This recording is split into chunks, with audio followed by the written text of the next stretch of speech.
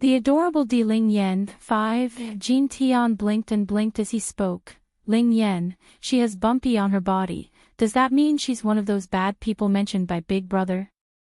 Giving a serious look over mooing the older sister, the little peachy princess shook her own head. She did not get close to Papa, so she's not a bad person.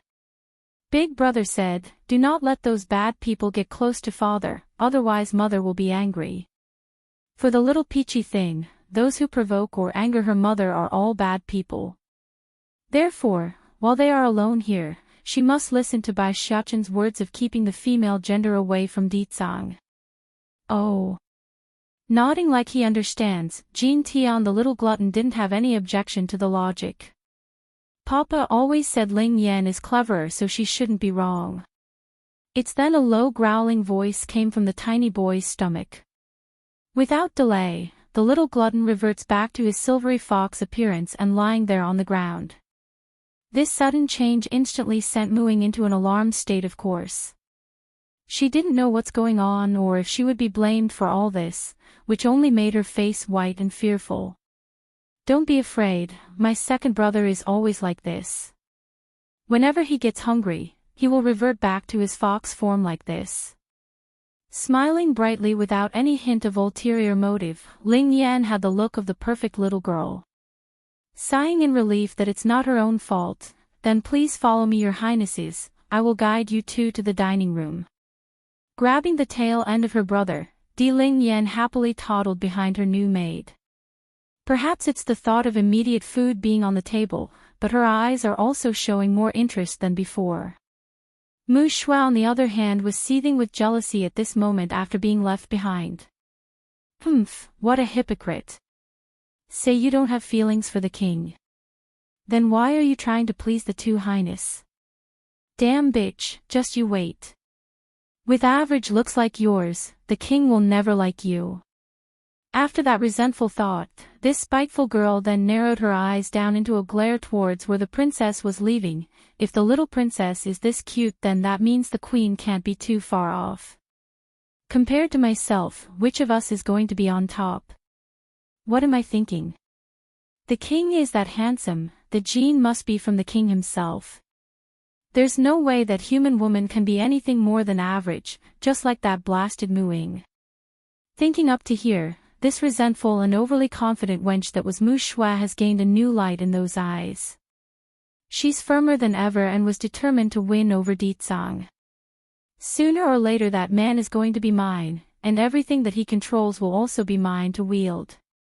In her view, whether it be Bai Yan, Mooing, or the royal family, they're all her stepping stones to greatness. Heck, Ditsang was also a stepping stone, just that she doesn't realizes it yet. After she's squeezed the use out of everyone knew her, she would readily toss them aside and move on. Giving one final glance at the peachy princesses departing back, Mu Shui huffs a snort and turned away like a proud peacock. Maybe it's because she's been so obsessed with her own thoughts lately, or she's just that oblivious when the vile and jealous side comes out, but everything she did just now was under the careful scrutiny of those guards picked out by First Elder today. They all saw her behavior and was contemplating on how to report this to their liege. Study room of the palace. Due to how oppressive the atmosphere was in this room, First Elder had started to act all uncomfortable and shaky. Did the king hear already? Did he find out about the rumors? But this isn't right either.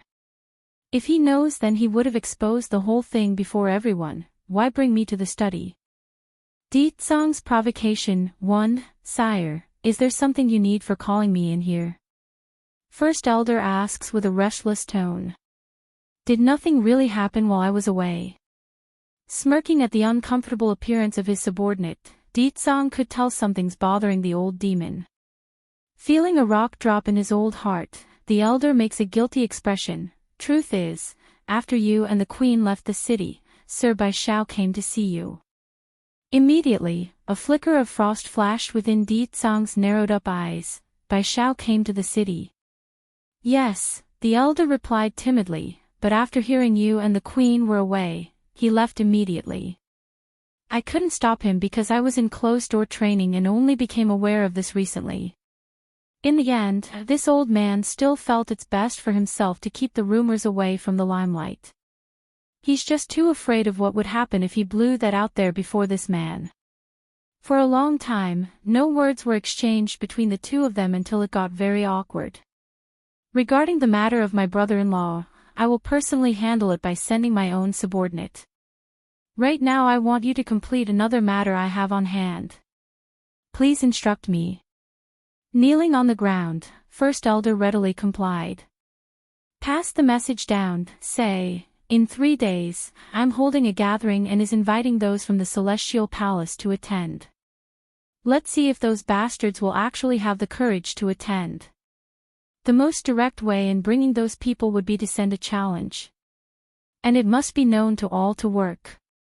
Yes, sire. Though a bit surprised by the order, First Elder didn't question his liege's command. Without hesitation, he left to carry out his mission. Murmuring to himself as he watches that old departing back, Yenner, I have given you a chance now, the only chance I will give you. Read more chapter on VIP novel. Calm. Right after leaving the study, the old elder had intended to go begin preparations for spreading the word when he got stopped by one of the guards. First Elder. Frowning in the face, what happened? Did something happen to the prince and princess? No, First Elder, it's something else regarding the maids tasked with caring for the princess. Among them is a maid called Mu Shui. She's unwilling to follow the order given and attempted to drive away the other maids in order to monopolize the princess. This news made the old senior darken up in the face. He's lived for many years, so he's well aware of what that maid intends to do. Leave them for now, there's many more important matters to handle first in the palace. However, have some of the guards keep an eye out for those maids, I'm suspecting the source of those rumors is somehow related to that group. Eyes narrowing in, First Elder felt frustrated at how many things there are to do for himself. Otherwise, he would have dug deep into this matter and pull out the one responsible for his own troubles right this instant. Yes, Elder. The guard obeyed and left without struggle.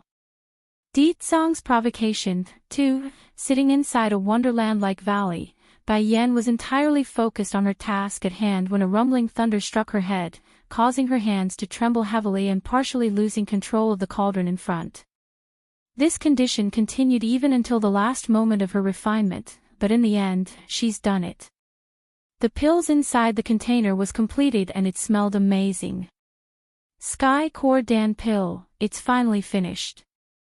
Making a heavy heave with her breath, Bai Yan felt a weight off her shoulders as she held the 5 little beads in her palm. It's taken a lot of efforts on her part to complete this creation and there's no better time to take it than right away. Sitting cross-legged, she pops one into her mouth and felt an incredible amount of power surging from within. Maybe it's the scent of the pills that's attractive, but after making themselves scarce during the entire refinement process, the animals of the Sky Mountain finally decides to pop their heads out. It's just that. Right then, from above their heads, a loud rumbling thunder appeared again. It's terrifying for these creatures who's never experienced anything like this, which they quickly hid again as a result. Thankfully the breakthrough trial didn't last very long. Only a couple of minutes and it was over. However, the changes in Bai Yan's body was on a whole new level, she's now at the high divine stage. This isn't enough. If I want to deal with those from the Celestial Palace, I need to prepare several more things just in case. Faintly furrowing her brow, she once again turns to the alchemic book in her possession. Through the various pages and recipes, there are many Bai Yan could try making right now to help her cultivation. However, that's not the type she needs. The kind she's looking for was the type that could help make a difference during intense combat. Metal Heart Dan pill, can make the heart hard as metal. Unless the opponent is a demi-divine lord ranked, they cannot injure me on the spot. The effects will last for half an hour. Afterimage Dan pill, can boost the user's speed to incredible levels. It's a good pill to use if I want to run away from my opponent, but other than that, it won't help if my foe is much stronger than me. Caressing her own chin, Bai Yen continues to read the book until she eventually stops at a page near the end. Demi-Divine Dan Pill, able to push the user's strength directly into that level. But the side effects are extremely dangerous. Not only will I not be able to get out bed for months, each person can only consume this once in their lifetime. In other words, whether it be this pill or other type of forceful recipes that can increase her strength for short durations, she could only take them once out of precaution. Read more chapter on VIP novel. Calm, clenching her fist over this bad news. I'll save this for backup, I can't waste this unless I have to. This time I will make those bastards pay a heavy price. Oh. Finding it safe to come back out, the celestial fox decides to come up and lick Bai Yan's hand. Its face said it all, she's sorry for hiding and such. Deet Song's provocation, 3. After some more back and forth between the two of them, Bai Yan eventually got the gist of what this little fellow wanted.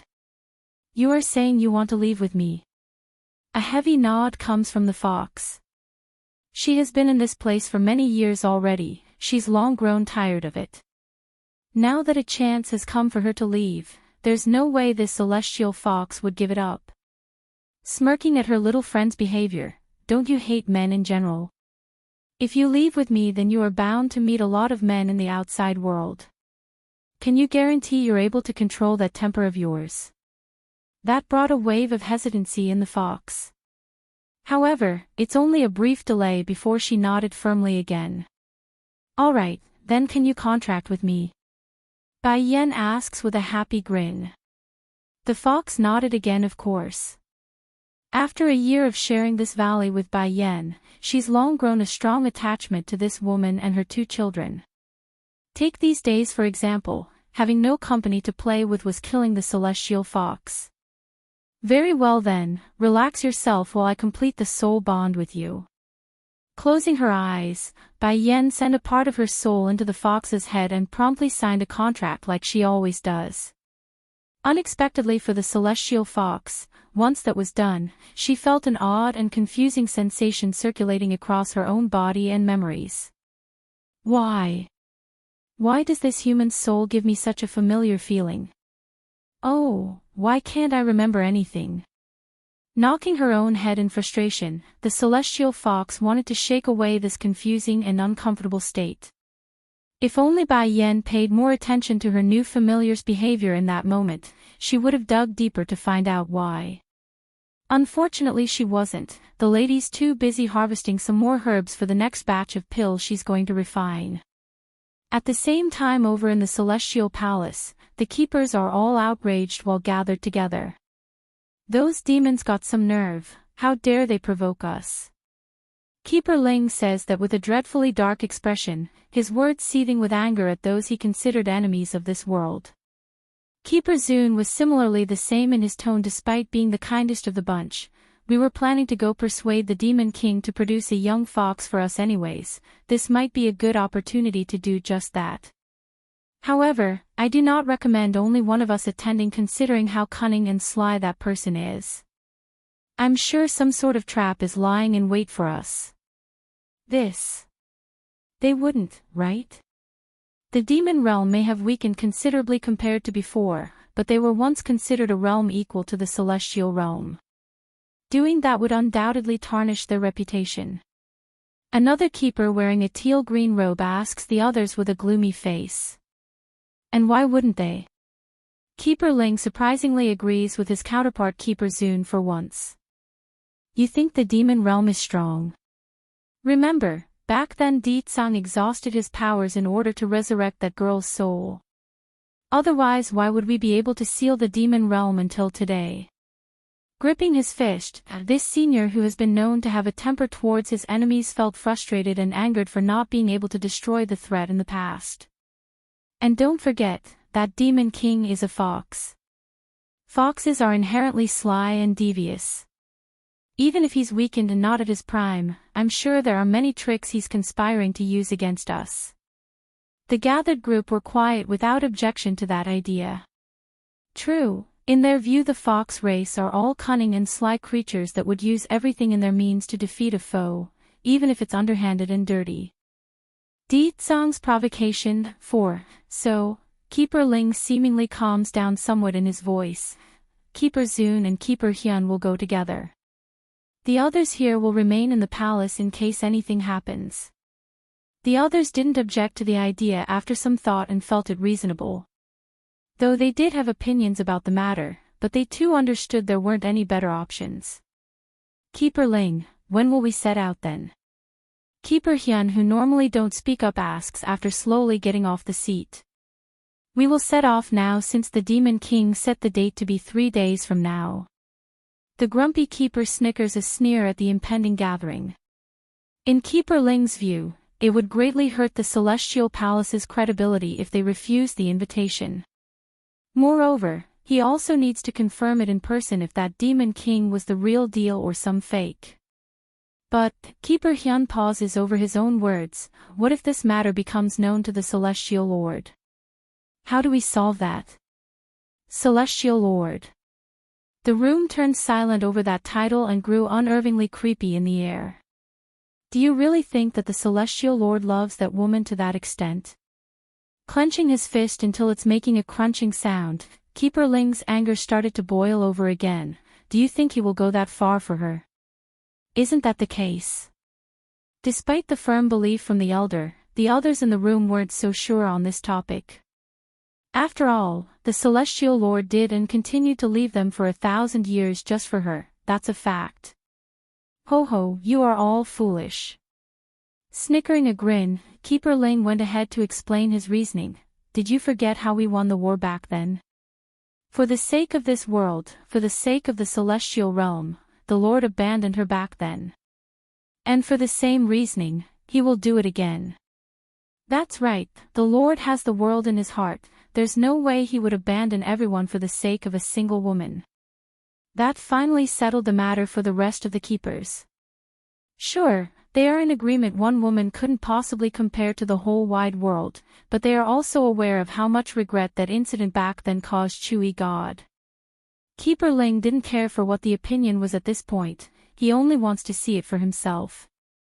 Walking out of the room, he snarls sarcastically, Demon King, I like to see how much ability you have left after 1,000 years. This time, even if the Lord tries to stop me, I must send the demon realm and its foul abominations into destruction. Regarding the date set 3 days later, Song actually didn't send it directly to the Celestial Palace, rather it's to the entire Celestial Realm. Even if these keepers respected their Celestial Lord, their pride and esteem would never allow them to ignore the provocation. At this moment, not far from the Celestial Palace, a certain teal dragon was hovering above the sky, its head carrying a majestic white tiger while flying. White Tiger, Mistress said the place should be here. Tsing Yi the azure dragon gazes down at the open land with cold harshness. This is the bordering area around the Celestial Palace with lots of disciples living here. You say, what if we destroy this place? What will those people feel? Isn't it obvious?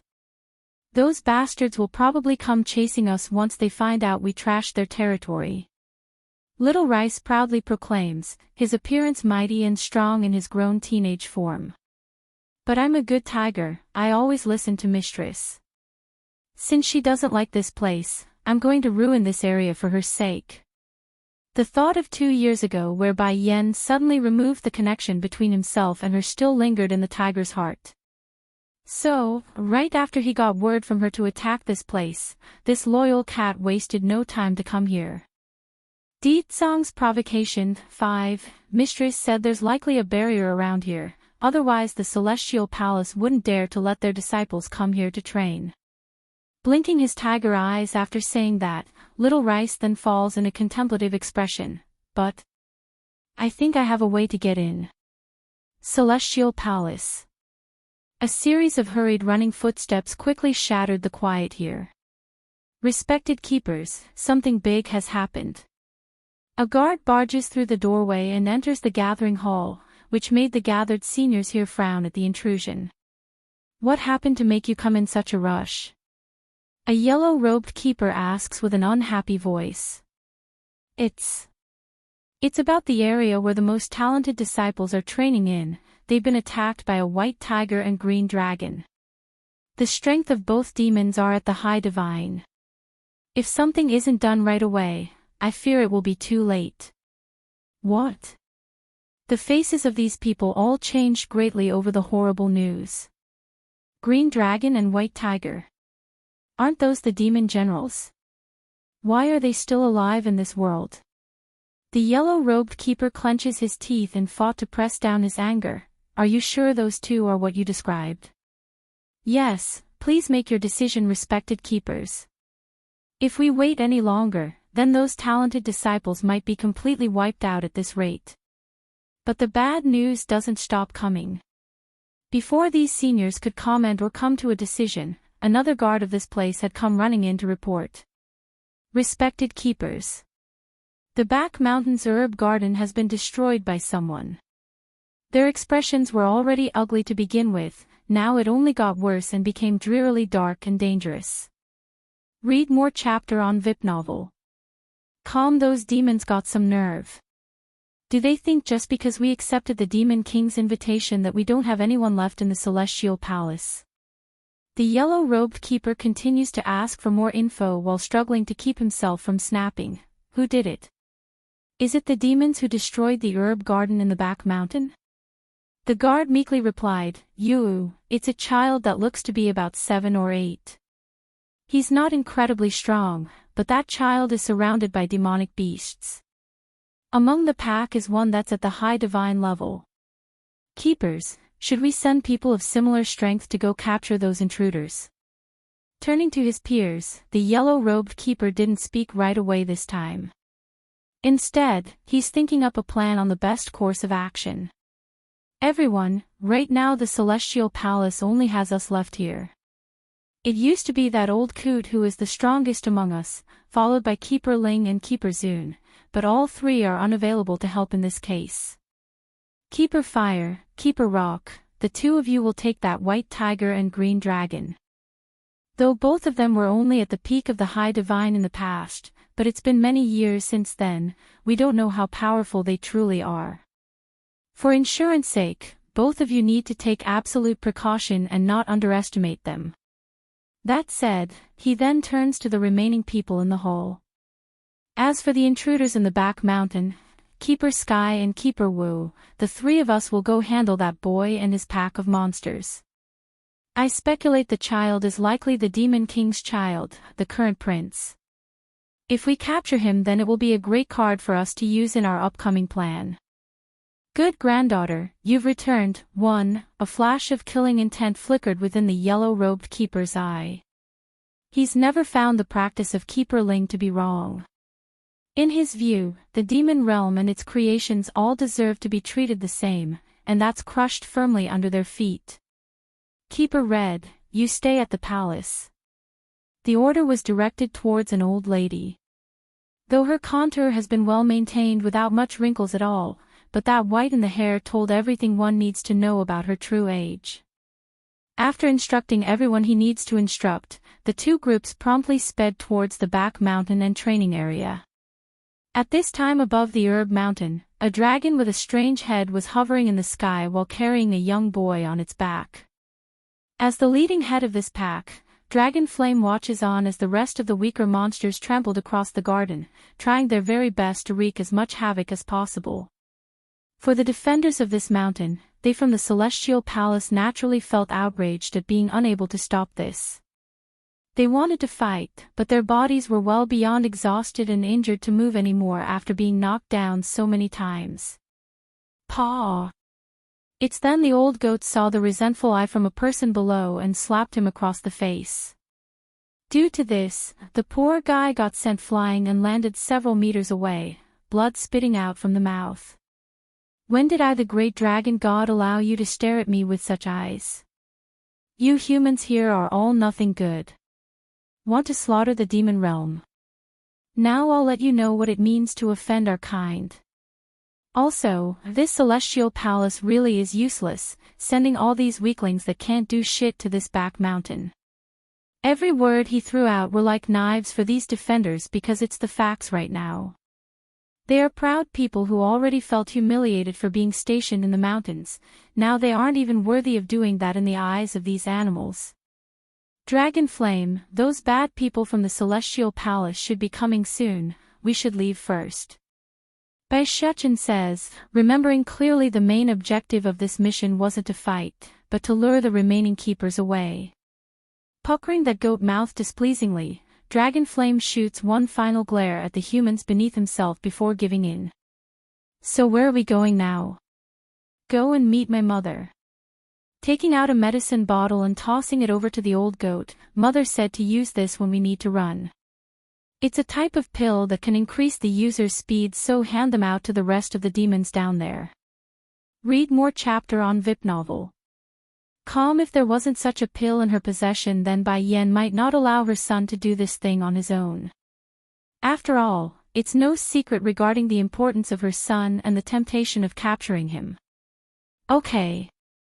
A pill each. After handing it out, every one of these demons were elated to find their bodies amazingly light after consuming the item.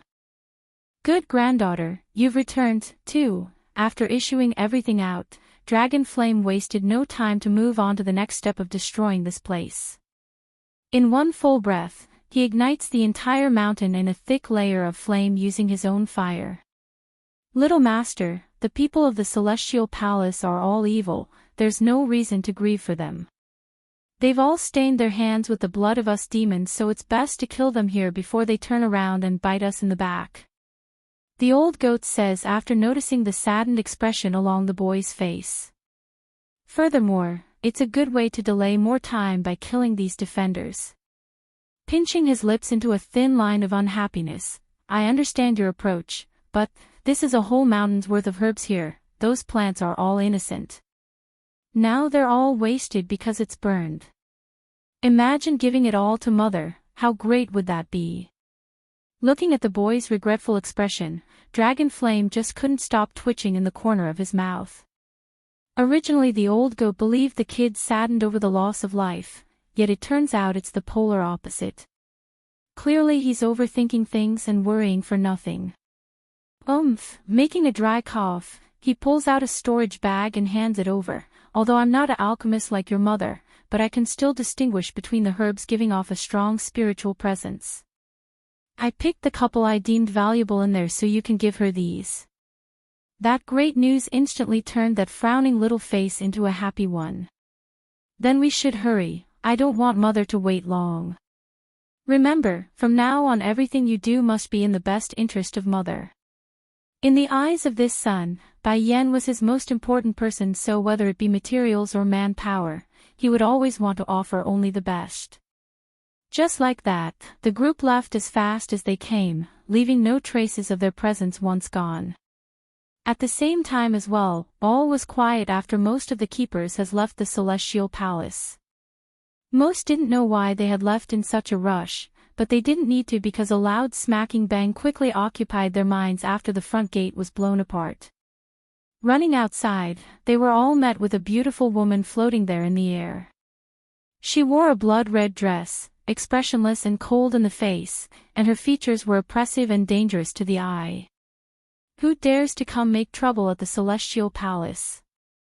An enraged voice booms out from within, followed by a group of heavily armed guards brandishing some very shiny weapons in their arms. Unexpectedly though, instead of attacking right away like they should, these men only showed shock along their faces once they got a better look at the assailant. Why does this 20-something-year-old looking woman look so much like that Bai Ning? You. Who are you? It's understandable for these men to react this certain way. Several years back, Bai Ning had personally attacked the Celestial Palace while the keepers were in closed-door training and wreaked havoc to the defenders. The bunch here was among the survivors, so the experience was still considered a nightmarish taboo for them. Who am I? Smirking with contempt in her smile, Bai Yan's eyes grew frosty. Of course someone who is here to kill you. Of course someone who is here to kill you. Good granddaughter, you've returned. 3, bang. This time the lady in the air no longer waited for the crowd to speak. Raising a long sword, she slashes down with roaring ferocity and sends those unable to dodge into a pool of blood. The remaining individuals were stunned by this horrific picture, only staring upwards at the increasingly dark image of the female who gave them fear and a sense of dread. High Divine. This woman is actually in the high divine level. Quick, go call the guardian knights. But due to Bai Yan's incredible level of aura swarming over the entire place, these people in fact didn't need to shout for help. Before they knew it, a squadron of heavily armored soldiers had rushed out from within again. Unlike the last group though, these people are clearly well trained based on their uniformed footsteps. Girl, you've only recently broke into the high divine level, how dare you come make trouble at the Celestial Palace? Don't think it will be so easy to leave after causing this much damage. Speaking out was a middle-aged man who led the knights in front. Even if the keepers had left, there are still plenty more powerful individuals within the premise. For example, these guardian knights are the elites of the elites, each wielding power equal to a high divine in their own respective way. But Wu Ling will never kill an unnamed individual. Now tell me, what is your name, girl? Flickering with light in those eyes, this knight by the name of Wu Ling locks onto Bai Yan like a hawk. There's really no other reason for this man to be so obsessed with formalities, it's because he hates Bai Ning from the hearts down. When the lady besieged the Celestial Palace back then, he too was at the forefront defending this place. Sadly for him though, he too suffered defeat despite using all the resources at his beckoning. Now that another woman has come and looked so similar, how could he not be obsessed? Bai Yan on the other hand wasn't so patient as to cater to some nobody though. Wielding her God Slayer, the sword continues to grow bigger and bigger until it covered the entire sky on her location. You are unworthy of knowing my name. Boom! Wu Ling was shocked as that gigantic blade came swinging down at himself. Without hesitation, he retreats up to several meters to one side just so he could narrowingly avoid the attack. However, that's not to say the couple of people next to him were so fortunate. They were squashed like ants under that mass of metal, thus turning them to mush. This shocked everyone involved, especially the leading knight that was Wu Ling. He may not know the makeup of that blade, but he does know his peer's strength. Among one of the knights that got killed there was a low-level high divine, just like Bai Yan herself. Imagine being killed in one hit, that's ridiculous. That sword. What is it made up of? Kill, kill, kill. It's then right when everyone's expression was looking terribly ugly due to what has happened, a mad crazy laugh interrupts their focus. As a result, even Bai Yan has had to turn to the side and see what's going on. Coming out was an old coot wearing a set of ragged-looking clothes, his hair messy like a bird's nest and clapping that hand with excited glee. Awesome! These bunnies should all be killed. Ha ha ha. Against this strange picture, Bai Yan couldn't help but frown at the stranger. Likewise, the old coot also noticed the woman and gazed upwards. But unlike the former who was frowning, he actually started to stutter in the mouth when speaking like a rock stuck in the throat. Bai. My good granddaughter, you're back, you're back. I knew it, how could you have left your grandpapa behind? I knew you would return. Demi-Divine Pill, 1, are you referring to me?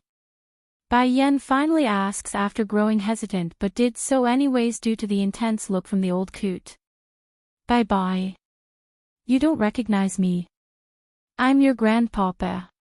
Is it because of them? Did you lose your memories because these bastards killed you? It must be them. Growing maddeningly red in the eye, the crazy old coot gradually shifts his gaze towards the back mountain where some of the keepers were currently at. But that quickly changed when he turns back to Bai Yan. This time there's only kind warmness in his voice. Good granddaughter, don't be afraid of those bastards, your grandpapa here will protect you. I won't let them hurt you. Instantly, a wave of aching pain filled Bai Yan's heart when staring at this old man's appearance. She couldn't stop it nor know why she's so emotional to the point it's suffocating. No, I can't procrastinate any longer. I must hurry and deal with these guys before those keepers come back. Thinking up to here, Bai Yan's indecisive mindset swiftly firmed up. I am not that granddaughter you keep mentioning about, you've got the wrong person. I got other things I need to deal with, can you leave this place first? Wrong person. The old coot's eyes suddenly got dull like the soul just left him. No, how can I recognize the wrong person? You are my good granddaughter. I am not wrong. Bye-bye, do you still blame me for what happened back then, for not being able to protect you? Is that why you won't recognize me? He then extended his hand out like a child wanting to plead for forgiveness. Woohoo, bye-bye, I know my wrongs so don't leave me behind. The more he sobbed, the more painful and heart-aching it was to the ear, like he's trying to convey the pain and loneliness he's suffered over the years. For the only company Bai Yan brought along, which was the celestial fox, she didn't like the way was panning out at all.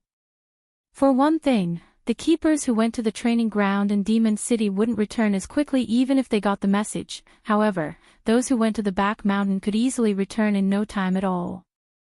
For the sake of her mistress and herself, the fox hurried to lick the lady's hand to remind her to move it lest they get trapped here.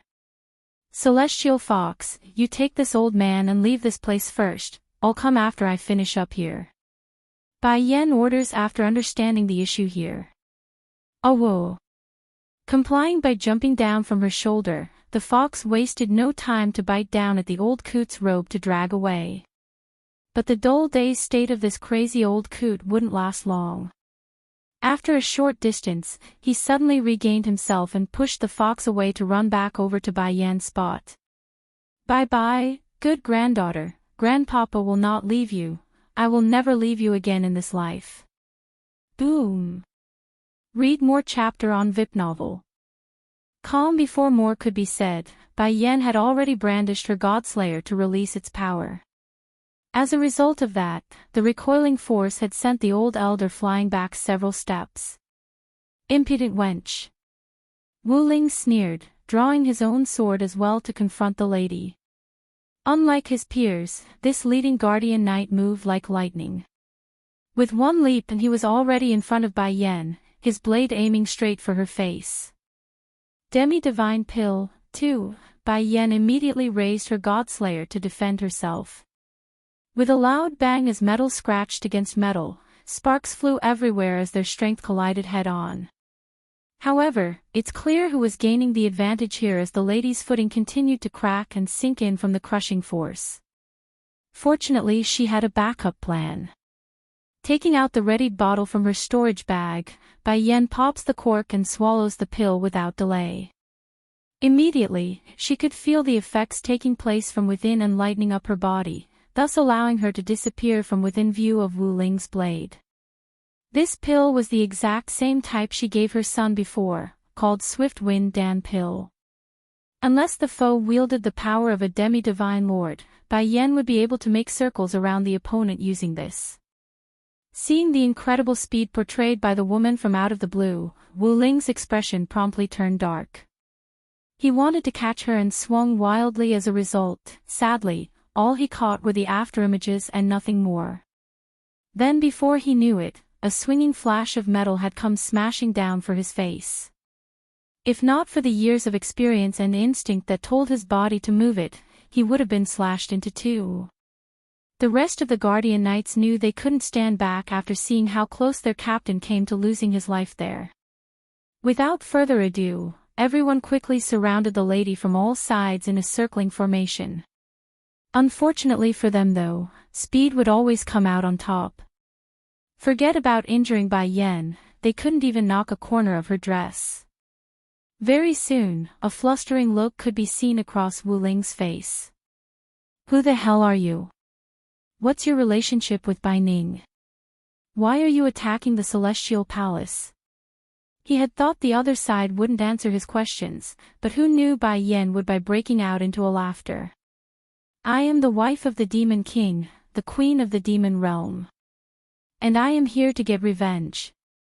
And I am here to get revenge. The proclamation hit the crowd hard, causing them to go pale and horrified in the face. Good. Hit them harder. These bunnies should all be killed. That's what they get for bullying my granddaughter. Already forgotten the grief he showed earlier, the crazy old coot was clapping his hands repeatedly with glee in the face. Those who bully my granddaughter all deserve to die. My granddaughter is so good, why would they want to bully her? And that what Yunro whatever, she and that group of bunnies are all the same. It's bad enough already for Wu Ling to contend with a foe that he dreaded, but to be hassled by the old coot as well with those damning words were just indignant and frustrating. Damn this old coot, he's also a member of the Celestial Palace, why is he helping that blasted demon queen? What happened in the past to make him hate us so much? Read more chapter on VIP novel. Calm. Demi-Divine Pill, 3, Boom. Suddenly from out of the blue, a strong gush of wind came flying over from the air, aiming straight for Bai Yan's body and forcing the lady to dodge. Thankfully she did so too because the next thing she knew was a huge crack along the ground from where she was standing before. Moments later, a figure gradually emerges from the void to reveal the perpetrator. It's an old woman based on her appearance, but the clear indicator of her old age wasn't the face, it's that immense pressure exuding out of her body. She's clearly a demi-divine lord. Bai Yan's breathing rhythm definitely grew faster at the sight of this new entry. Sure, she already knew things wouldn't pan out exactly in the way she imagined things, that's why she prepared the pill ahead of time to flee if need to be. It's just that, having things outside her expectations was still worrying. Oh crap. The old coot rushes over to Bai Yan's side after muttering that aloud, "Good granddaughter, hurry and leave this place, that woman is bad, she will try to hurt you." Recognizing who it was, the old woman's gaze promptly turned cold and hard. Does this crazy old coot really recognize me? Old coot, did you forget you are also a member of the Celestial Palace? Dry and hoarse in her voice, Keeper Red barks this out with extreme frustration and anger. Stomping his feet in annoyance, the old coot clearly had other thoughts about the idea. Who is a member of the Celestial Palace? I only want my good granddaughter, I don't want to collude with you bunch of little rabbits. Snarling with disdain in her face, I really wonder if you've actually lost your mind or just acting at this point. To think you would know how to use the word collude in your situation. Giving a glare in retaliation, you are the crazy one, your whole family is crazy. You bunch of crazies aren't allowed to bully my granddaughter. Ha ha ha.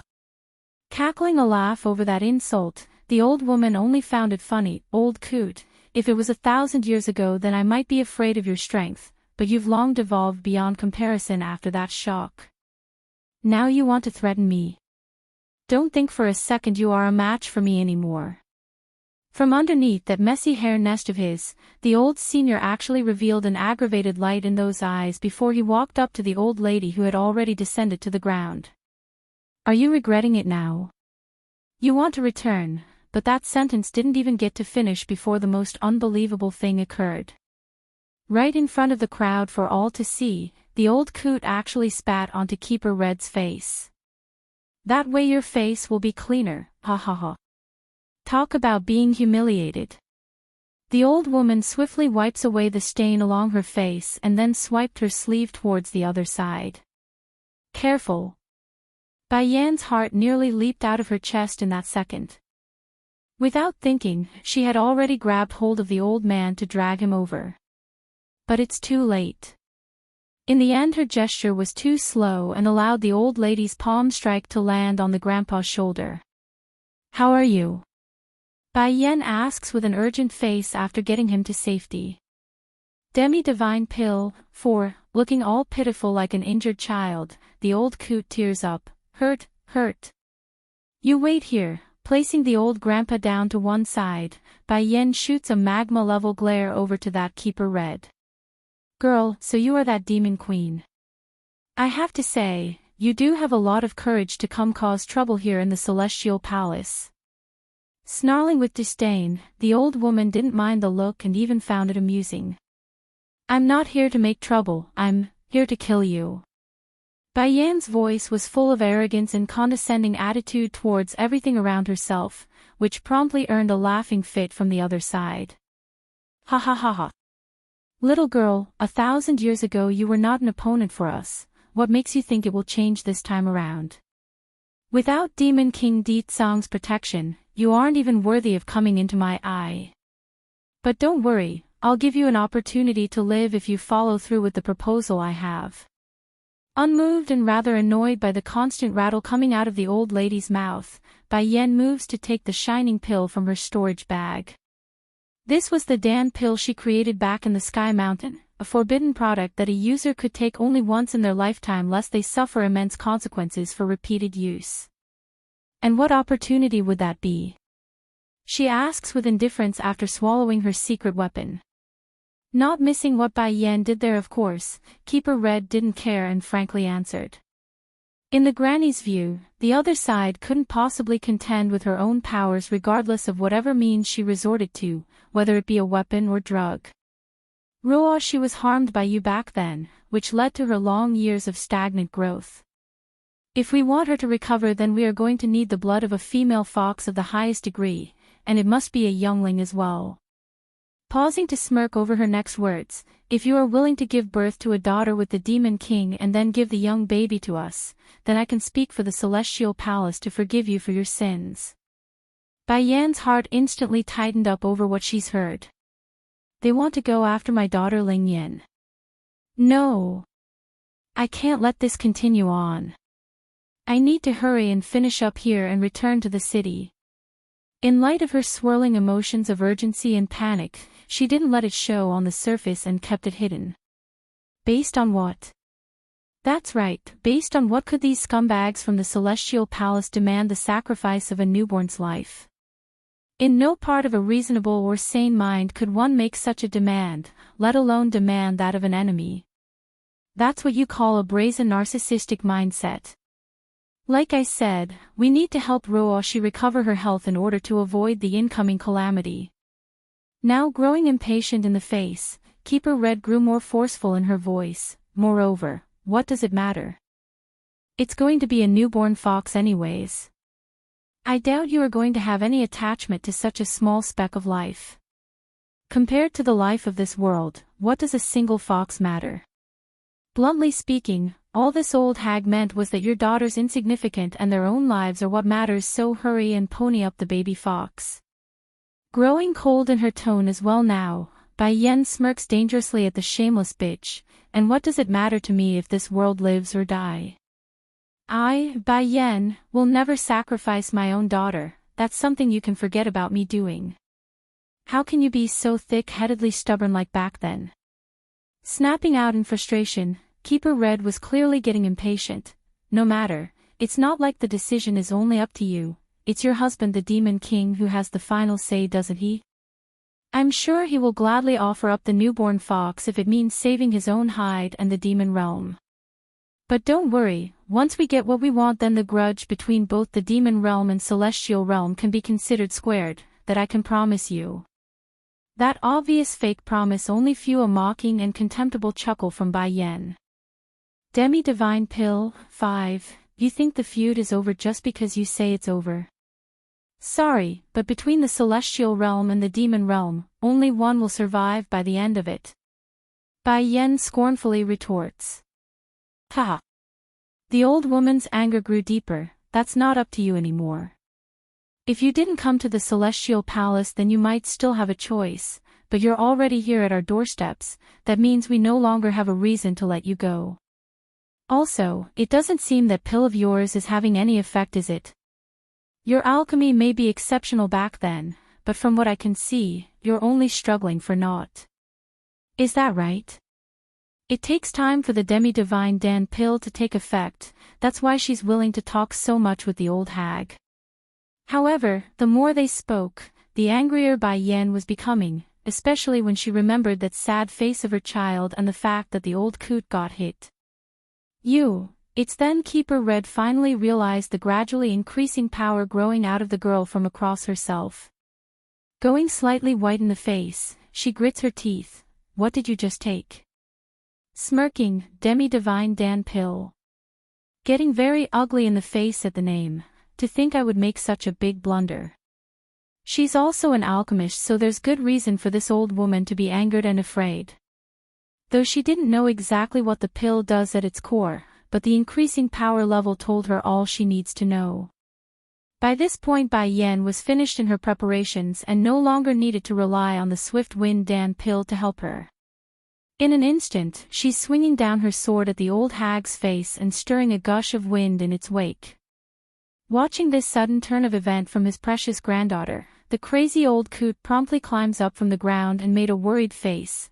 How did my good granddaughter get so strong? Is she going to be all right afterwards? The celestial fox didn't miss that remark, of course, since she's the closest to the elder. Isn't this old man supposed to be crazy? Why does he know so much?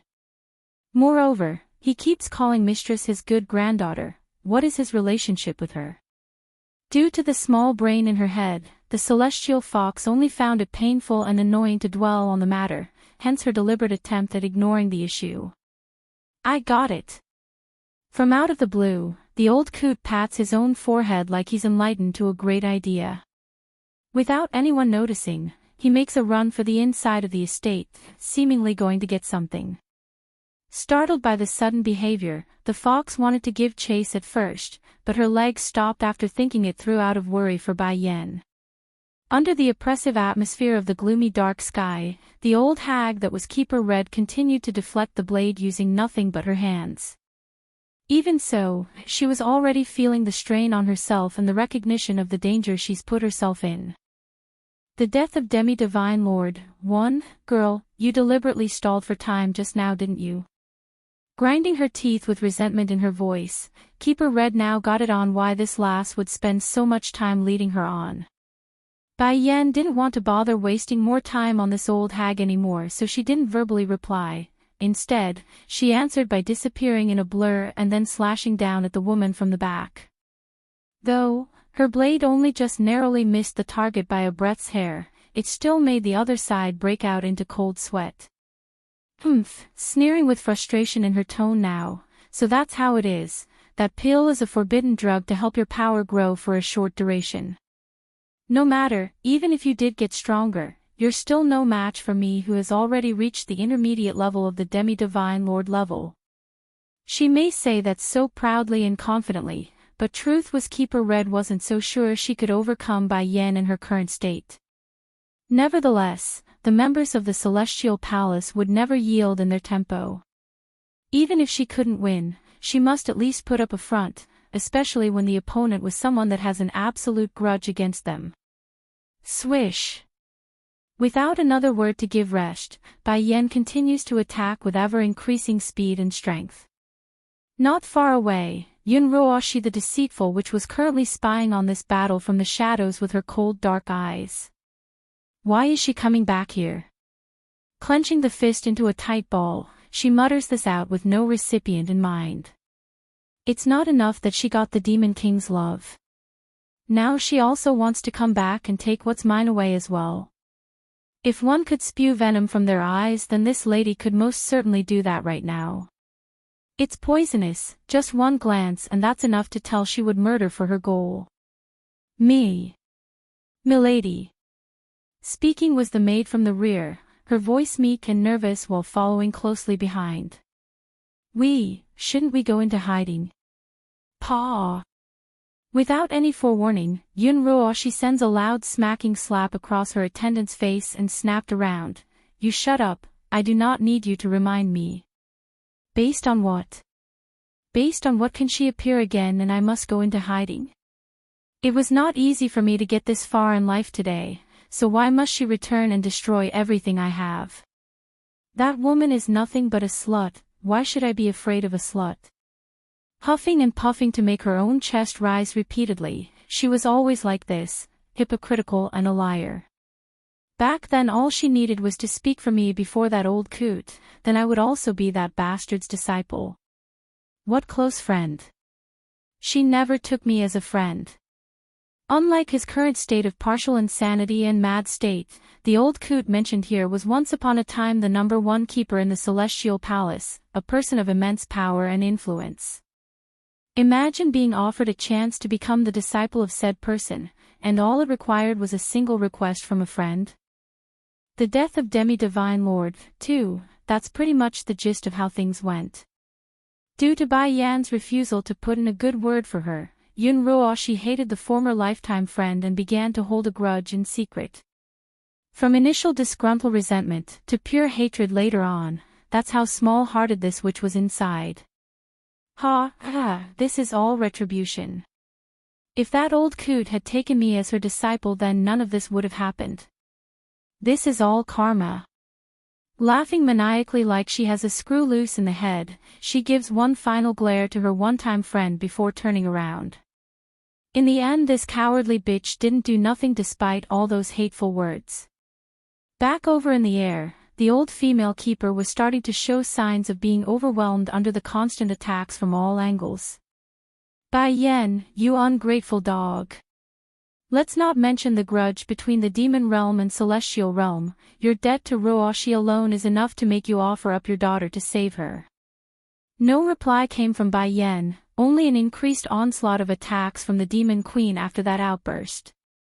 Back then she suffered incredible damage to her own body in order to save you.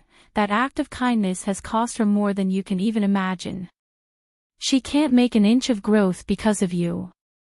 Don't you feel even an ounce of remorse for what you've done? That finally drew a reaction because it's just getting ridiculous. Snickering a cold laugh, and who is this Yun Ruoshi? Save me, and how did she save me? Gritting her teeth, Keeper Red sounded frustrated. You forgot. When you didn't betray us yet, it was Ruoshi who saved you from the horde of demonic beasts chasing you. She risked her life to save you. And you, not only did you not give thanks to her, you even tried to defend those animals. That debt alone is enough to make you offer up a fox baby. Ticking her lips upward, Bai Yan's expression was unbelievably frosty despite the smirk. First of all, what you say about a horde of demonic beasts chasing me is not possible. Secondly, if Ruoshi did save my life and become my benefactor, then Ditsang wouldn't have wanted to slaughter the entire celestial palace. Pausing to gather her own composure as well after almost letting herself slip into rage, I am not the one from the past. The me now is only one person, the daughter of Bai Ning, Bai Yan. Aside from the occasional flickers of memory coming out from the deep subconsciousness, Bai Yan couldn't truly say that past life was herself, at least not yet anyways. Nevertheless, she believes in Ditsang and wouldn't doubt his words about the past. How can Ruoshi's story be wrong? The old hag sneered, not believing the other side at all. You were enamored by the Demon King's beauty, that's why you kept maintaining the demon realm did nothing to you. In the end you even turned the story around and tried to blame Ruoshi, that's how low and despicable you were. Ruoshi, Yun Ruoshi. Not giving a reply, Bai Yan instead narrows her eyes in because she just remembered why the name sounded familiar. If I'm not wrong, that Yun Ruoshi should be the same lady who tried to send assassins after Xiachen in that valley. As much as she would like confirm her speculations, this was obviously not the right timing. So, without another thought, she musters up the strongest attack and roared out using the destructive force hidden within her Godslayer. The death of Demi-Divine Lord, 3, it was already too late by the time the old hag reacted. Flying out like an arrow, she slams into the ground from the impact and stirs up a dust of cloud in her wake.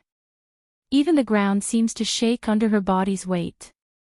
Puking up blood as she slowly crawled back up, Bai Yan, do you really think you're strong? If it wasn't for that forbidden drug and that sword in your hand, you would never be my opponent.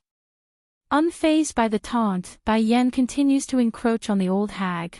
I said it already, I will repay all the damage you people did to me in the past. Holding her Godslayer, she pumps as much energy as she could into the blade for the final strike. And as if to answer her call, the sword also started to vibrate and ring in coherence. This scared the old hag greatly. She could see the destructive aura coming out of that thing, and the blade was also growing bigger and bigger until it's a towering column in size. Originally Keeper Red wanted to dodge this beastly metallic body by dashing away, but clearly she's mistook her own condition right now, not realizing how weak she truly was at this point. In the end, instead of moving like she wanted, she only staggered a few steps and took the blow right over her head. Blood sprayed everywhere from the crushing blow, turning the woman into a pile of mush of gore and red. Just like that, a demi-divine lord that once ruled these lands have fallen, bringing down the curtain on this once powerful female of the ages. Bai Yan didn't come out of this unscathed either, though, despite killing her foe. She also stumbled backwards from the recoiling force. Using her Godslayer as support, she scans the surrounding area with her cold hard gaze until it eventually landed on the guardian knight Wu Ling. Frightened by the attention, the knight captain instinctively retreated to a spot further in the back. Keeper Red is dead. A demi-divine lord, Keeper Red is dead. She died by this woman's hand. Run! Without another thought, Wu Ling turned tail and tried to flee for the opposition direction. But there's no way Bai Yan would let the man run away after all the trouble these people have given her. Before the person knew it, Godslayer had already pierced into Wu Ling's chest and dyed his armor into a bright red color. Oh whoa! Seeing how her mistress was about to fall, the celestial fox did what any loyal follower would do and rushed over to help lend support. It's very worried over that pale complexion. I'm all right, hoarse in her voice. Bai Yan manages to pull out a bittersweet smile. It's the effect of that pill. This is my first time using it, so the after effects are bound to be heavy. Who am I kidding? If this is the second time, then I'd be dead at this point. Oomph. Coughing up blood from her mouth, she couldn't help but laugh at her own weakness. Oh right, where is that old man? The fox shakes her head from the question. It's a well-known fact she hated men in general, the old man being the same. However, it was Bai Yan herself who gave the order, so she could only comply. But since the old man was gone, there's no reason for her to catch up. Found it. It's then an excited voice came from the rear.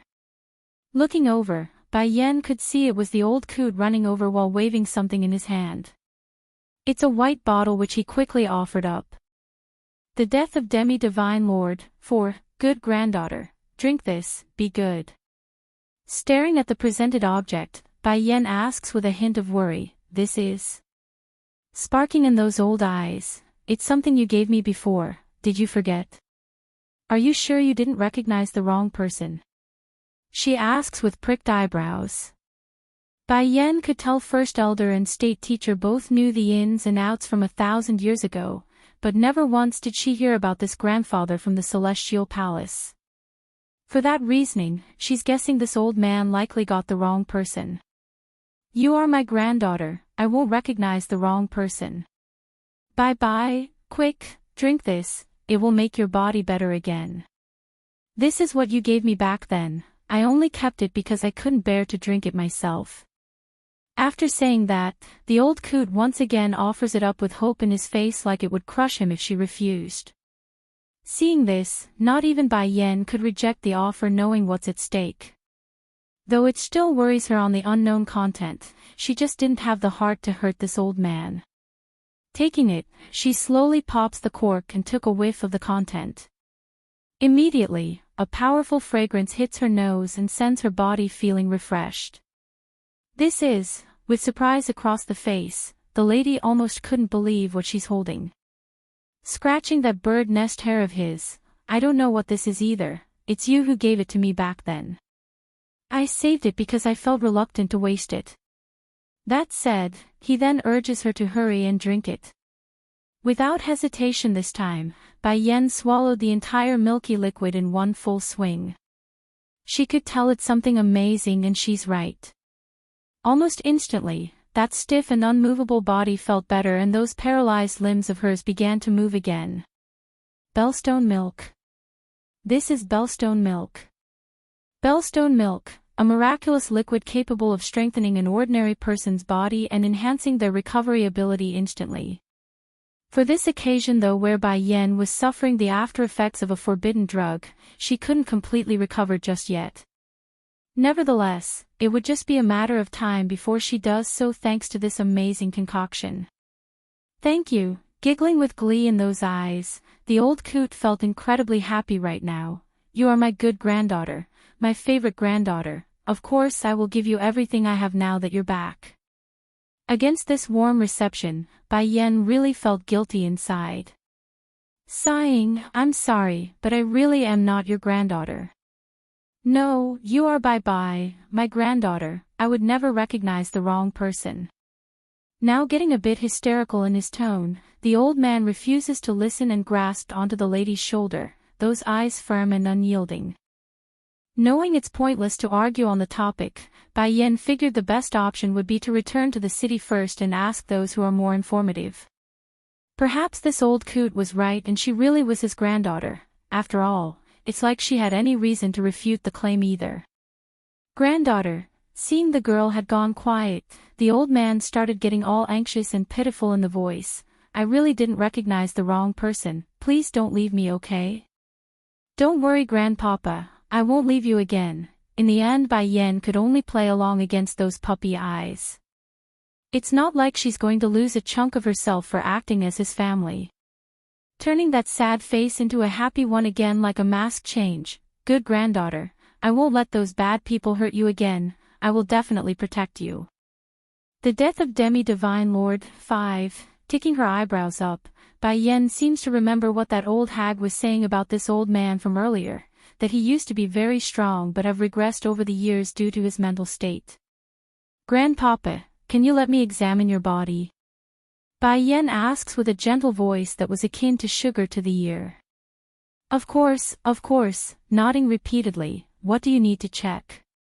I will use my spiritual feelers to check the inside of your body. All you have to do is relax and not resist me, she says while slowly standing up from the ground. In an instant, the old coot could feel something seeping into his skin and swimming through his internal structure. Ha! Showing a tint of surprise in her eyes, Bai Yen appeared puzzled by what she found. Generally speaking, those who can't grow and become stagnant in their strength is because their meridian veins are blocked by something, but your body is perfectly fine from my examination. Can you tell me when your mental stability started to wane? What's going on here? This doesn't make sense at all. Shaking his old head like a rocking drum, I am not crazy, I am not crazy. Why are you saying I'm crazy like those people? I'm not crazy, I only want to find you. Seeing how antsy the other side was becoming due to her own words, Bai Yen hurries to calm the old man down with her soft cooing voice. Okay, you're not crazy, it's those people framing you. Yes, they framed me. I'm not crazy. Puckering his lips into a duck shape, the old coot still sounded unhappy based on the grunt he made. You don't have a place to go back to now, so why don't you return with me to my home? Bai Yen offers with a smile. Nodding heavily, okay, I'll follow my granddaughter anywhere, as long as you're with me then I'm happy. That actually brought the lady into a chuckle due to how sincere and honest it was. Nevertheless, the desire to find out what's wrong with this strange old man still lingered in Bai Yan's heart. It's too strange, a condition that shouldn't be happening. Mother. It's then a young excited voice calls out to her from the back. Before the woman could react when she turned, a soft and small body had already thrown himself into her stomach and causing her to fall backwards from the impact. Warm in her face upon recognizing it's her own son, thank goodness you're all right, but how come you're back so fast? Grinning like a child that he was, Bai Xiaochen looked like a proud little boy that wants to be praised and patted on the head. Mother, me and Dragon Flame set that herb mountain on fire. We also killed many of the defenders there, so we decided to come back to you before those keepers find us. Such a pity we couldn't take all those herbs. Mother would have been so happy if we brought all those ingredients to her right now. Happily obliging her boy's wagging tail appearance, Bai Yen has never been one to be stingy on the pampering. That's a smart choice, Xiaochen. It's not a good idea to face those keepers alone. And I know what you're thinking, those herbs in that mountain isn't very good compared to the ones in the Sky Mountain. You don't have to look so disappointed on not taking everything. Really? Almost stunned in his little face, Bai Xiachen looked like a boy that got caught doing something naughty at being read so easily. But Dragon Flame gathered some of the herbs before we burned it. Does that mean Mother don't want them anymore? Almost breaking out into a laughing fit over her boy's silly behavior, Bai Yan really had to hand it to this son of hers. Of course not, you silly, how can I not want the things you brought back? Smooch using action to express himself, Bai Xiachen directly gives the lady a peck on the cheek before breaking out into a happy grin again. Mother is the best, I love Mother the most. The death of Demi-Divine Lord 6, leaving those arms after making that face, Bai Xiachen eventually took notice to the old man. Lighting up in the eye, Grandpapa, what are you doing here? Where did you run off to before? Did that bad woman hurt you? Startled by the recognition, Bai Yan speaks up with surprise in her voice. Xiachen, you know the grandpa. Nodding seriously, Mother, do you remember when you came to save me and Dragony that time? This old man was also there and he had a feud with that bad woman too. He got tied up after falling for her trap, so I was worried for a while if he's been captured or something. Perhaps the old coot also remembered the boy because he answered immediately while scratching the back of his head. I remember you, there was also a little lass by your side that time. What's your relationship with my good granddaughter? Good granddaughter. A touch of shock took the boy's face by surprise. Turning to his own mother, all one could see in his eyes were puzzlement. Xiachen, greet your great-grandpapa. She ruffles the boy's hair a bit. Turning from surprise to stunned astonishment now, Mother, you say he's my great-grandpapa? How come I got another great-grandpapa again? Bai Yan's own lips were twitching due to the way he said it there. Now that he mentions it, Xiachen does have a lot of grandpapa. In light of his puzzlement, Bai Xiachen still greeted the old coot like a good boy that he was, great-grandpapa. Ache. Flushing red from embarrassing, the old coot kept rummaging through his whole body for anything he could give. I don't seem to have a present on me. Can you wait a bit, I'll go back inside and grab something.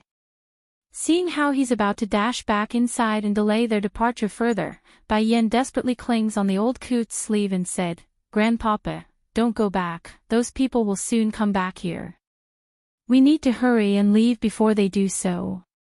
Yes, patting his head like he's done something foolish, my granddaughter is right, I can't let those little rabbits see you. They will hurt you, so let's get out of here. Mother, where's Little Rice? It's then Bai Xiachen decides to jump in and ask after not finding the familiar feline around.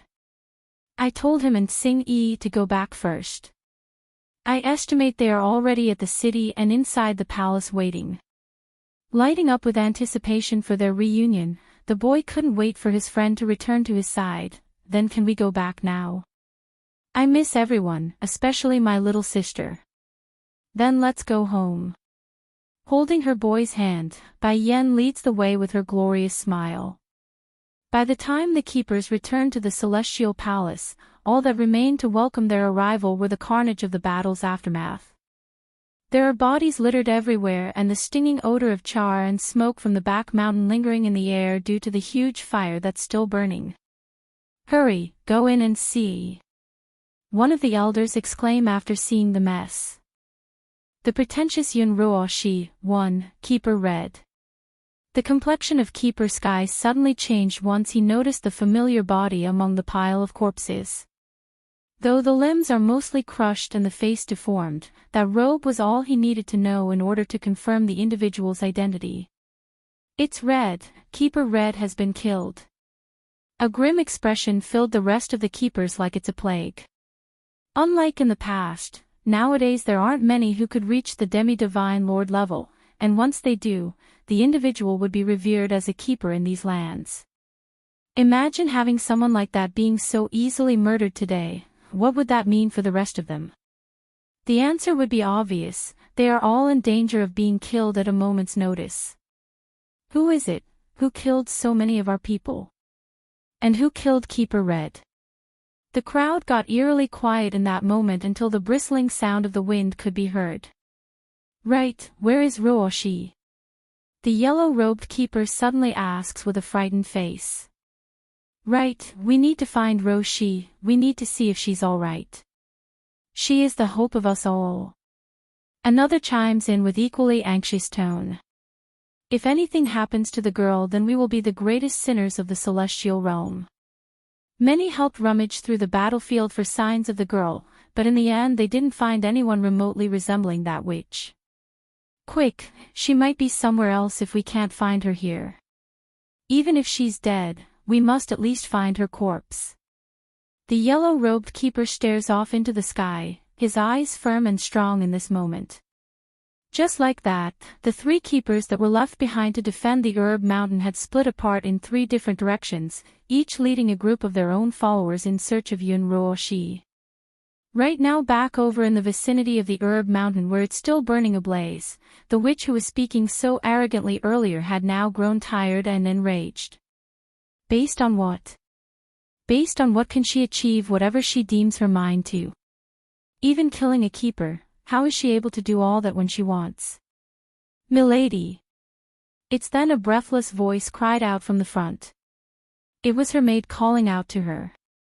Due to how much she had run, it's obvious the maid's out of breath and was gasping for air once she stopped. Ugly and cold in the face, did those people leave?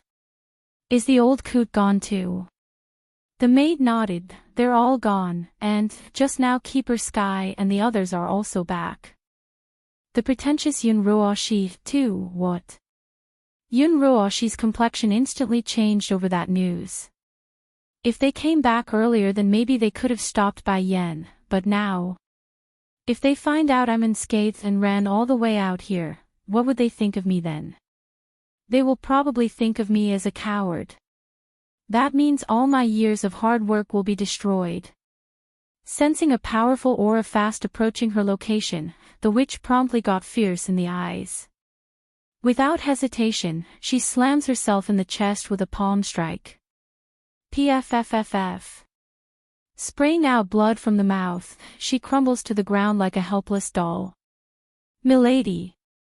The maid exclaims from the front, not understanding why the woman would do that to herself. Miss, you, getting hard in the face, do not under any circumstances say anything. If you say so much as a word then you know what will happen.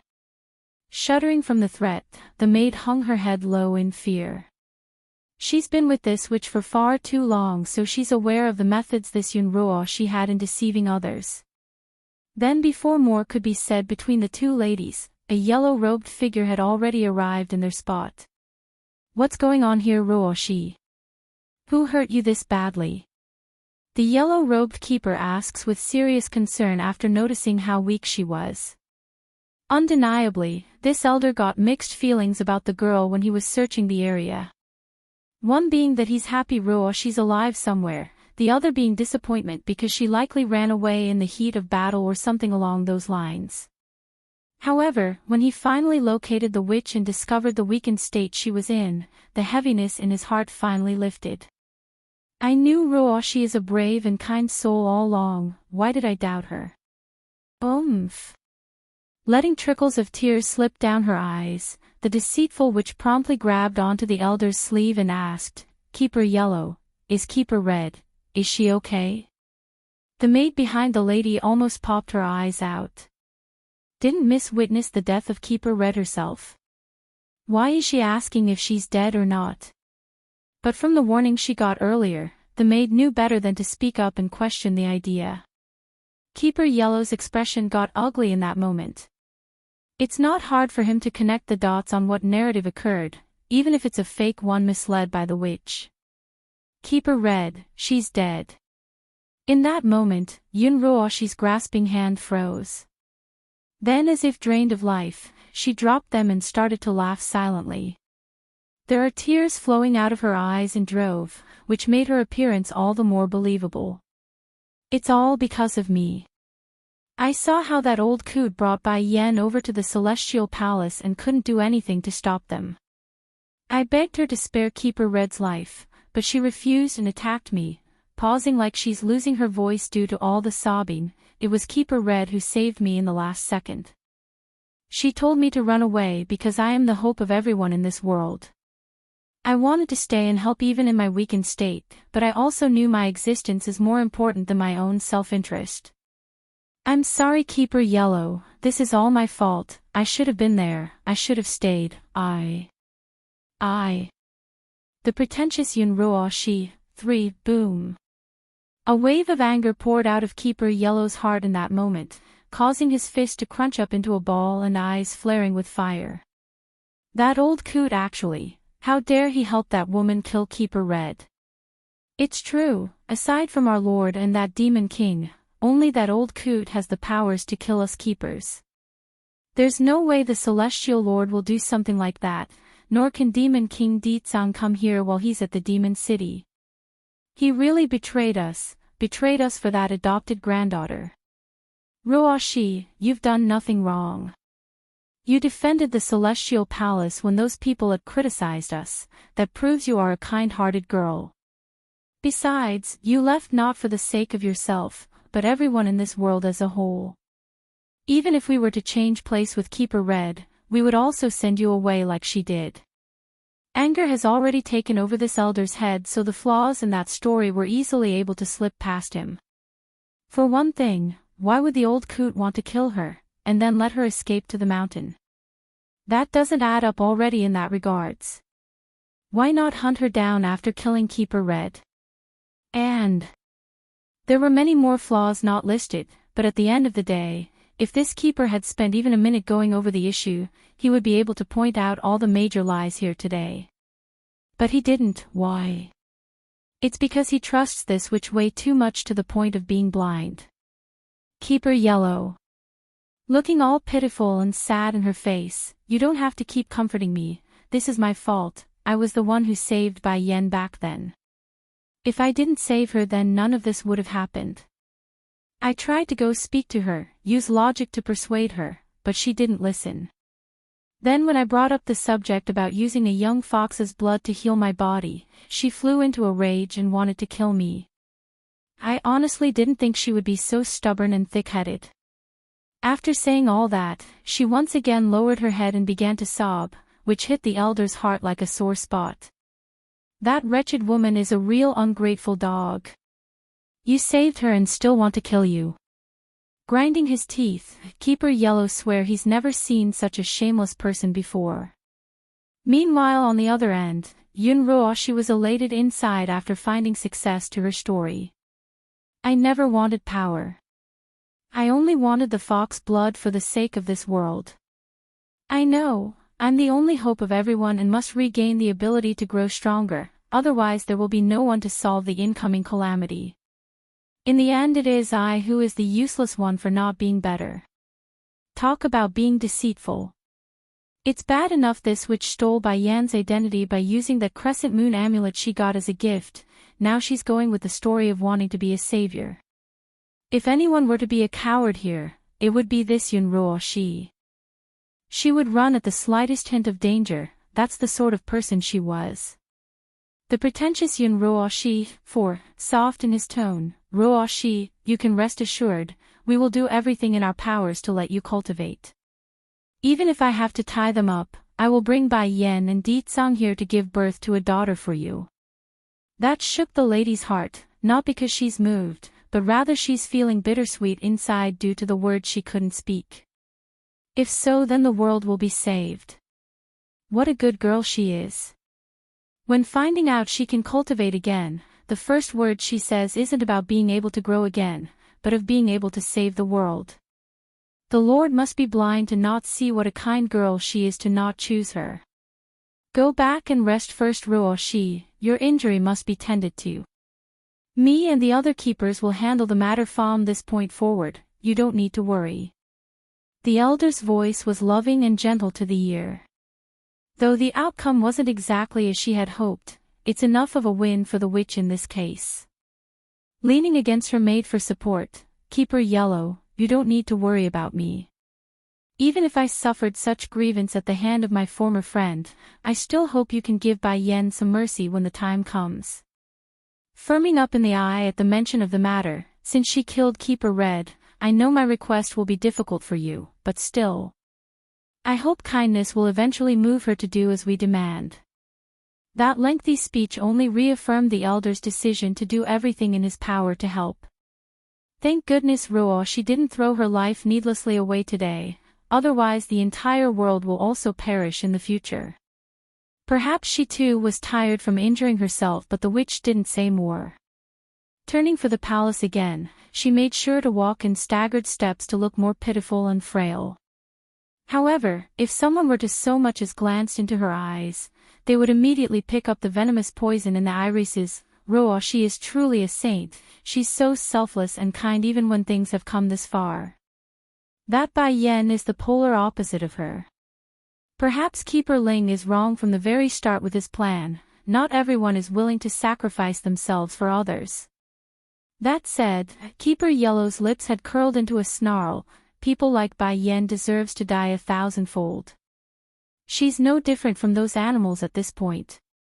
Once we're done with her, I will make sure she and her kind are destroyed once and for all. He always believed and still believes Chui God's greatest mistake was giving up on Yun Ruoshi in the past. The same goes for that old coot for not taking her as his disciple back then and instead took Bai Yen. Right at this moment outside the main gates of the demon city, 3 elderly figures were floating in the air and gazing down at the city guards with sharp daggering eyes. The pretentious Yun Ruoshi 5, where's the demon king? Why didn't he come out to greet us when he's the one who invited us? Keeper Hyun coldly snaps at the demon guards below himself, that face a distrustful frown. Just like his peer, the grumpy Keeper Ling was also very gloomy in the face, while Keeper Zun, who was the nicest of the bunch, merely looked equally as dull but with an unhappy look. Squeak! Eventually the gates were pushed open and out came a long-bearded old elder. This individual was very well dressed with that pristinely white robe, but his smile was so fake and obvious that it made him look very strange. Members of the Celestial Palace, it's been a millennium since we last met, how are you all doing? It's you. Keeper Ling's expression promptly changed to viciousness, you're still alive. Ha, First Elder returns with a cold snarl of his own, if you didn't die yet then how can I die first? Back then you pushed the demon realm to such a state and still have the nerve to come knocking at our door. Going green in the face due to how livid he felt inside, Keeper Ling wanted to snap out in rage when his partner Keeper Hyun cuts him off first. First of all, this area belongs to the celestial realm, we are not knocking at your door. We left you alone because of the celestial lord's request and relationship with your queen, that's why you're able to survive this long. The meaning behind those words were simple, they allowed the demon realm to live because of Chui God's request and not a threat to them. That way they could not only appear merciful and kind, but also to save their own face.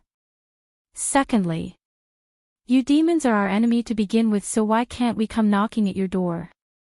Moreover, you should go ask your so-called demon queen on why she's keeping such an unclear relationship with the Celestial Lord. We are only here to capture her, a traitor of the Celestial Palace.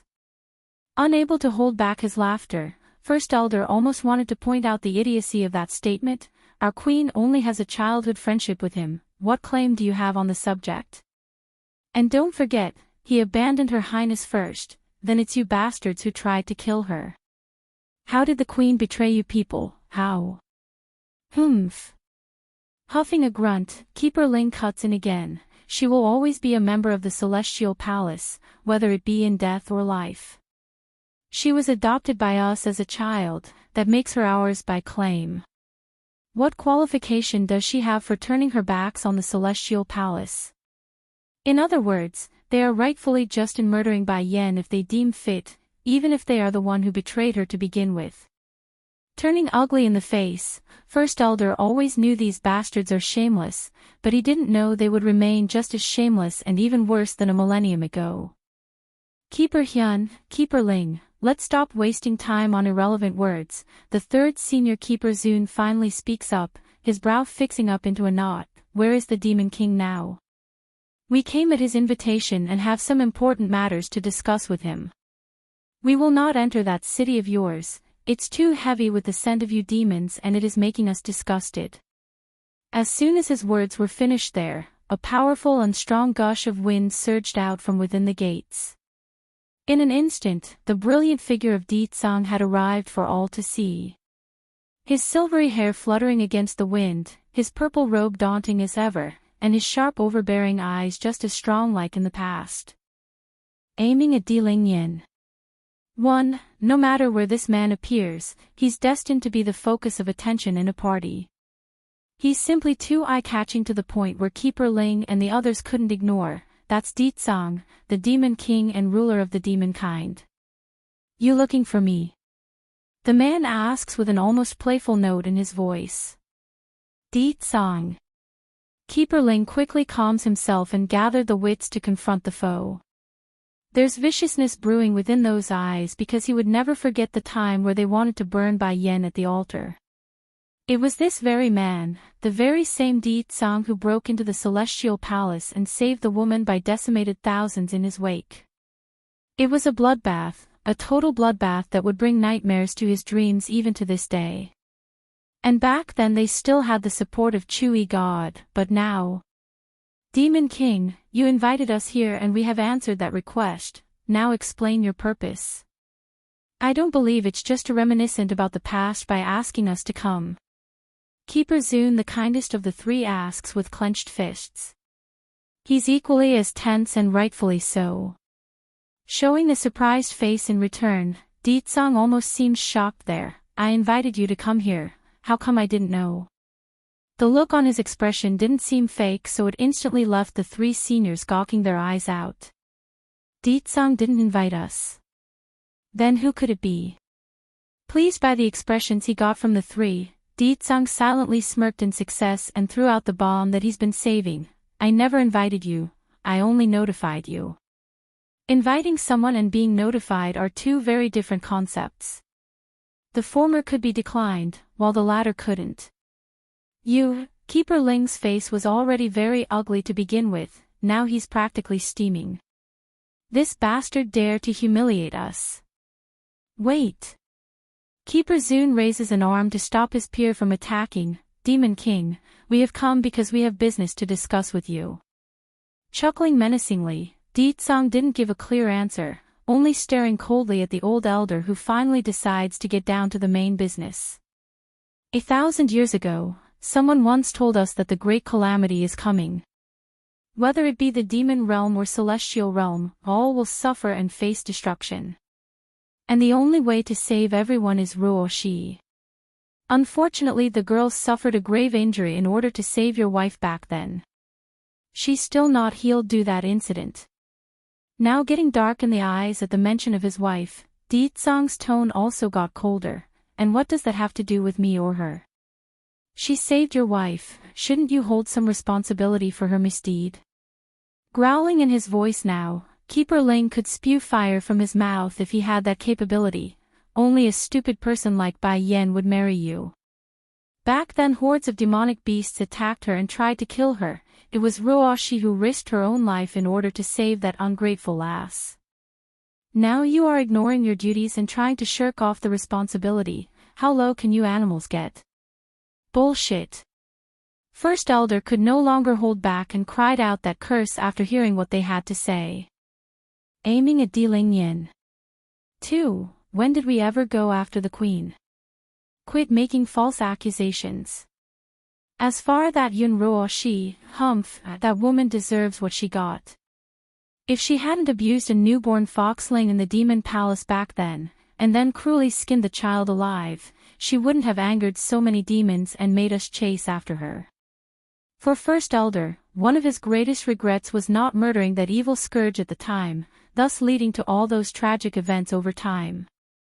Seriously, in his mind he never could have imagined such a fragile-looking girl to be so ruthless and cruel inside. It's shocking for him back then.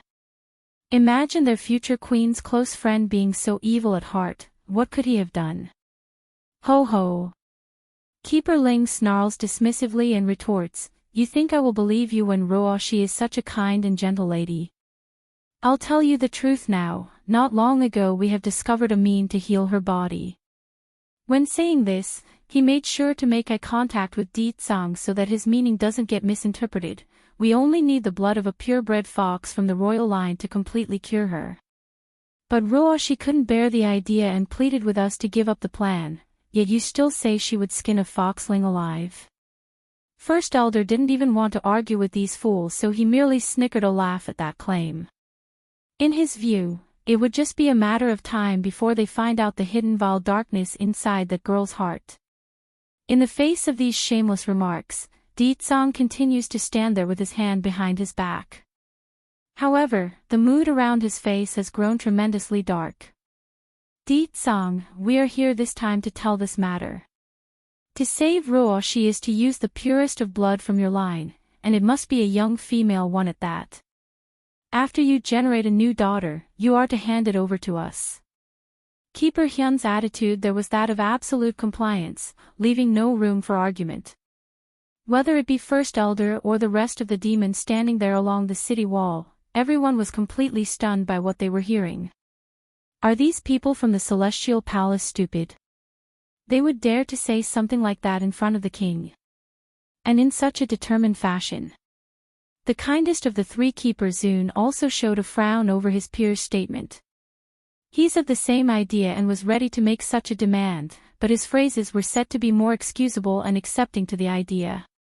What Hyun did there was a direct slap across the face and outright rude. But no matter, what said has been said, there's no reason for any of them to worry about the consequences when they didn't care either way. Suddenly, a burst of hysterical laughter breaks the eerie silence. It's overbearing and oppressive, like some giant mountain was crushing down from above. Based on what can she use my daughter to save herself? Aiming at Di Lingyan. 3.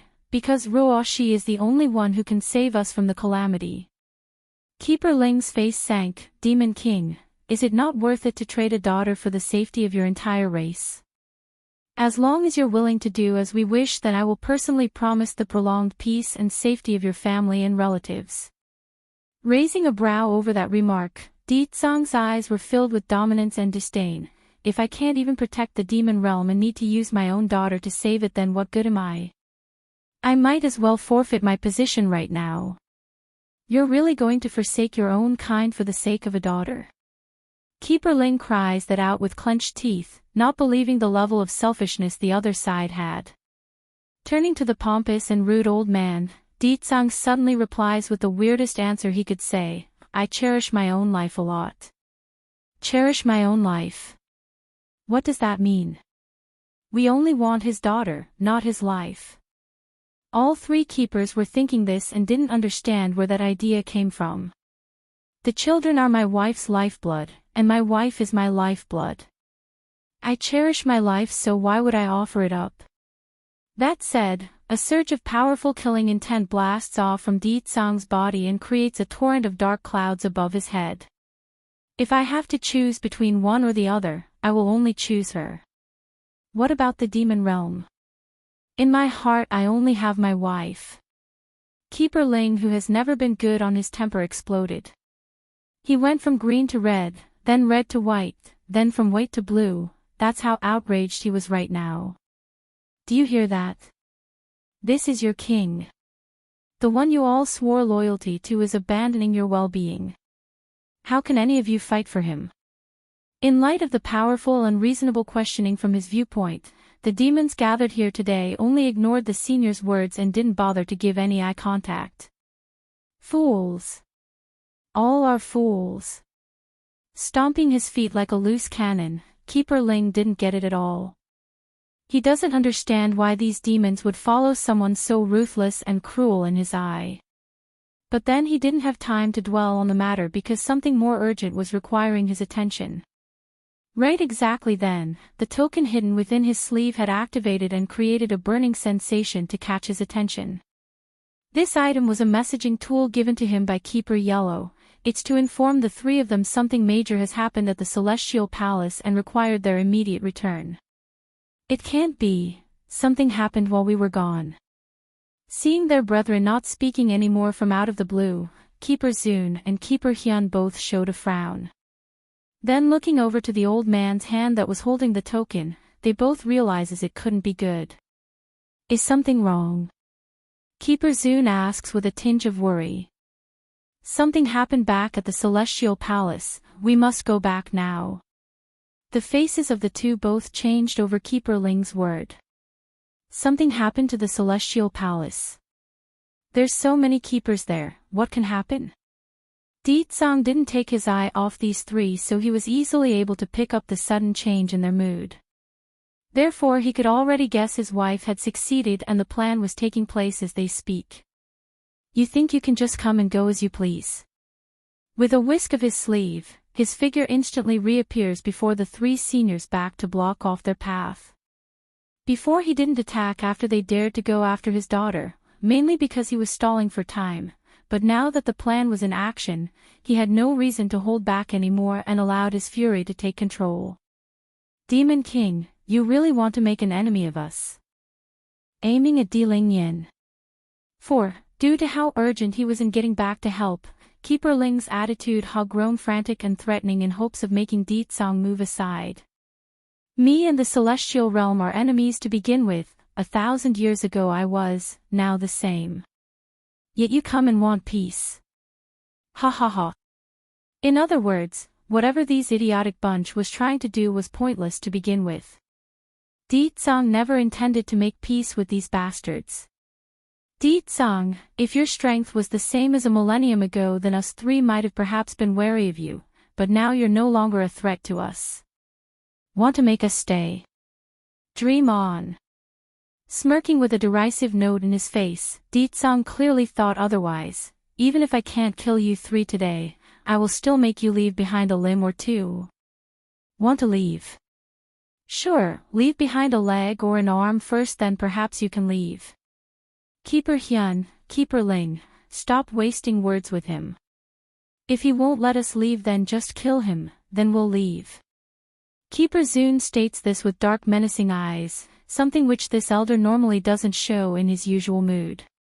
Perhaps they are just that confident, or they're just that self-conceited, but the three here still hasn't connected the dots yet. In their view, only Deetsong has the power to threaten them, but even then, it's impossible to overcome so many keepers at once. That leaves only one other person capable, and that was the prophet from way back informing them of the calamity. But ever since then the person has disappeared from this world, never to be seen again, meaning that speculation was also out of the question. Meanwhile inside the demon city, a sneaky little figure was sniveling around in the shadows and had overheard everything. Without hesitation, this individual had snuck away again by taking advantage of the fighting between Deetsong and the three keepers. Minutes later, back inside the palace.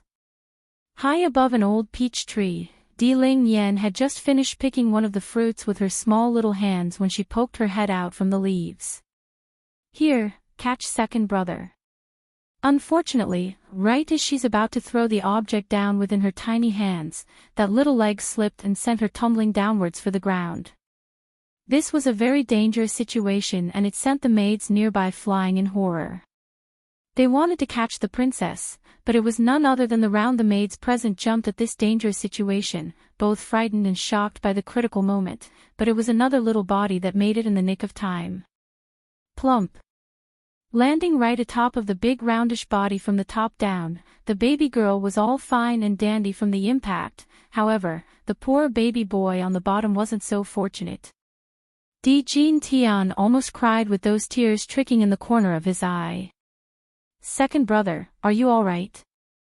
Ling Yan asks after climbing down and patting the dust off her pretty dress. Climbing back up with reddish color along his eyes. I'm not hurt, I'm not hurt. It's good that you are all right. Big brother said that I'm a small adult already.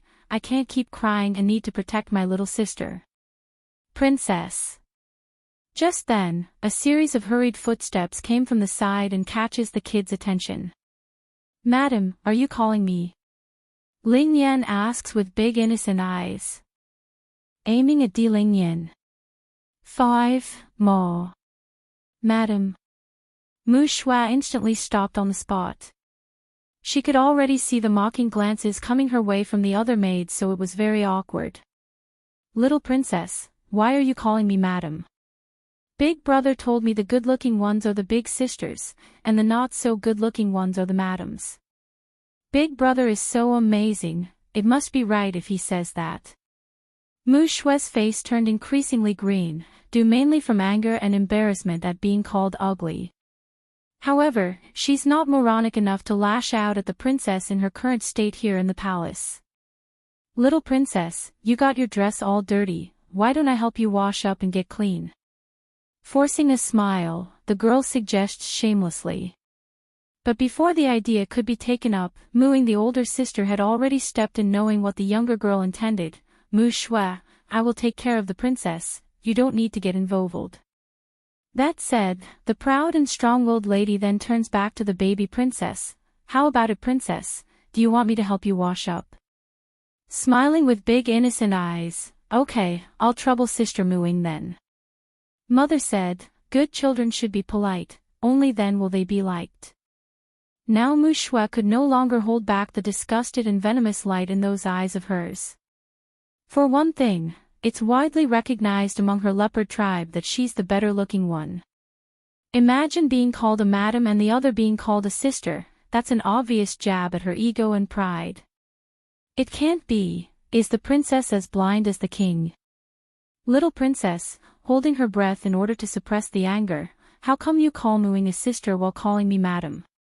Biting her thumb like she's being lectured, Di Ling Yen answers honestly with a look of worry, but Muing is better looking than you. Although they are not anywhere close to being as good as mother, but at least Mu Ying's scent doesn't put me off. Yes, the main reason the baby girl doesn't like Mu Shua was because of the scent she gave off. It made Di Ling Yen uncomfortable.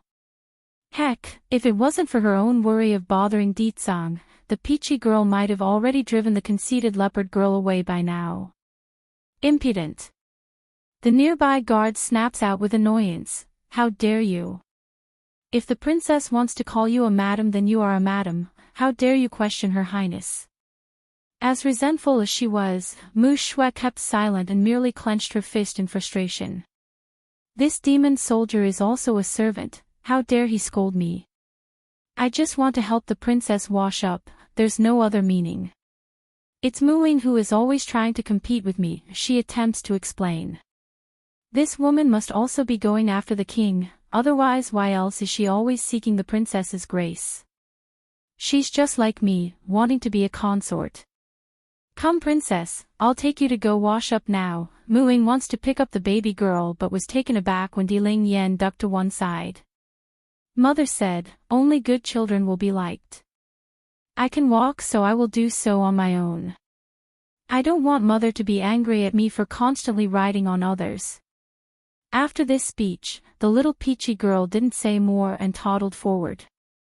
Though her steps are still wobbly from a lack of practice, she nevertheless managed to not fall this time. Meanwhile in the back, Mu Shua glared out in disgust and contempt at this scene. In her view, demons should be able to run and walk very early on.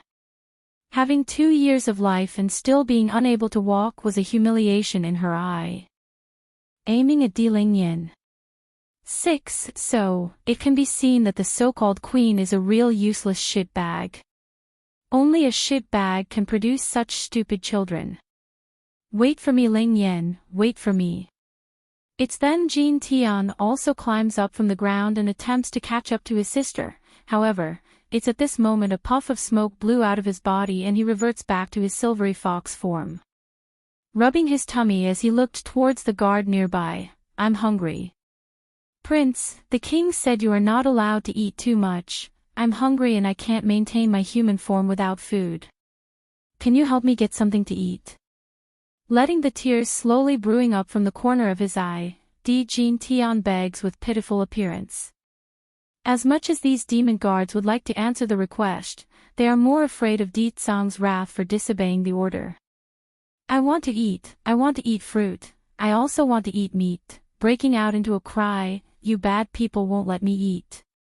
Wait until mother comes back, I'm going to tell mother you bullied me. Sure enough, this causes the poor guards to break out into sweat. When did we bully him? This prince really knows how to tattle. Mu Shui on the other hand saw this as an opportunity and grew happy. Prince, I know how to make a few good dishes, why don't I take you to have dinner? I don't want to. Puckering his lips in dissatisfaction, the little glutton showed no mercy in his words. Going ugly in the face again, Mu Shui almost couldn't believe this. He would rather be hungry than to eat my food. Are these two siblings some sort of monster or something? They're always throwing jabs at me. Ling Yan said she doesn't like you. Although you are not the same gender as mother, but you're not a good person, so your food can't be good either. You will try to poison me. This time not even Mu Shui's restraint could hold back her humiliated emotions. This little shit dared to insult me again and call me a man. Just you wait, I will skin you alive once I get the chance. For the guards stationed here to watch over the prince, not even their well-trained self could hold back the laughter anymore. Over time they've also disliked Mu Shui and the attitude she portrayed before them, but never did they expect to get payback on the leopard girl in this manner. Heck, the only reason they didn't go report Mu Shui's behavior was due to all the fuss lately, otherwise the matter would have been dealt with long ago by now. Your Highness is jesting, how can I poison you? Scratching the back of his head, but Ling Yan is usually smarter than me, so she can't be wrong. She said you want to poison me and that dying by poison is very painful on the tummy. I'm afraid of pain. Dare to say, the real reason behind him not wanting to eat Mu Shui's food was because he's afraid of getting a tummy ache. First it was the princess insulting her, then it's this brat making fun of her. No sensible person would want to take this. In the end Mu Shui could only march for the exit with tears almost seeping out of her eyes due to the humiliation. I'm hungry, lying there pathetically after shooing away the fly, Di Jin Tian once again cries out for food like a hopeless baby. Aiming at Di Ling Yin. 7. I'm going to tell my mother that you guys are abusing me and won't let me eat enough. Looking at this small silver fox rolling around on the ground and making that face, these men just didn't know what else to do. This. Prince, why don't you go to the kitchen and steal some food for yourself? We will pretend we didn't see you. Then when the king seeks to punish us, it will only be for watching over you poorly and not indulging you in the crime. A visible burst of light explodes out of Jin Tian's greedy eyes then. Almost jumping up from the ground, he toddles toward the kitchen with immense vigor. This utterly and literally stupefied the guards in the background. They knew the little prince was a glutton, but not this gluttonous. Outside the palace, Mu Shui was still very much disgruntled as she kicked the rocks along the courtyard. Mu Shui, what's wrong? Why are you acting so unhappy and kicking the rocks here? Yu Yao asks after coming out of the room. Mother. Tearing up instantly as she throws herself into her mother's arm, it's mooing that bitch again.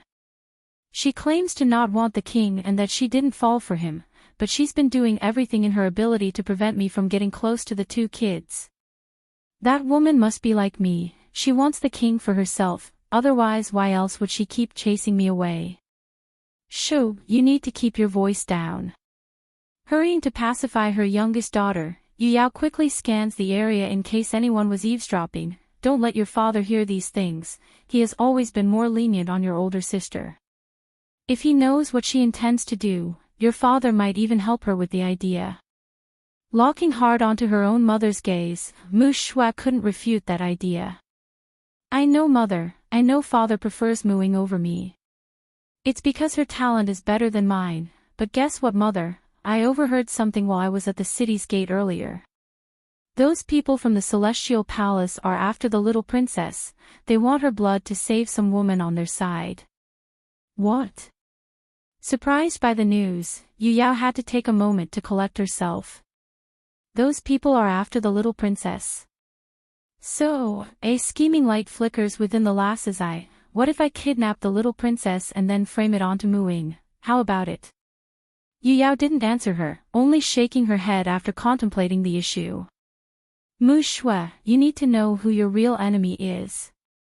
I know you hate that Muing and want to marry the king, but what your plan will do is incriminate our entire tribe. Furthermore, her facials are nowhere as good as yours, she can't seduce the king with her face. Now that leaves only the demon queen, she's your real enemy. Reflecting over the points as well, Mu Shui knew her mother was right on the topic. That's right, I look way better than her, why should I fret? I only need to meet the king and then get him under my thumb. Then what am I supposed to do? If you're going to the effort of framing Muing, then you might as well frame the queen instead. We all know the king loves his children dearly, imagine the queen being at fault for the child's death. Aiming at Lingyan. 8. Smirking in her lips, the horrible mother that she was explains her reasoning, we are all able to see these things. The little princess is the king's treasure. If because of the queen's failure and the princess goes missing or dies, what do you think will happen? Obviously the favor will be moved and the queen punished. By then you can just slip into that crack between them and become the royal consort. As much as she would like to agree with that opinion, Mu Shui's head couldn't help but recall back to Ditsang's words from earlier. My wife is my life, and my wife's life is her children. Will that man really demote the queen because of the little princess? Is this really feasible, mother? She carefully mutters this to the other woman's ear. But what if the king loves the queen more than the princess? What if? But Yu Yao didn't even doubt herself and cuts the girl off. Men love their children the most, that's a fact. Just look at your own father. Before we had your older sister, your father treated me as his precious jewel. Then look what happened, he's never cared about my feelings since then. That's right, the true and main reason she dislikes Muing so much was apparently because of the love she lost from her own husband. Even if the supposed girl was her own daughter, this wretched woman doesn't care. It's also one of the main reasons she doted Mu Shui the younger daughter as such, her own husband doesn't like the girl so she does it to spite the man. Really? Mu Shui asks with pursed lips. Maybe I can give it a try, even if the king doesn't blame the queen. I can at least hope to snatch a part of his love due to this. A wisp of hope once again flickers within this leopard girl's eye, causing her lips to curve upwards into a smile. Mother, I know what I need to do now. The glory and pride of our tribe will be on my shoulders now. When father finds out, I will let him know I am the one he should be proud of, not that Muing. After all, she's only a maid and I will be a royal consort. Gently caressing her own daughter's hair, Yu Yao's tone softens up. You will always be mother's pride, and that Muing can never compare with you. She doesn't deserve what you are entitled to. The remark instantly raises Mu Shui's heart and causes her chin to cock upwards. That's right, I am destined to be at the top. Anyone who gets in my way will be trampled under my feet, just you all wait. Meanwhile, at the same time back over in the city gates, First Elder was growing increasingly more anxious as he gazed upwards at the continuing battle between Ditsang and the keepers. The Elder wanted to help, but as someone much weaker than his king, he would only be a baggage if he intervenes in this situation. Bai Yan's return, 1. Just then, right as First Elder was about to fall into a panic, a new entry has arrived. The aura felt familiar, so the Elder immediately turned to the source. In an instant, he could see that beautiful face reflecting in his eyes. Baddie father. Bai Shuchen cries out first, his eyes glowing with excitement at the sight of home. Truth be told, First Elder didn't feel at ease when Bai Yan took the prince away from the city before. He's afraid they would encounter some sort of danger outside, but now that they're back and safe, he's truly relieved. It's just that. Why hasn't the prince changed at all since 2 years ago? He's not taller or grown more mature, what's going on here? He's no different from a 6 years old. It's a given that First Elder wouldn't understand why. After all, when Bai Xiachen was asleep, he's akin to being sealed away inside his body and that stumped his growth. Stepping back from the fighting, Ditsang turns to his family that's on the other side of the sky. Yenner, welcome back. Though smiling on the face, Bai Yan's tone was serious when replying. Deetsang, these are, naturally as the husband the man wouldn't miss his wife's intent because this shouldn't come as a surprise. They are from the Celestial Palace. He plays along without any delay. Celestial Palace. Appearing surprised on the face, Bai Yan's voice grew hesitant. When I was coming back I happened to pass by that place. It looks like they are fighting each other. What?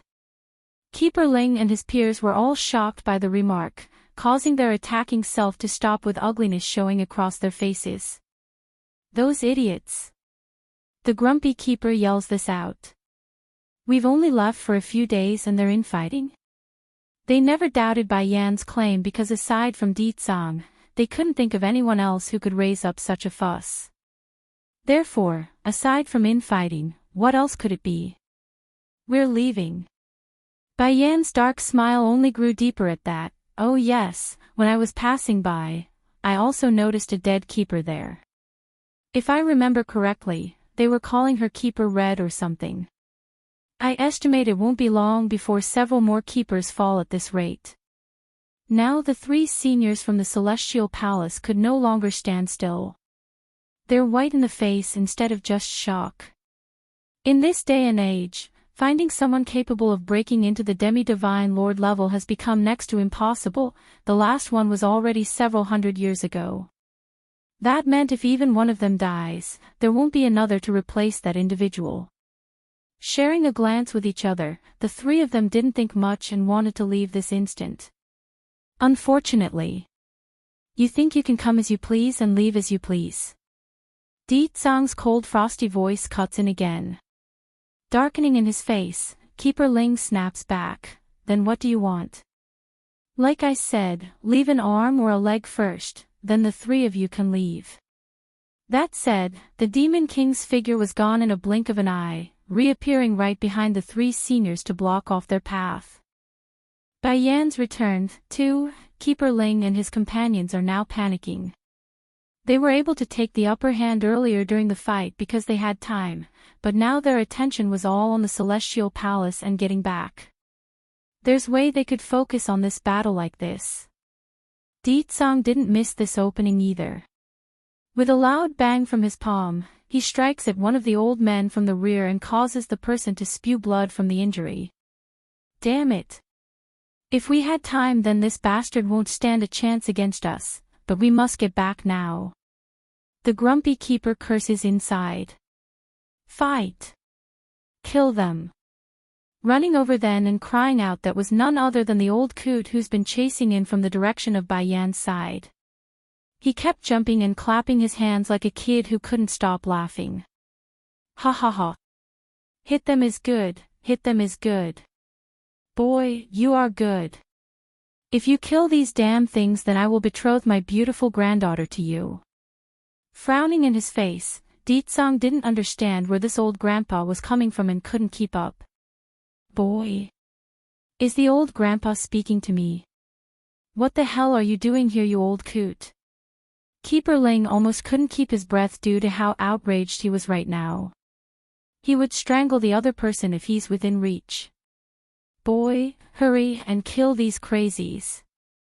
Clapping his hand repeatedly and ignoring the outcry aimed at himself, if you kill these crazies then I will give my beautiful granddaughter to you. I will also give myself to you.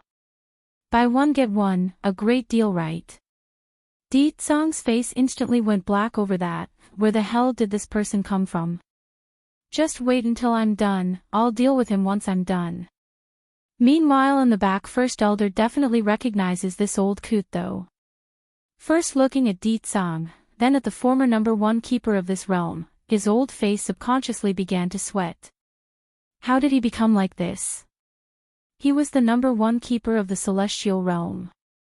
Furthermore, he used to hate the king to the core. What's going on?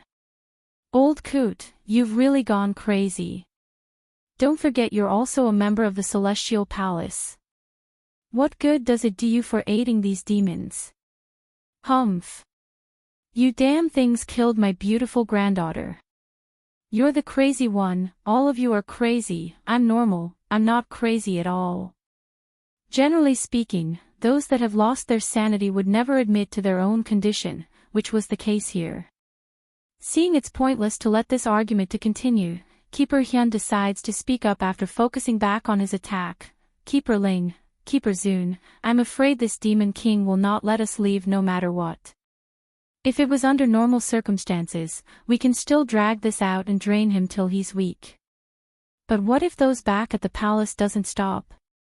If more of us dies in the process, then it will be a huge loss for the celestial realm. He's right on that point. With Deetsang's weakened self, plus 3 of them attacking at once, they are bound to be on top if they continue to drag this battle out. However, the situation wasn't going to permit them to dally around for that goal. So, a flash of conviction flickers within the third keeper's eye over what he's going to say. The both of you leave now, I'll keep him at bay here by myself. That said, the old man didn't wait and instantly charged at Deetsang's figure to give his companions a chance to flee. By Yan's return, 3, Keeper Zoon naturally felt reluctant over the idea of leaving one of their own behind. After all, even a pet would become an important soul if long enough time was spent together. Not to mention Keeper Hyun has been with them for many hundreds of years already. However, this senior also knew he must, not for the sake of himself, but for the survival of those at the palace still. In the end, he could do nothing but follow in Keeper Ling's trail who had left first. Ha ha ha. Keeper Hyun breaks out into an arrogant laugh as if to bolster his own tempo once his companions are gone. Demon King, I may not be able to overcome you by myself, but even if I die today, I will still drag some of you with me. Boom. After he dropped in this remark, the momentum around the old elder's body grew increasingly more violent and caused the clouds above their head to swirl around like a cyclone. Self-explosion. Deetsang smirked with disdain at what the foe was trying to do. Indeed, the act of self-exploding from a demi-divine lord would create serious damage to the weaker ones beneath their battlefield. For the powerless ones, they would even die from the shockwave. In an instant, Keeper Hyun's body had ballooned up, a sure sign he's about to blow. Xiaqin. Bai Yan's complexion went white at the sight. Hurrying to pull her son into her arms, the woman wanted to protect the steam bun with everything she's got. Sure, she does believe in her husband's strength and his ability to protect them, but that doesn't mean she won't take precautions in case something unexpected occurs. Deetsang on the other hand wasn't fretting like everyone else in the vicinity. He's also mustering up his powers, but it's to cover the entire area around Keeper Hyun's body. Next thing the elder knew was that his suicidal attempt at wreaking havoc has come to a standstill. He stopped ballooning up. What's going on here?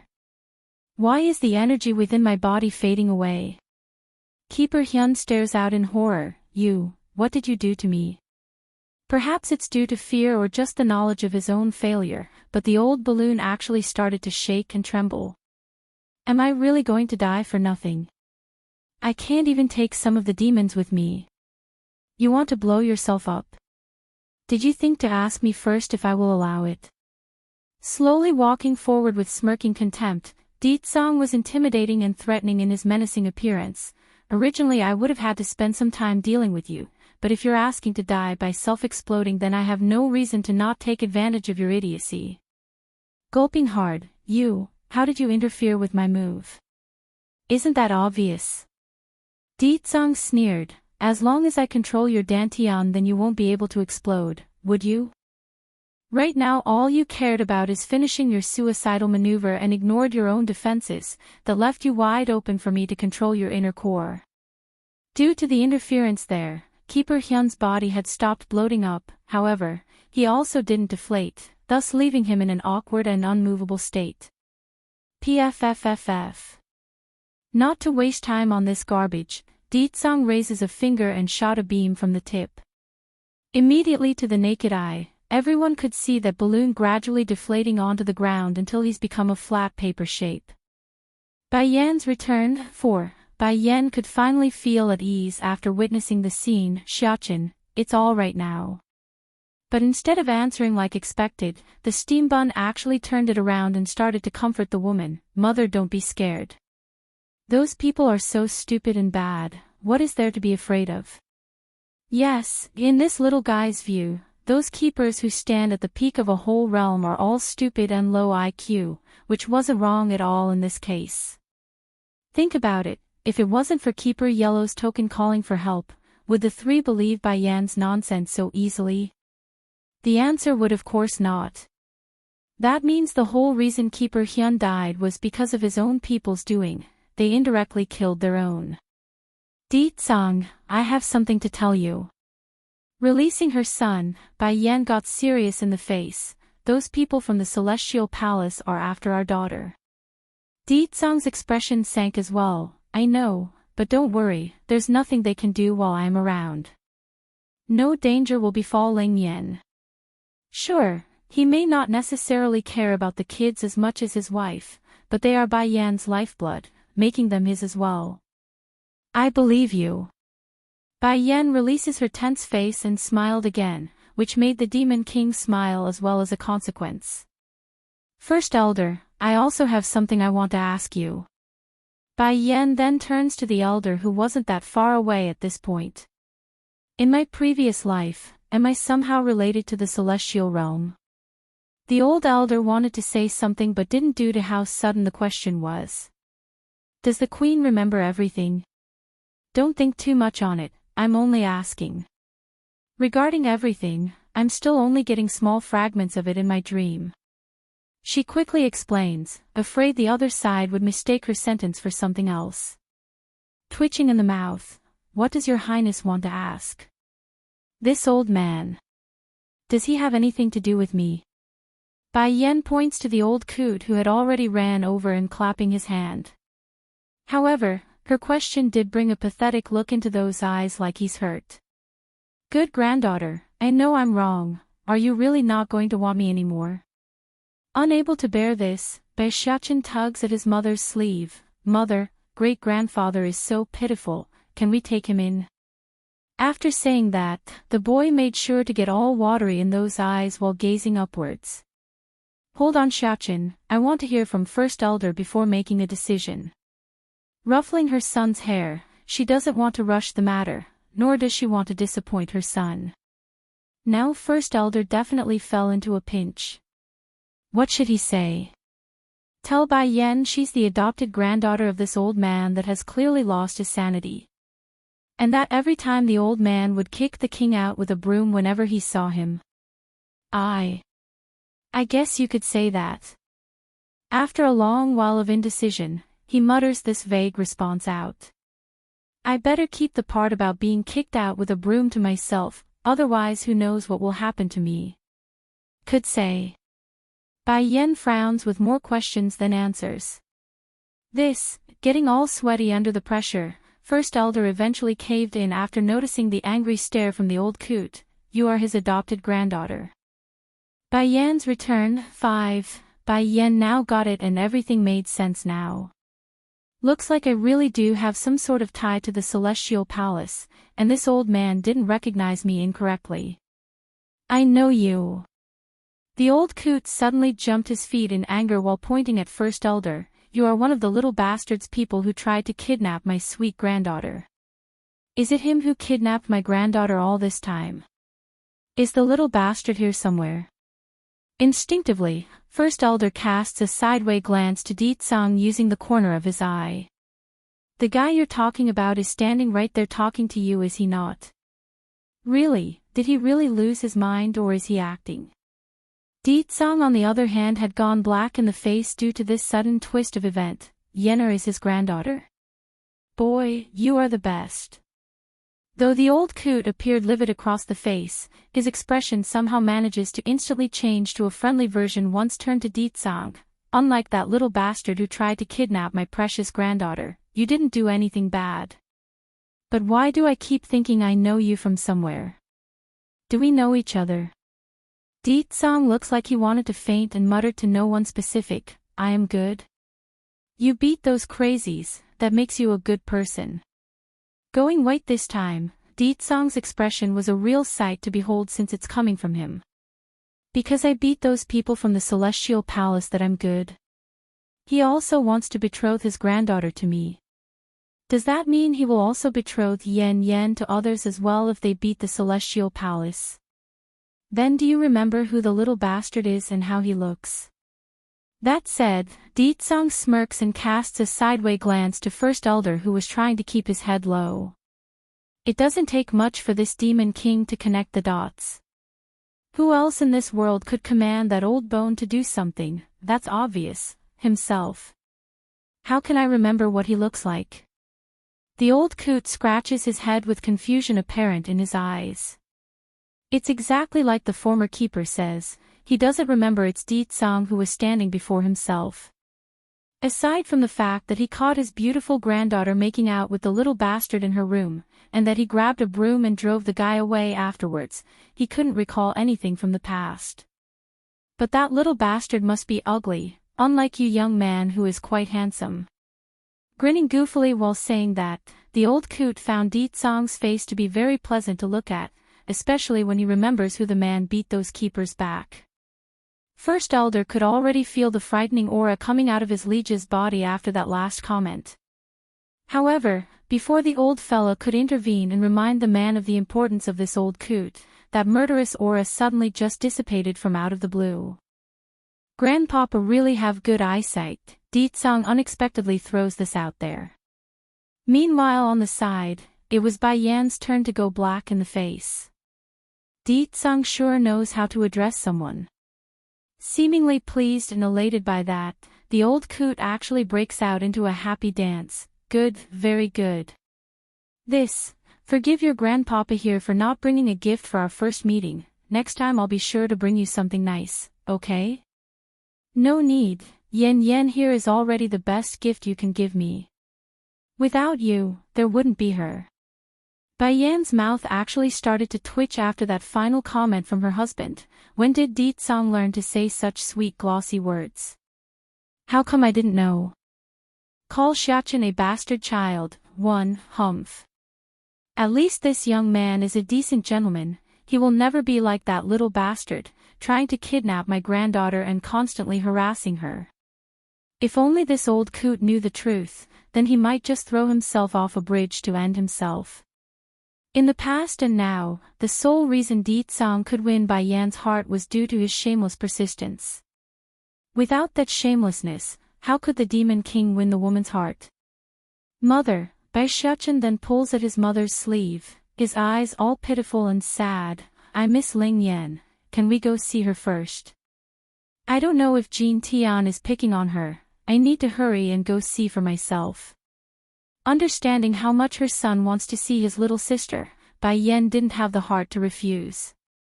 Soft in her voice, okay, you go inside first and find your siblings, me and your father will follow behind soon. Wee. Jumping up with glee, the kid gives a giant smooch onto the woman's cheek and then ran for the palace without a second thought. How could the steam bun not be happy? The little sister was something he's been wanting for ages, and now she's finally here for him to cuddle. Like usual though, Deetsong's sour grouchy side popped up again. Yen Yen, you keep away from that boy from now on. He's my son. But he's too clingy with you. In particular is that kiss on her cheek, how dare he kiss my wife. Deetsong's expression only grew uglier over his own thought, and he's not small anymore. You can't keep pampering him. It's good that we have a daughter to refocus his attention, now we can push him in that direction and stop him from being so clingy. All of a sudden, Deetsong wanted many more daughters. This way he could keep that boy busy by having him babysit the kids while he and his wife spend some good quality alone time. Why are you acting all jealous of your own son for?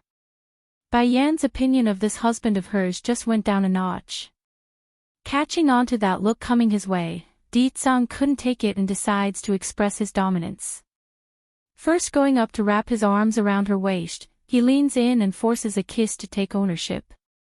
Your whole body, top to bottom, is mine. Only I can kiss you. Anyways, what do you think of Dragony? Do you like her as a daughter-in-law? Dragony? I like that child very much. And I always feel like I have some sort of traction to her from the get-go. That answer brought a smile to Deetsong's face. I'm of the same positive opinion about her. She is a suitable candidate for Xiaochen. If we can put him and her together, then he will stop hogging your attention from me. I won't have to compete for your time. Yes, I need to put in precautions before it's too late. That boy is already so clingy at this age. What if he grows older and gets even more clingy? That will be terrible. That won't do. He can get his own wife. Blinking her eyes over the idea, Bai Yan kept staring at her husband. Di Tsang, is he trying to sell our son out like a prostitute? This, furrowing that brow, I don't want to force anything on them. Dragony and Xiaochen have their own will, I want them to make their own decision. She liking Dragony was true, there's no lie in that. However, she doesn't want to force anything on her children, that's a standard she won't budge on. And, if you're going to send Xiaochen away, then I'm going with him. Di Tsang's face instantly went dark with his jaw dropping down. I knew it, only the love between a son and a mother is true love, and the husband can only be abandoned. Call Xiaochen a bastard child, too, I can't even get some alone time. Yenner, twitching in the corner of his mouth, Di Tsang wanted to say something but was silenced by the stare from his wife. She's eating me through and through. Oh whatever, at least Xiaochen has Ling Yan to distract him. Now he likely won't come interrupt us in the middle of the night like he used to. The city guard stationed around the wall was well used to keeping up an indifference appearance. After all, they are not crazy enough to laugh at their king. What they are surprised about was how easily their queen was able to control Di Tsang. It's just one glance, that's all it took to make him shut up. Good. Bai Yan then raises a hand to stroke her man's chin like she's lolling a puppy dog. Normally anyone would find this insulting, the Demon King was no pet that could be won over by a little scratch, yet this was exactly what works. Imagine a tail wagging in the background, that's the perfect description for the image Di Tsang was portraying. I'm tired, let's go back and rest. Shrugging her shoulder after noticing all the strange looks coming her way, Bai Yan drags her husband by the sleeve like she's holding a leash. Though a bit aggrieved in the face over his low standing in the family, Di Tsang didn't struggle and continued to speak while they walked. If you don't want to force the kids, then why don't we make a few more sisters to give him? With so many siblings for him to take care of, he won't come bother us anymore. As the old saying goes, if one doesn't work then make it two, if two doesn't work then make it three. For Bai Xiaochen, who always come knocking at their door in the middle of the night, the boy's a stalker that needs to be redirected. Imagine your bottom part was rearing to go and someone douses it with water at its peak, what man wouldn't be angry? Okay. Seeing how pitiful her hubby was acting, Bai Yan finally decides to give him some candy. Besides, in her view, adding a few more children to their family was a good thing, she also likes that idea. In the back garden of the palace, Bai Xiaochen had just finished running over to this area when he noticed the soft cuddly appearance of that peachy girl. Sister, it's then right as he's about to call out to get the peachy girl's attention, Di Ling Yan abruptly loses her balance and was about to fall into the pond. This scared the daylights out of him. He wanted to save her. Without a second thought, the boy sprints for it before it's too late. However, it was not needed because another figure had caught her right before the princess could touch the water. For the baby girl herself, she was totally oblivious to the fact that she could have drowned there. In fact, Di Ling Yan was finding the experience very fun as she giggled and flailed her hands around in the air. The critical situation was definitely averted, but that doesn't mean Bai Xiaochen was completely relieved. He's still very much scared inside at what could have happened. First patting his chest to calm his beating heart, the boy slowly comes forward to meet the individual who beat him to the punch. Call Xiaochen a bastard child. 3. This person was a beautiful and young-looking girl that appeared to be just of the adult age. However, Bai Xiaochen wasn't so ignorant to believe the other person really was that young. He could tell by her strength especially, she's strong, and that meant she's been around for quite some time already. Then right as the boy wanted to give thanks for saving his little sister, a high-pitched screech interrupted him. It's uncomfortable to the ear, and that made him turn for the source while frowning. Mooing, you are quite bold. How dare you push the princess down the pond? I'm going to report this to the king and have him punish you. Coming over was none other than Yu Yao, the overly jealous mother of the leopard girls. She's extremely gorgeous looking in her makeup and trinkets, but the mean expression ruined everything about her atmosphere. What are you talking about? Mu Ying's face instantly changed for the worse. Mother, I only saw the princess falling into the water, that's why I fished her up. That defense only made Yu Yao hate her own daughter even more. She simply doesn't understand why her eldest could win Ling Yan's favor to the point where the other maids and guards were shooed away. But it didn't matter to her anymore. This was the opening she needs to destroy that bond and clean things up for Mu Shui. Although Ling Yan herself didn't know what Yu Yao meant by being pushed, but it doesn't stop the baby girl from speaking up to help her own maid. But old granny, no one pushed me, I slipped and fell by myself. Besides, she's not afraid of water to begin with. Old granny. Yu Yao's complexion instantly turned white. I'm very old. Does this princess not know what manners is? I knew it, only a half-breed will say something so rude. No education at all. Making a dry laugh to continue the conversation, little princess, you're still a child, so how can you recognize the darkness in people?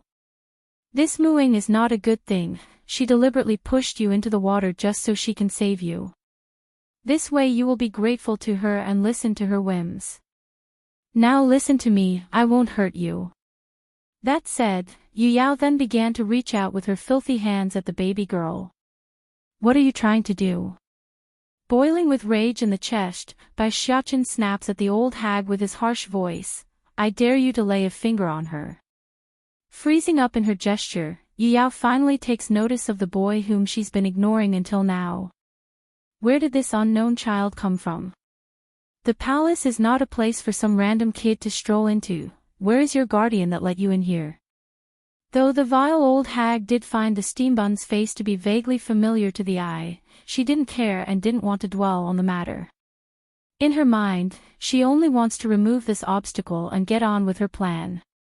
Big brother. Lighting up in the eye after popping her little head out from Mu Ying's leg, Di Ling Yan didn't wait and hurried to toddle for the boy's spot. Once again, Bai Xiaochen was scared out of his wits after seeing how clumsily his little sister was walking. Heck, it looked like the girl's going to fall at any moment and how unsteady she was. Run slowly, don't fall, okay? He says with intense nervousness. Call Xiaochen a bastard child, for, he. Giggling with delight as she grabbed onto her big brother's arms, Di Ling Yan couldn't be any happier right now. Big brother, I clearly fell by accident earlier. Why does this old granny keep saying it's sister mooing who pushed? Even though the peachy girl was clever and bright, she's still only a baby and needed some guidance here. Bai Xiaochen didn't bother to answer the girl's question. Instead he picked her up and gave the girl a smooch along the cheek. He just couldn't help it, she's too adorable for him. It's so nice to have a little sister, I won't let anyone use her or bully her. At the thought and vow to himself, a blast of cold light beams right of the boy's eye, his aim, right towards Yu Yao who was still snickering with disdain on one side. You go first, Bai Xiaochen dismisses mooing who's been keeping a keen eye on the situation. I have seen enough and know you didn't push Ling Yan. In light of the order, the maid didn't move and only kept her head down. It's not like she wants to go against the steambun, but her duty was to protect the princess, meaning she couldn't leave the princess's side even if she wanted to lest she seeks her own execution afterwards. Nothing but a wild child, how dare you come make trouble at the demon city? Yu Yao finally snaps after seeing how little the boy cared about herself. Where are you parents or guardians? Why didn't they properly discipline you? How dare you try to cover up for the criminal who tried to hurt the princess? If your parents won't teach you, then I will. Having said that, the old hag immediately rolled up her sleeve and raised a hand to slap down hard. But without ever making contact, Yu Yao was shocked to find her hand frozen in the air, unable to move an inch from where it stopped. This What's going on here? A flicker of panic filled the old hag's face, causing it to lose all color of red like it's been sucked out of her skin. What did you do to me? Her voice trembled with fear. It's just a human child, how can he limit my movements?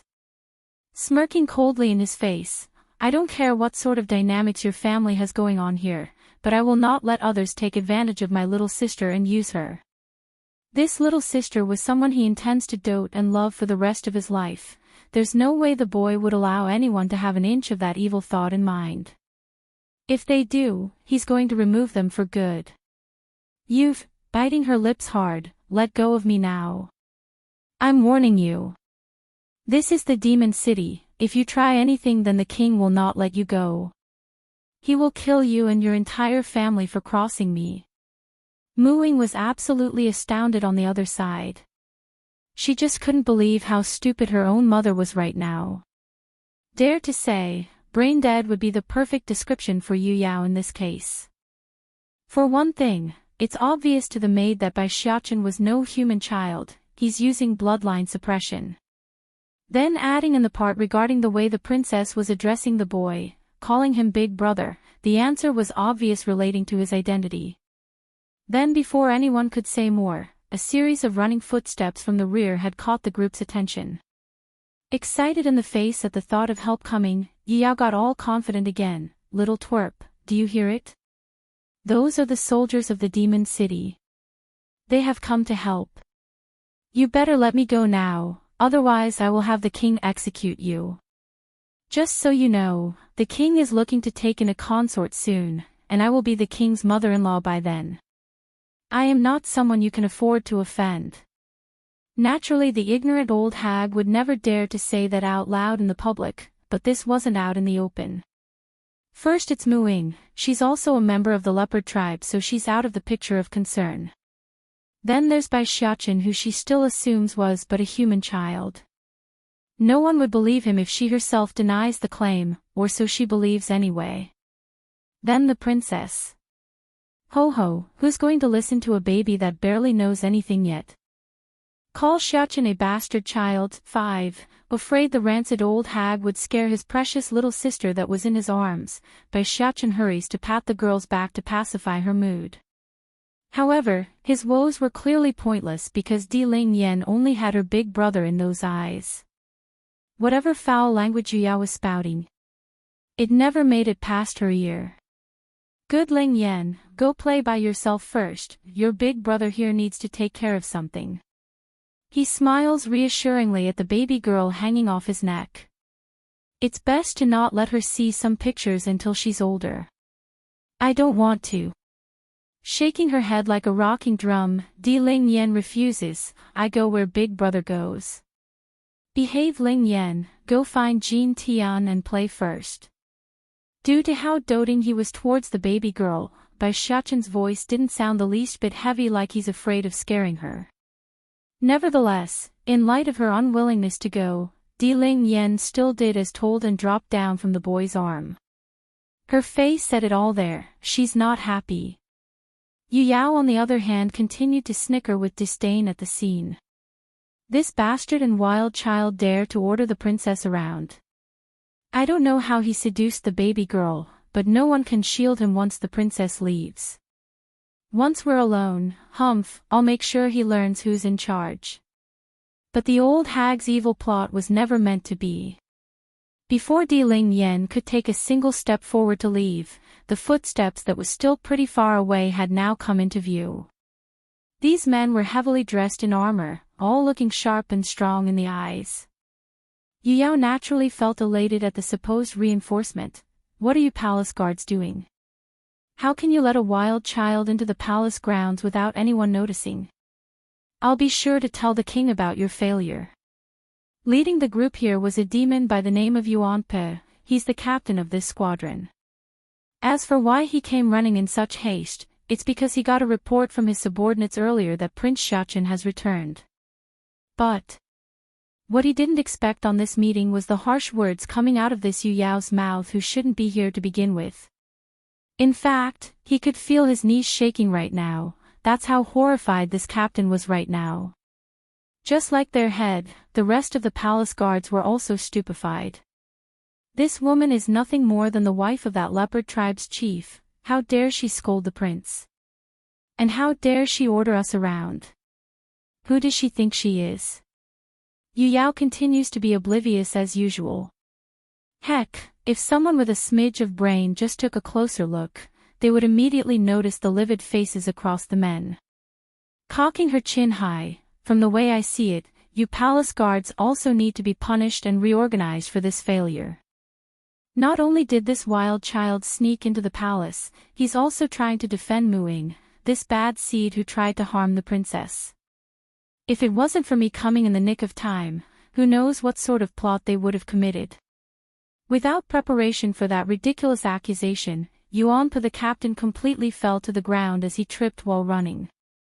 Instead of properly coming to greet Bai Xiachen by bowing on one knee, he ended up crawling and kowtowing like a criminal that was pleading for mercy. Talk about bad timing, the poor demon captain never did a damn thing, he only came at the wrong time. Now he's likely to suffer some sort of punishment for merely hearing Yu Yao's foul tongue. Prince Xiachen, forgive me for coming late. Prince Xiachen. Instantly after that title, Yu Yao's cheeky grin froze, causing her expression to turn an ugly shade of white as she awkwardly stared at the boy. Asking for death, are you mistaken? There's no demonic energy coming off of this child, How could he be the first prince? Yuanpa didn't give a direct answer to the woman's question, instead he wiped the sweat off his forehead before looking up at the annoyed boy. When he saw that displeasured face, the captain immediately tensed up and shot an angry glare over to Yu Yao. How can we not know our own prince? Rather it's you, how dare you vilify his highness and frame the prince? Snap! The last string inside the old hag's mind finally broke apart, leaving her in a blank state of disrepair. How could he be the first prince, how could he? The little guy is clearly a wild child from the outside. Someone come, take this woman away. Yuanpa's face was cold and hard when shouting this order. Hold it. Yuanpa hurriedly swung his head around. Is there any other order you wish of me, your highness? In light of being so small and young, Bai Xiachen's dominating aura was already starting to show on this occasion. You just said my father wants to take in a consort, that you are my father's mother-in-law.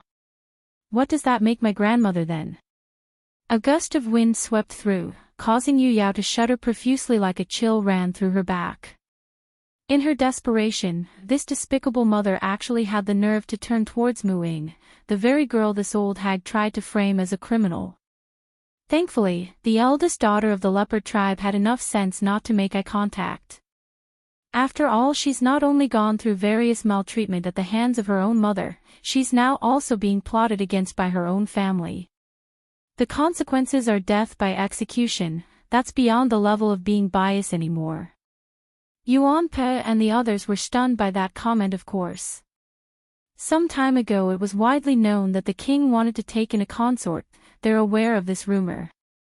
However, that idea has been shut down the day First Elder came out of his closed-door training period.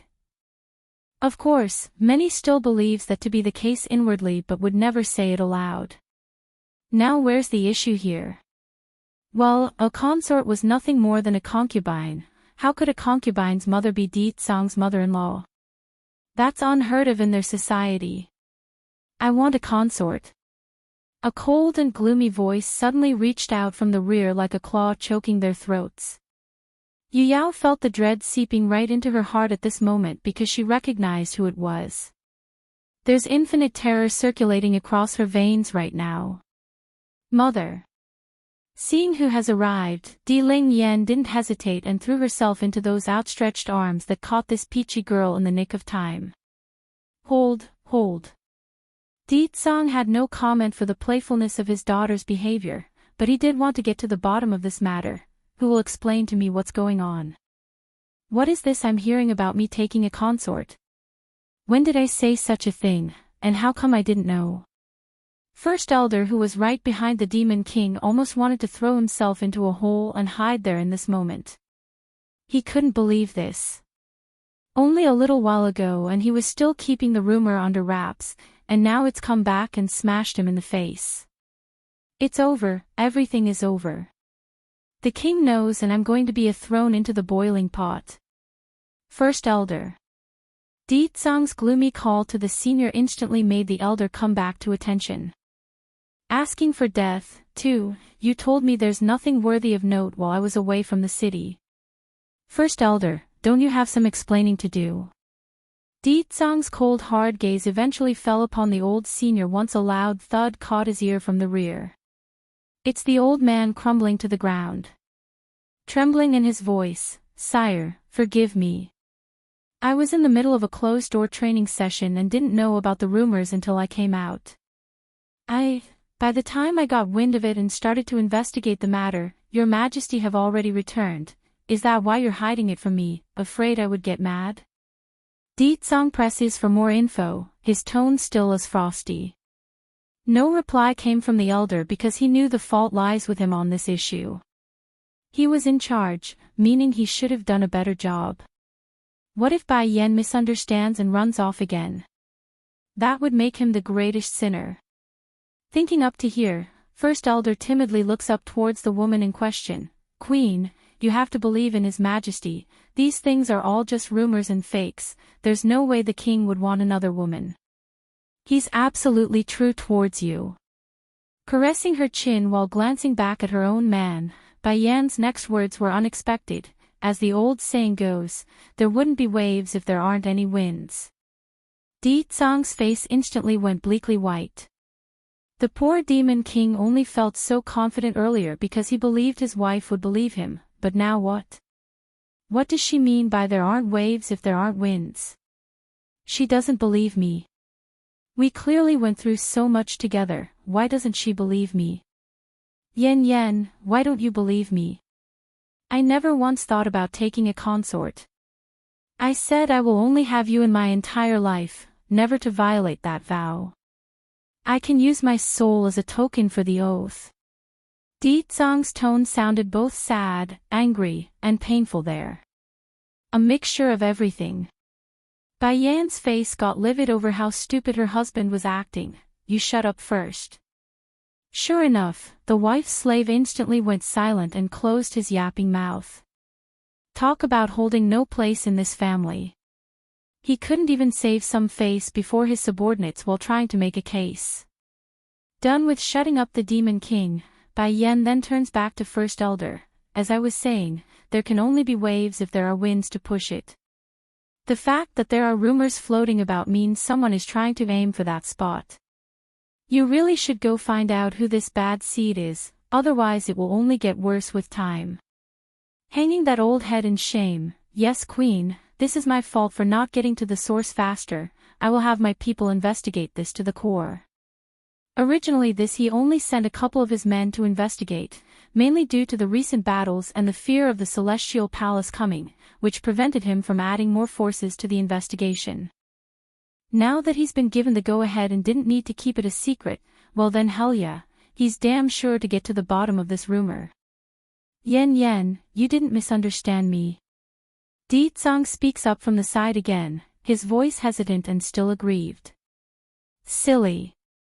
Swinging around, Bai Yan grins beautifully at her puppy man-child. Seriously, she herself was partly to blame for this sort of behavior and she knows it.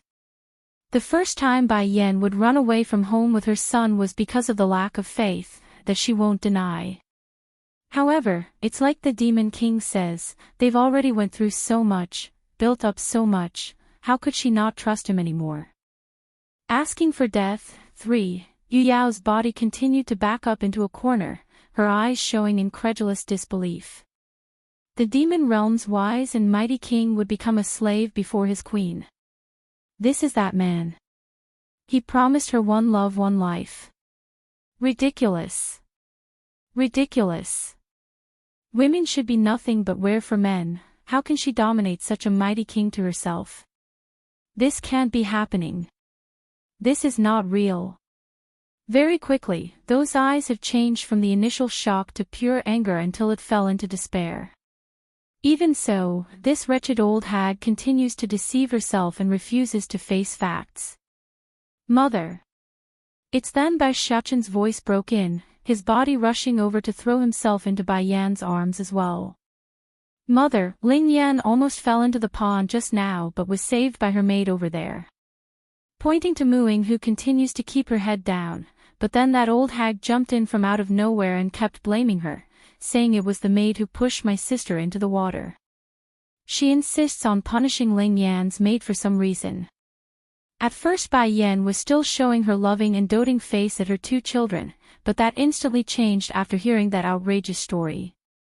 And do you know what, Mother, when I defended Ling Yan's maid because I saw everything too, that person called me a wild child of some bastard. She kept scolding me and said I had a bad upbringing. That only made Bai Yan's expression sink darker to the point where those around her instinctively took a step back. Right now the woman's aura felt more menacing than Di Tsang's dominance. That's how angry this mother was right now when someone starts cussing out her own children.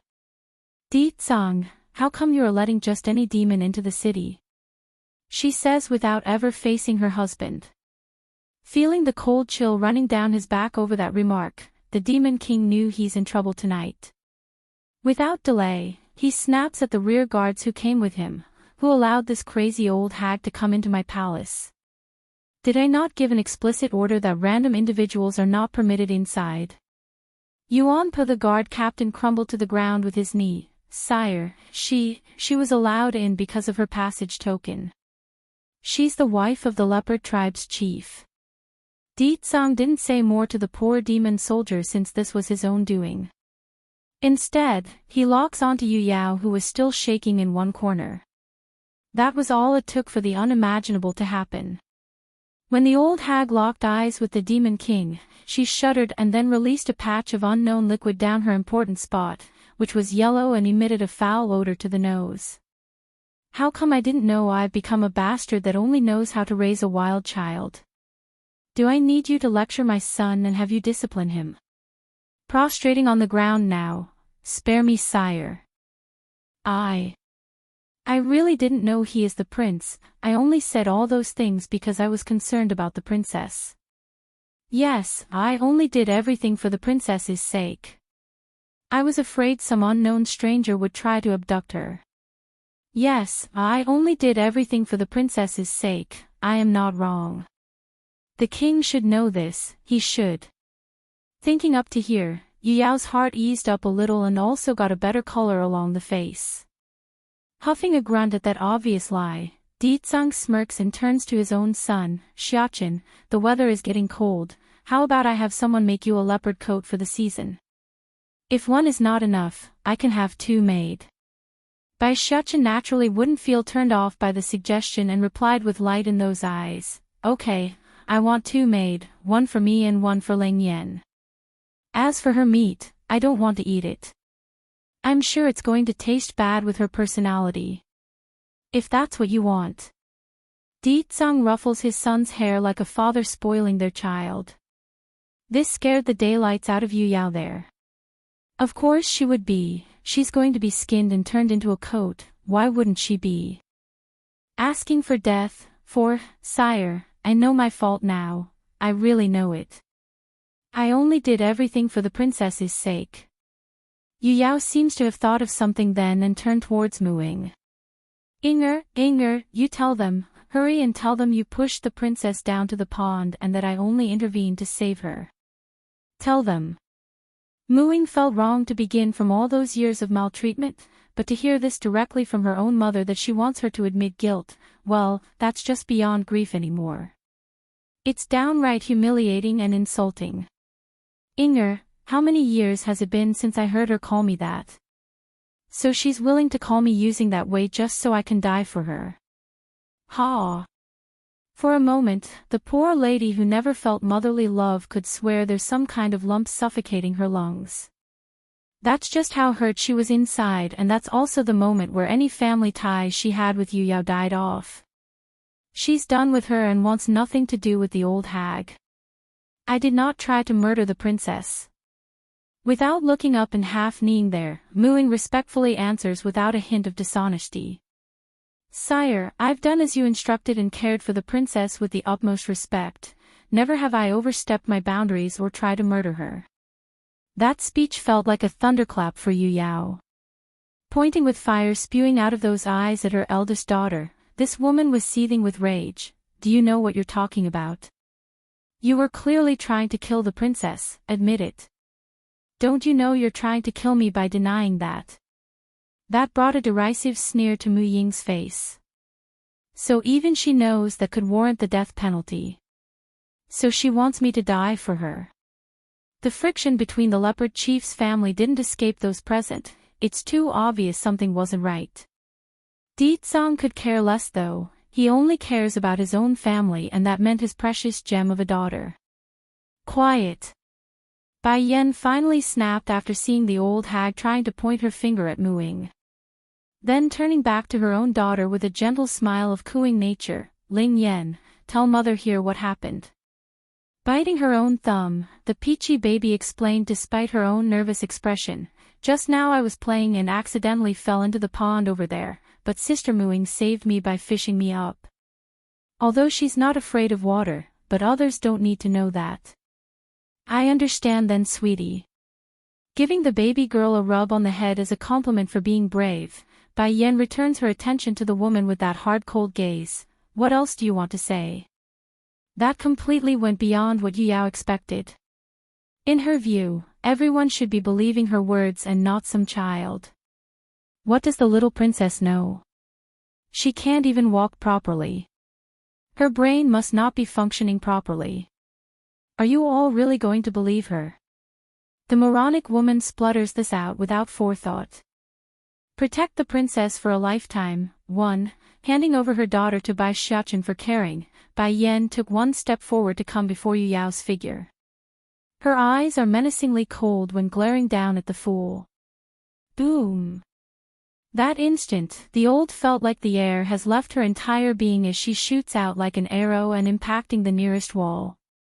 She wanted to scream, she really did, but the pressuring aura coming out of the other side left her too frightened to voice out the pain. You called my son a wild child?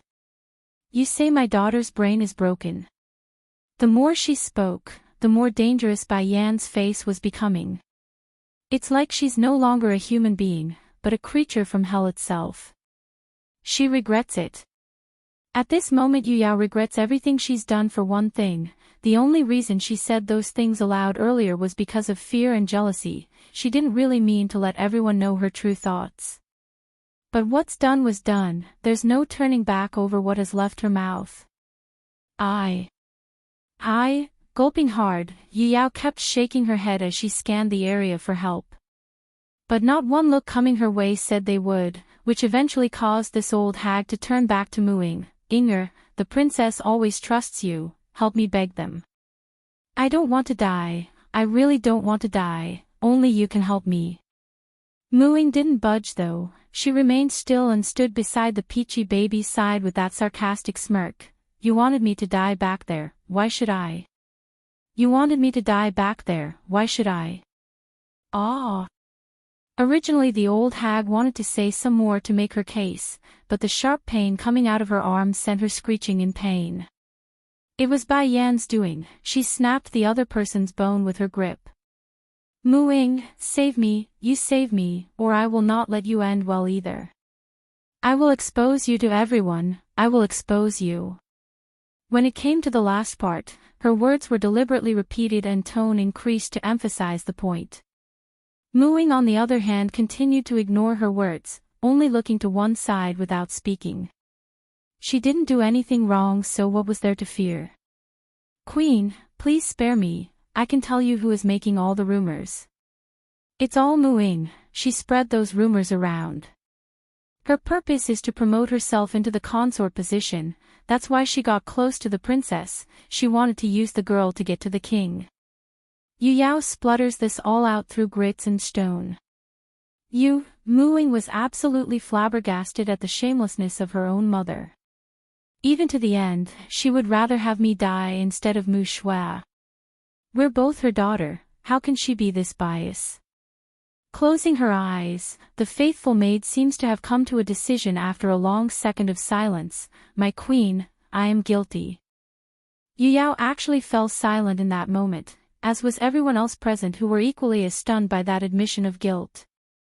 Protect the princess for a lifetime, too, so Mu Ying's just going to admit guilt so easily when she kept denying it earlier? The crowd thought, not quite understanding why. Queen, I am guilty. I've long known about Yu Yao and Mu Shui's ill intents. My sister wants to be a consort and has been spreading the rumors on her own in secret.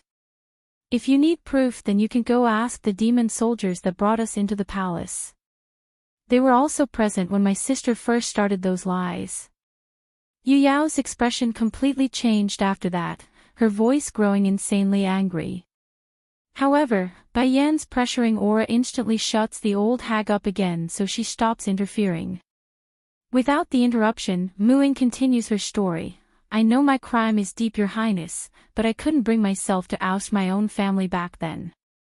Now they're getting worse and even tried to frame me. I was wrong, my own weakness allowed things to reach this stage. In light of her own belief, this leopard girl didn't regret her decision that day. If anything, Mu Ying believes whatever that's about to befall herself would be the debt she owes to Yu Yao for giving birth to herself. From here on forward, she owes this woman nothing. That's why I've been limiting my younger sister from getting close to the princess. I know her personality, she was likely scheming to use the princess to her own advantage in some way. I know what I did is selfish and my own fault. Please punish me accordingly, I deserve this. The whole garden has fallen quiet, with most not daring to speak up. Indeed, you are also guilty for hiding this from us. Bai Yan eventually broke the silence, and your punishment will be a severe one. Mu Ying didn't defend herself, only bowing her head low. So Her Highness wants to dispose of me, that's fine. Yu Yao finally found her voice again after this sudden twist of event. Mu Ying, you bitch, you think you can escape this disaster? With the queen's mien, you will also die, ha ha ha. Looking at her crazy hysterical laughter, one had seriously questioned if these two are really mother and daughter. If anything, they look more like mortal enemies going at each other's throat. It really begs to wonder what sort of experience could turn someone into such a vile existence. Bai Yan didn't pay attention to the annoyance though. Continuing with her still hard voice, so, I will punish you by ordering you to protect my daughter for the rest of your life, are you willing? Mu Ying was shocked and stunned by that. Looking up, she stares in disbelief at the demon queen. There's no malice from what she saw, nor deceit or mockery, only the serious and firm look of someone asking if she's willing. This made the leopard maid go on a beating rampage of excitement. Her Highness wants to let me go. Yu Yao's expression froze in that split second, she too was in shock and in disbelief due to those words. Yammering her lips, this old hag couldn't say a thing due to losing her voice and mind. Why? Why didn't the queen punish Mu Ying? Mu Ying is a bitch that deserves to die. I'll ask you again, are you willing? Bai Yan asks once again, her brow furrowing due to the lack of reply. This time Mu Ying didn't hesitate and practically blurted out her decision by nodding and stuttering, yes. I am willing. I will use my life to protect the princess. If I violate my oath, then let me be damned to the darkest and cruelest reaches of this world. In saying this, her eyes are strong and glowing with luster. Very well, nodding in satisfaction, Bai Yan returns her attention to the other woman that needs to be judged. You are a member of the leopard tribe. Yu Yao was already too stunned to speak, so it was First Elder who stepped in to answer. She is the wife of the leopard chief. Protect the princess for a lifetime. 3. First Elder, go bring me that leopard tribe's chief. I also want that so-called Mu Shui brought before me. Yes, Queen. Without delay, the old senior respectfully complied and retreated for his mission. Due to the short distance between the city and the tribe's settlement, it didn't take long for the elder to return. It's just that instead of bringing two others with him, First Elder only had the chief behind himself and no Mu Shui among their group. Queen, I've brought the leopard chief as you instructed. I've also sent my people to go search for Mu Shui because she wasn't at the settlement. She wouldn't make it far since I've closed off the city gates. Bai Yan nodded in understanding. Then before she could utter a word to say a job well done, the loud screech of Yu Yao interrupts again. Yu Tian, hurry and save me, I don't want to die. I don't want to die. Mu Yu Tian appeared livid over his wife's outcry. He's already heard the full story while coming here, so any will to help was lost to the wind at this point.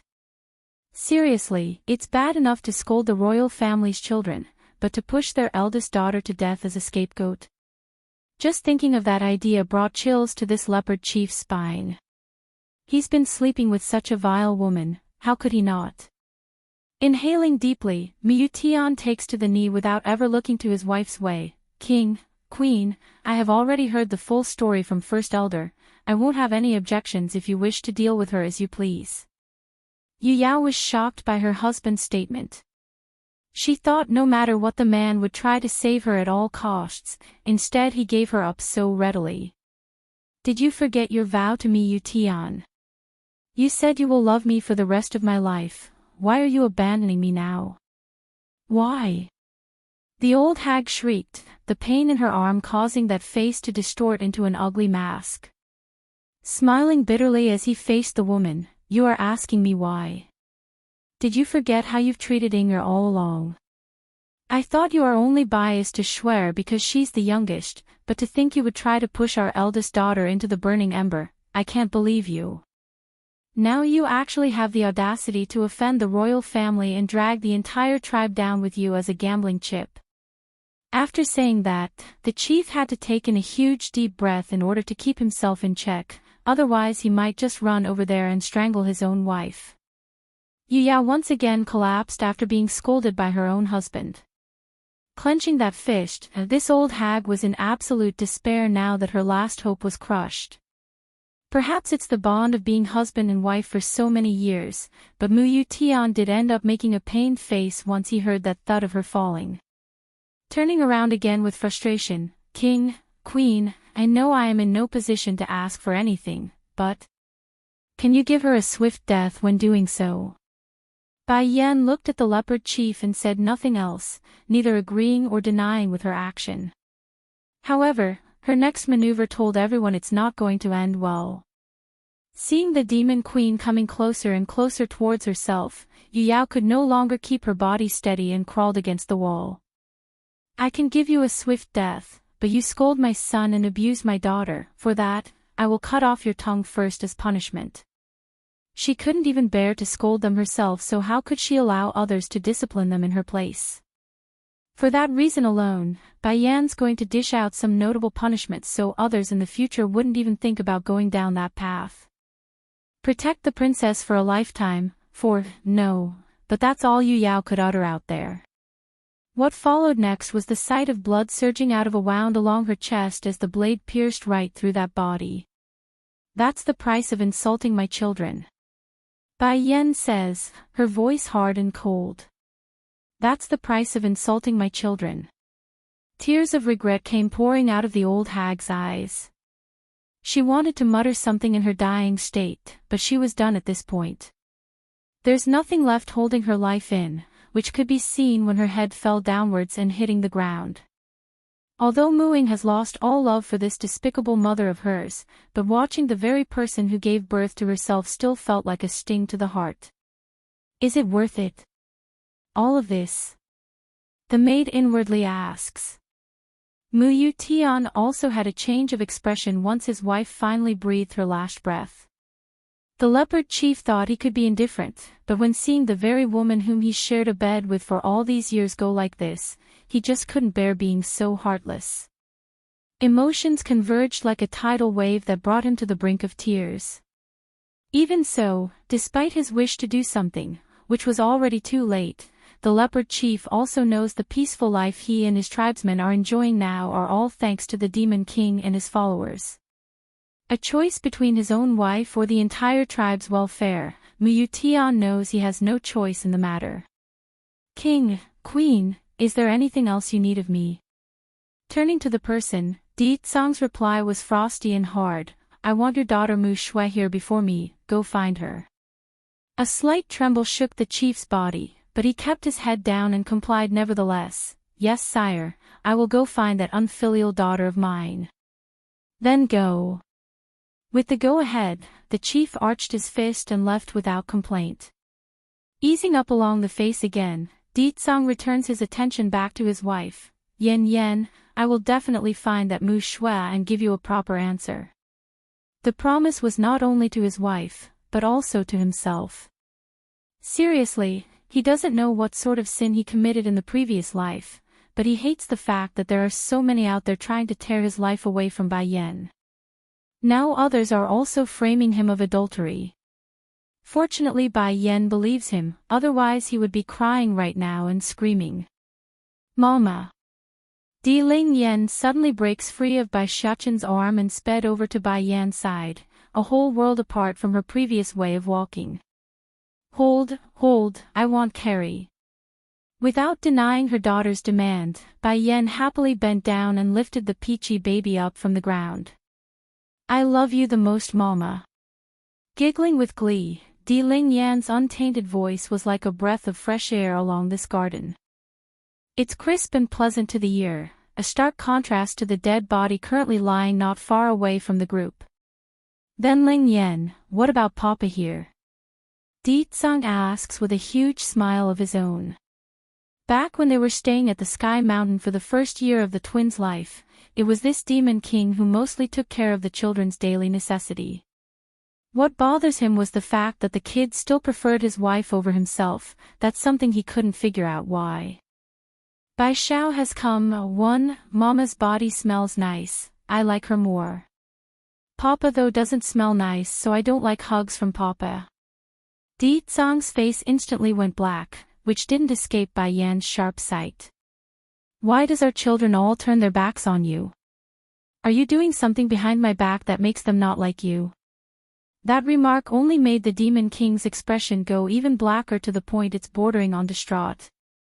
Without a second thought, Di Tsang picks up his daughter and stuffs her back into Bai Xiaoqin's arm.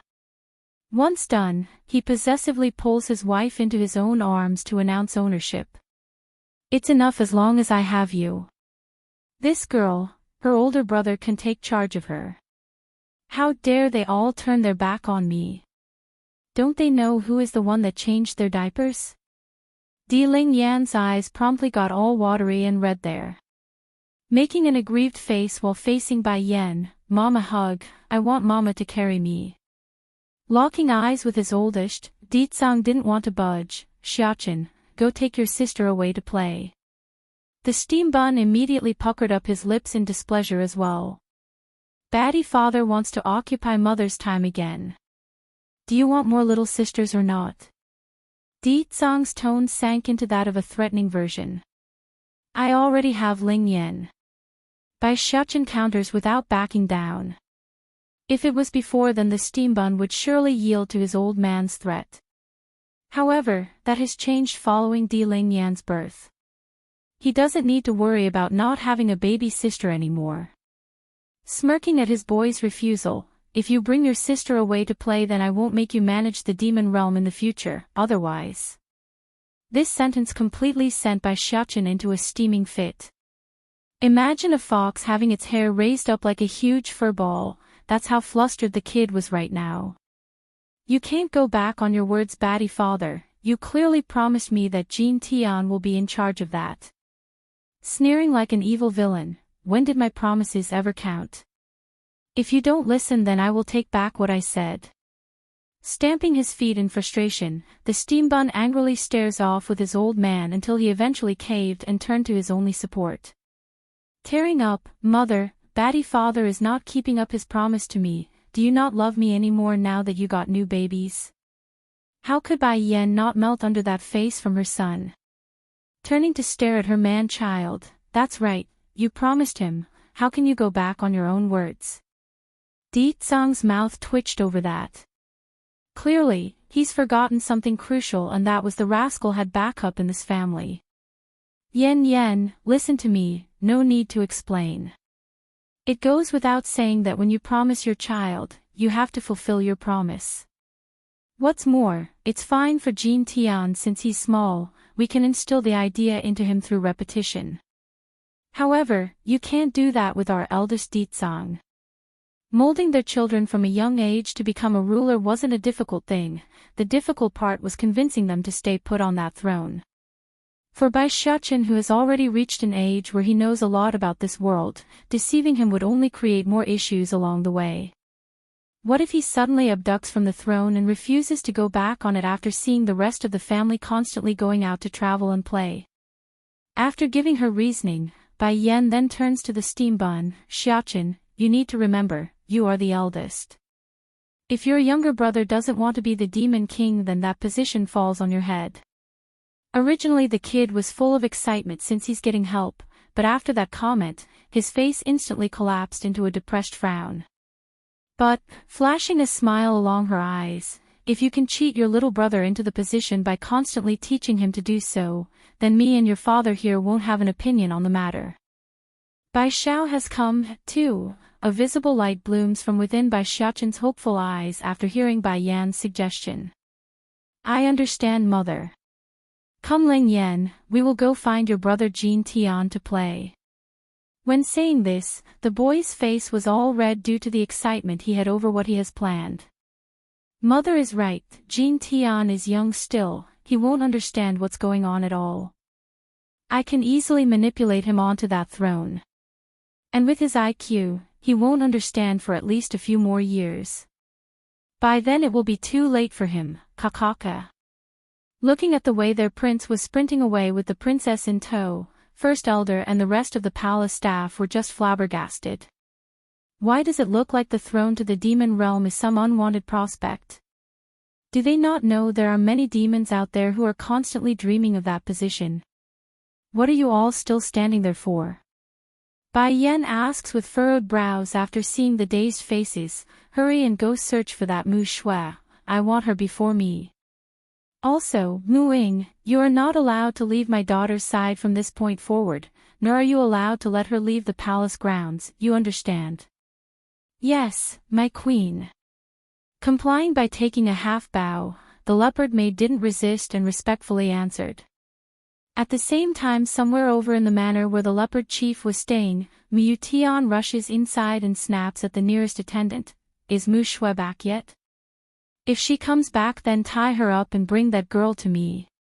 Straggling forward was an old senior that appeared to be quite frail in this household. Chief, Miss Mu Shui hasn't come back yet, we have no word of her whereabouts at the moment. She didn't come back. Didn't I tell all of you to go look for her before I left for the palace? Grinding his teeth, Mu Tian hated this situation. He's lost his wife today, and he nearly lost his entire tribe because of that rascal of a daughter. What more could go wrong? In contrast to the hectic atmosphere going around the city, the palace grounds were rather peaceful right now. For example, Bai Yan was leaning against the comfortable bed she arranged inside the garden pavilion when the three steam buns were busy frolicking around in their playful antics along the grasses. Big brother, big brother. Under the bright sunshine, Jin Tian kept chasing his older brother with a look of grievance along his gluttonous face. You only hold Ling Yan and won't hold me. I also want to be carried. Why does big brother never carry me?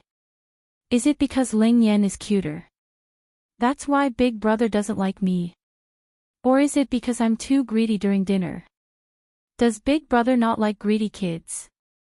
Showing puppy eyes, big brother, I can eat less when we have dinner later, can you hold me too? Casting his gaze downwards at the gluttonous boy that's clinging to his leg, Bai Xiaochen sterns up along the face like an adult lecturing a child. Bai Xiao has come. 3. Didn't I tell you this before? You're a man, and a man doesn't need hugs. Apparently Bai Xiaochen was so into his role as an older brother that he forgot his own past tales. He too was a super clingy baby that always refused to come off of Bai Yan's arms. In fact, he's even worse in the attachment department. But there's no way Jean Tian could understand that. Continuing to reach up with both of his little hands, the little glutton looks so hurt and pitiful that he eventually won in this battle of cuteness. Putting down the girl in his arms, Bai Shuchen sighs and picks up his younger brother, only this time Jean Tian, no seconds. A man must be strong and reliable, you can't be like a girl and always ask for hugs and carries, you know. You are going to the future Demon King, you can't be so soft. What is a Demon King? Biting his chubby finger, the little glutton didn't understand a word of that. Can it be eaten? Sort of. If you become the Demon King, then all the food in this world will be at your call. There will be a lot of delicious things waiting for you. Flashing a cunning light, Bai Shuchen really poured in the gravy over his lies. Sure enough, Jean Tian immediately started to drool over the prospect of being able to eat all the good things in life.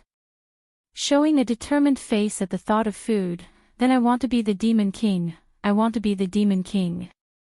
I want all the food. Now that's a good boy. You can't go back on your words now that you've decided on that, otherwise, smiling wickedly, otherwise you won't get to eat delicious things again. Upon hearing he won't be able to eat delicious things again, the little glutton promptly got all anxious and cried out, I won't regret it, I won't. I want to be the Demon King, I want all the food. Grinning from ear to ear, Bai Shuchen knows he's succeeded. Now by the time his younger brother realizes he's been conned, it would be too late and there would be no turning back. Back over in the pavilion, Bai Yan has been watching this entire interaction between her children. This rascal is just like his father, cunning and treacherous when he wants something. Just a few words and he's already conned his younger brother into a deep pit that can't be climbed out of. Yet apparently Bai Yan herself seems to have forgotten something crucial, she's the one who suggested the boy go trick the younger sibling. Guess the trait of forgetting their own cons runs in this family, the woman being the same as her children. Queen, Queen. A hurried sound of footsteps suddenly catches the resting woman's attention. Turning around to meet the guard's gaze, Bai Yan didn't need to ask when the person blurted out a message that sent her jumping out of bed. Queen, there is someone outside looking for you, he said. He said he's your younger brother. Younger brother. Bai Xiao. The lady's heart nearly stopped beating at the name.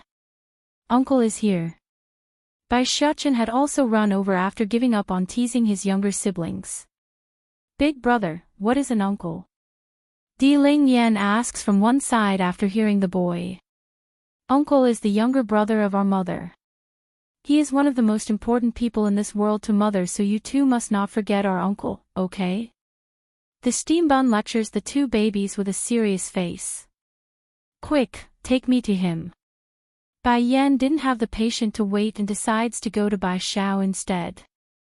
It couldn't be helped, it's been nearly 3 years since she last saw this precious younger brother of hers. They haven't met for so long that even her hands are trembling with excitement. Yes, Queen. At the gate to the demon city, a young-looking man was standing there with his hands behind his back, that face without emotion like he's devoid of temperature. Bai Xiao has come, for those demon soldiers already knew of Bai Xiao's identity, so they didn't make things difficult for the human teen. However, they couldn't even if they tried here today. The air coming out of the person was frighteningly cold that it scared everyone nearby. As expected of Sir Bai Xiao, he is indeed the king's brother-in-law. Right as the soldiers were murmuring the subject between themselves, Bai Xiao's cold hard voice instantly cuts them off. Bring Di Tsung out to see me. I demand he come out right now. Squeak. Answering that demand was instead the sound of the main gate being pushed open, followed closely by the beautiful image of that figure whom he's been trying to meet. Bai Xiao's body made a noticeable freeze in that split second. He couldn't believe it's his sister that came out to meet him and not Di Tsung. But no matter, this was what he wanted more, and it showed in that extremely warm smile he made. Sister, Bai Xiao couldn't even begin to describe his emotions right now. So, what did he do? Raise his voice, of course. Sister. Without hesitation, the young man ran forward and brought the woman into a huge hug. I'm finally able to see you again. Bai Yan's body stiffened over the intense reunion. Raising her hand, she gently pats this younger brother of hers like they've returned to the past where it's only them trying to survive in that household. Shower, how have you been? Are you doing well? Relaxing his grip around the woman in his arms, aside from missing you, everything is fine. Through his longing comes motivation, and only through motivation could he grow stronger. This was his driving force, the reason Bai Xiao could withstand the harshness out in the world and come this far alone. Shower, I heard someone is pursuing you, is that true? This news was something Bai Yan picked up while she was at the border city a while back. According to those people's gossiping words, the pursuers are also from the celestial realm, which was why she's asking this right away. She's also concerned for this younger brother of hers. Showing a faint smile at the concern coming his way, sister, now is not the time to talk about me, we can speak later. First I will take you away. Bai Yan was startled by that. Leave? Why leave? I've heard about everything that's been happening here. This is also the reasoning for my coming. At first I was only trying my luck to see if you're back yet, but thank goodness you are. Now we can leave. For the past year or so, Bai Xiao has never stopped looking for his older sister. He's searched far and wide across the celestial realm and found nothing, that's why he came back to the demon city to try his luck a second time. Unexpectedly, it worked. My sister is so good, why should you stay here and suffer under that person? No man out there is worthy of you. If it were just those rumors he overheard from others, then Bai Xiao wouldn't have believed it so wholeheartedly. However, when he came to the demon city the first time, Bai Xiao has come. 5. If Di Zhang's own subordinates admit to the rumors when he came, what other reason does he have to doubt it being true? How could he ever forgive that man? He treats his sister as the most precious person in his life. He couldn't bear knowing she suffered such indignation that she had to run away from home with his nephew, he just couldn't. I like to see you try. It's then a loud angry voice snaps in from the rear. When seeing that silver-haired figure coming close, Bai Xiao immediately pulled the woman in his grasp to the back while taking a protective stance. Shower, it's been 3 years already and the first thing you do when visiting us is to find a stepfather for my son. The Demon King snarled, his anger already brewing to the point of erupting. Seriously, if those words had come out of anyone else aside from Bai Xiao, Bai Yan's most precious brother, this Demon King would have attacked right that second without another word. Smirking, you are going to take a new consort, so why are you insisting on occupying my sister? When I gave my sister to you, I did it because I thought you would be true and give her a lifetime of happiness. And now what? You made her and my nephew leave home because of you. Bai Yan just looked at her brother in dismay. Then right as she wanted to explain the whole story and that it's not what he thinks, Di Zhang's cool voice cuts in again. When did I ever say I want a consort? Then why would your own subordinate say you are? Frowning in the face, Di Zhang's gaze shifts to his own men who are trying very hard to avoid eye contact. Which of you said I wanted a consort? Get out here now. That makes sense now. He was wondering why Bai Xiao would be so angry when he first came out. This explains everything. It's all because of these stupid idiots. Aware that their king's mood was getting increasingly grumpier and darker, a guard that was the captain of this group timidly stepped forward. Sire, please have mercy, we only said those things because we heard the rumors. Rumors? Di Zhang sneered. Have your brains gone to mush because you spent so much time in the secret domain? Just because people are spreading some rumor that it's true. When did hearsay become the truth? Have I ever issued such an order? The guards all wiped their own forehead due to the sweat coming forward, now that the king mentions it. We really are stupid. First Elder, I'm leaving their punishment to you. I want everyone who so much as spoke about the rumor punished. They need to be thoroughly taught a lesson for being so stupid. Di Zhang's cold hard voice instantly made them all shudder at the prospect. Yes, sire. The old elder nervously complied. After saying all this, Ditsang once again returns his attention to the young man. Didn't I say I only have your sister in heart? Whatever nonsense about a consort, they're all lies. That actually made Bai Xiao show a stunned face in return. But there's no way he could take the word of these people at hand. Instead, he turns to the only person he believes, and that was his sister. Sure enough, Bai Yan's nodding head confirmed the idea. It's not what you think. There's been a lot of rumors floating around, and they're all done by someone who's been hiding in the shadows. Then I believe you. A look of relief swept across Bai Xiao's face and revealed that proud genuine smile. But if he bullies you, I'll take you away. You are my sister, the most previous person in this world. I won't allow anyone to make you unhappy. Only when she's happy can I feel at ease. Keeper Ling's outrage. 1. Don't worry, I'm happy now. That said, Bai Yan turns to her own husband, their eyes only reflecting each other in them that showed the love they had for one another. Bai Xiao could say he's no longer doubting the story and quickly apologized after seeing how intimate they are. I'm sorry, brother-in-law, I misunderstood you. Speaking of which, the young man always did hold a good impression of Ditsang, that's why he would willingly leave Bai Yan in his care back then. Now that the misunderstanding was cleared up, he had no reason to continue holding a grudge. Uncle. It's then that Bai Xiaochen cries out from the city gate, his hands carefully leading his two little siblings from each side.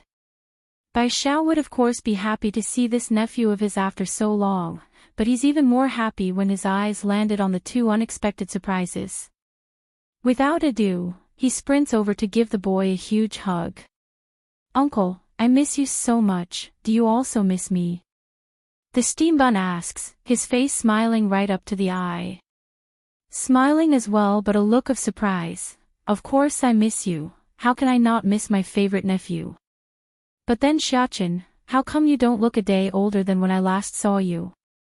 It was Bai Yan who answered the question with a slightly embarrassed face. I can explain that, shower. I left the city because of that reason. Unfortunately, Xiaochen has been asleep for the past year due to some condition he had to go through. Upon hearing this explanation, Bai Xiao finally understood everything and connected the dots. Not going to dwell on the matter since it's in the past, he instead turns his attention to the two new kids in the family. Xiaochen, they are. Uncle, this my little sister and little brother. She's Di Ling Yan, and he's Di Jin Tian, they're twins, and is 1 year old. A look of shock filled the young man's face. It's only been 3 years and sister has already added 2 more, and twins at that. Uncle. The peachy girl was the first to address her uncle, and it was honey to the air for the surprised individual. Di Jin Tian on the other hand wasn't so comfortable in this situation though. Unlike his twin sister, the little glutton had to take a look before biting his lip and calling out as well, Uncle. If Ling Yan calls him uncle then I should too, she can't be wrong. Without deviating from the expected scenario, Bai Xiao was absolutely delighted at the 2 new babies. Sister, I am relieved to know you and brother-in-law is so happy together. Now that I have seen you and made sure you're all right, I can rest at ease and leave to do other things. What matter? Bai Yan asks with surprise in the voice, do you need my help? Shaking his head at the offer, no, sister, I can solve this on my own, I can't rely on others always protecting me. No matter how strong Bai Yan has become now, he's still going to do the same as before and keep her under his wing for protection. That's also the reason why he refused to join the Holy Land. He must become strong enough to keep up that feat. There's not much else the lady could say to that aside from nodding. Shower, I want you to remember that if there's anything you can't solve yourself, you must come find me. I will be staying in the city for a while. I understand. With a smile, Bai Xiao then looks up to the sky to access the time. Gradually, a sense of worry covered those eyes. It's getting late, I should go now. Keeper Ling's outrage, too, uncle, pulling his lips down into a dejected manner, Bai Xiaochen suddenly got the greatest idea when he tugged at the young man's sleeve. are you going to leave right after you arrived? Is it because you don't like me anymore, that you won't stay? Just like his older brother, Ling Yan also bakes on the cuteness factor by staring upwards. Uncle, stay and play with me. Jin Tian the little glutton didn't get what's going on with his poor brain, nevertheless, it won't stop him from observing and copying after staring between his two siblings' action. Quickly and surely, he also grasps onto Bai Zhao's hand and pleaded, Uncle don't go, I can eat less and give you my food. Bai Zhao almost couldn't handle the cuteness coming out of his nephews and niece, especially the little glutton who clearly didn't know what's happening based on his appearance. Sister, the poor guy turns to Bai Yan for help. He just couldn't bring himself to push them away. Smiling along the face, Shower, you rarely come and visit me, so why don't you stay for a few days at least? It's the same even if you leave later. Making a bittersweet smile, Bai Zhao knew he's cornered on the matter. Alright, fine, looks like I'm stuck here for sure with these kids clinging to me. Alright sister, I'll stay for a few days like you ask. That brought a victorious smirk to Bai Yan's face. If Xiao stays, then I can use this time to find out who is after him. If it's not too dangerous, then I will let him go, if not. Whoever dares to go after my brother will pay dearly for having the idea. Yaw. Jumping with excitement across his face, Bai Xiaochen started to swing the young man's hand in a playful manner. Uncle, you have no idea how much I miss you. The people here in this place are all so bad, but don't worry, mother already made them pay for that. Caressing his nephew's hair, Xiaochen is still as adorable as ever, so lovable and cute. First elder, go arrange everything for my brother. Pausing for a second, Bai Yan's tone suddenly got heavy and stern. Also, make sure everyone knows Shower is my brother, no one is allowed to disrespect him. Otherwise the punishment will be severe. Humans hates anything that's not their kind, likewise, demonic monsters also hate humans in turn. So, out of worry for her own brother's well-being, Bai Yan wants to make sure everyone in the city knows they aren't allowed to cross the line. Yes, Your Highness. First elder complies and then made a welcoming gesture to the lad. Please Sir Xiao, this way. After finding her brother gone and they alone again, Bai Yan turns to the children with a cheerful face. The three of you did well. Mother, praise me, praise me.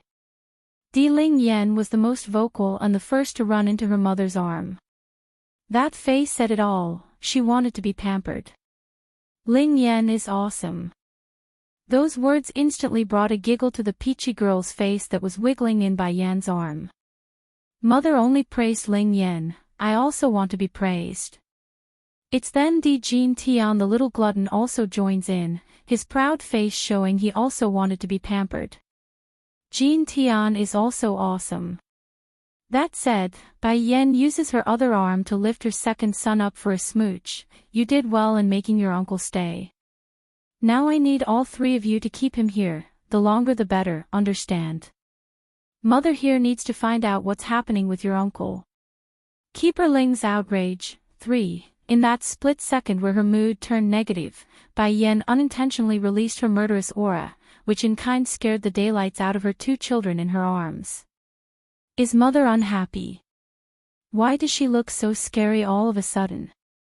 Jin Tian the little glutton thought while Ling Yan only kept staring at her own mother.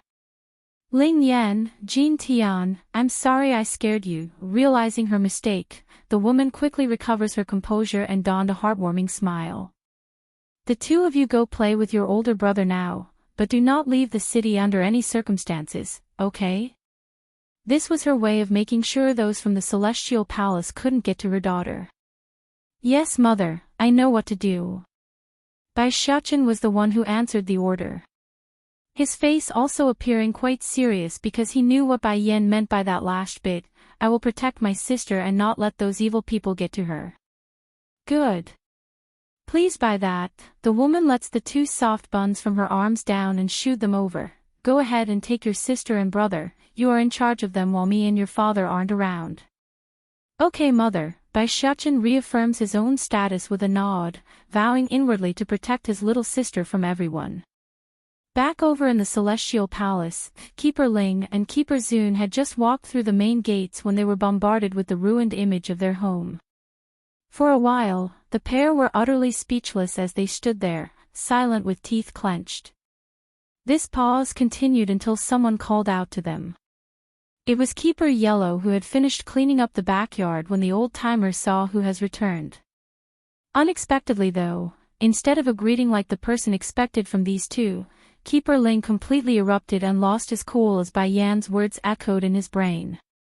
Keeper Red is dead, and the Celestial Palace erupted into internal battle. With rage-filled eyes, the foul-tempered Keeper Ling didn't utter a single word in reply.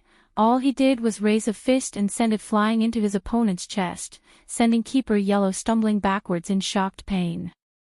To be clear, if it was under normal circumstances, the poor guy that just came out of the backyard wouldn't have flinched in the slightest from such a punch, but this hit came out of nowhere. Rather than say he's hurt, his emotions were more of the surprised disbelief kind. Keeper Ling, what are you doing? He admits his own strength couldn't compete with the guy who just hit himself, but that doesn't mean Keeper Ling would simply take this transgression without explanation. After all, he too was also a demi-divine lord. You still got the nerve to ask me what happened? We've only been away for a few days and you're all going for each other's throat. What about the others involved with the infighting? Tell them all to get their asses out here, especially the one who killed Keeper Red. The anger from the grumpy Keeper Ling grew monstrous to the point where his clenched fist made a crackling sound of air being compressed under his might. Likewise, Keeper Zun, who had remained silent on the side until now, was also looking livid at his clueless brethren. Hold on, infighting. What?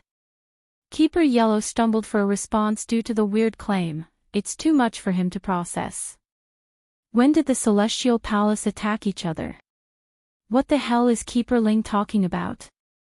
Is it because he doesn't like me and wants to make trouble? Thinking up to here, the unhappy old-timer slowly climbs back up again from his location. Showing the ugly face, Keeper Ling, I know you are not in favor of me, but there is no excuse in deliberately attacking me. I am not afraid of you. As a demi-divine lord, it's not an absolute certainty that I will lose to you in real combat. Keeper Ling's outrage, bang. This time Keeper Ling didn't waste a single word. Coming right behind the yellow-robed elder, he slams down with a palm strike for real, which was met with a countering palm strike as well. The exchange quickly created a huge invisible storm in the air as their fighting dragged out, sending all of the debris flying in all directions. The most notable would be the surviving trees in the nearby garden. It survived the previous battle when Bai Yan attacked, but the poor greeneries got obliterated into nothingness this time around. What are you all doing? Eventually the huge fighting had attracted the attention of the remaining keepers. When they ran over to investigate, all they saw were the huge brawl between the two opposing comrades. Undoubtedly a frown crept into their faces due to this, but more confused by what's going on. Eventually an elder by the name of Keeper Blue stepped in to put a stop to this. Keeper Ling, why are you attacked Keeper Yellow? Explain yourself right now. The grumpy old elder sneered at the question directed his way. As annoyed as he was, he still wouldn't go crazy mad yet and spoke with clear disdain in that voice. You still want to ask me that? Me and Keeper Zun only left for a short period and you're all going for each other's throat. Look at this mess. And who is the one that killed Keeper Red? Get that person out here to see me now. You speak nonsense. Keeper Yellow snapped at the accusation. Pointing his finger like he couldn't believe the ridiculousness of it all, quit trying to find excuses. I know it's because you don't like me that you're making up words, that's why you're looking for trouble. When did they start fighting among ourselves? Why doesn't he know? On the contrary, it's Keeper Ling who attacked him first without a word of explanation. It's clear to the yellow-robed elder who was the bad one in this fight. Both of you stop first. It's then Keeper Zun, who was still showing an ugly face, decides to cut in. Turning to the rest of the group who had just arrived, tell me the details, what happened during this period while me and Keeper Ling was away? How did Keeper Red die? Unlike the grumpy old-timer who started the fight, Keeper Zune was clearly the more level-headed one among the pair. After hearing bits and pieces, he could already tell something was amiss. From the day you three left, the Celestial Palace was attacked in multiple locations. First it was the training ground for the elite disciples, then the back mountain where we planted the herbs and such. In order to catch the perpetrators, we and the rest of us here went out in 2 groups, leaving only Keeper Red behind to watch over the place in case someone snuck in. That finally brought some sanity back into Keeper Ling's face. Slowly putting down his fist, he wanted to believe the story but still appeared skeptical. But we did not expect that girl to return, and she also brought the old coot with her. I'm not sure if our former brother recovered his strength or not, but according to the pieces of scars and information we have gathered, Keeper Red and the rest of the corpses here were likely killed by those 2. What? The explanation was akin to a thunderclap to the ear, sending both Keeper Ling and Zune into a shocked look of dismay. You mean Keeper Red is killed by the crazy old coot? The Grump Keeper asks with clenched fists. How did that old coot regain his former strength? Impossible, absolutely impossible. Yes, according to Rooshi's words, it is likely the case. I'm sure I don't need to explain the girl's personality and character to you, she wouldn't lie. If Keeper Red didn't push the lass away and forced her to flee, I can already see Rooshi dying with everyone else that you see here. Such a good girl, why does the Celestial Lord not like her? In comparison, Bai Yen can't even be qualified to lick her shoes. How can 2 people who grew up together be so vastly different? Keeper Ling's outrage. 5, right, what were you 2 talking about just now? What did you mean by infighting? Keeper Blue asks again after recalling this tidbit. Before, when we were at the Demon City, Bai Yen said the Celestial Palace has fallen into chaos where everyone was attacking one another, and that Keeper Red has died in the process. We came back as soon as I got the signal from Keeper Yellow's messenger token. Unlike Keeper Zune, who only felt incredibly stupid for being played, Keeper Ling was seriously becoming twisted in his facial expression. One could figuratively see a burning flame of hatred in those eyes. Demon Realm. Bai Yen. Di Tsang. Those bastards. I didn't expect Bai Yen to be so bold to lie to me. Huffing hard to keep his temper under control, Keeper Ling explains without a hint of remorse for his own actions. This unapologetic appearance didn't escape Keeper Yellow, of course. He took the brunt of those attacks and suffered greatly, which could be seen from the blood leaking from the corner of his mouth. So that gives you the right to hit me. You didn't say so much as a word to me when you attacked. Retorting in an unreasonable manner, if you knew it was a misunderstanding, then why didn't you speak up? Why did you keep quiet then? That's just how it was. Since the day the old coot went mad and had his strength decline greatly, the title of strongest keeper had fallen onto this ill-tempered old-timer. Whether he's right or wrong, or whether or not the fault lies with him, the individual here didn't care. It's also the reason why everyone holds such a strong opinion about the grumpy guy. Keeper Ling. Snapping as well at the ridiculous reply, the injured keeper couldn't hold back and started to vent his anger in kind. What do you mean I didn't speak up? Did you bother to let me speak up? Don't think for a second I don't know you dislike me. I bet you are only using this occasion and excuse to attack me. Now that you know it's a misunderstanding, you still won't apologize. You got some nerve. Humph. Grunting in contempt, Keeper Ling thought otherwise, and what if I'm being unreasonable? Look around you. All I did was leave for a few days, and what did you all do to the palace? Ruins. Everything is in shambles because all of you can't get a hang of yourselves. Now you got the nerve to come reprimand me. You even allowed Keeper Red to die. If anything, my punch to you is considered leniency. Our now keeper Yellow could literally faint due to the blood boiling up from his throat. He's seen shameless before, but not this shameless. Enough is enough, you two keep your mouths shut for now. Keeper Zune figured they are going nowhere and cuts in again. The main thing is we need to focus back on the main issue. Gather everyone still available, it's time we brought the fight to those from the demon realm. That proclamation actually stunned Keeper Blue and the others, but what about the Celestial Lord's order? You still think we can stay put at this point? The demon realm's forces have invaded our lands, attacked the Celestial Palace, and killed one of our own. They killed Keeper Red who has been with us for centuries.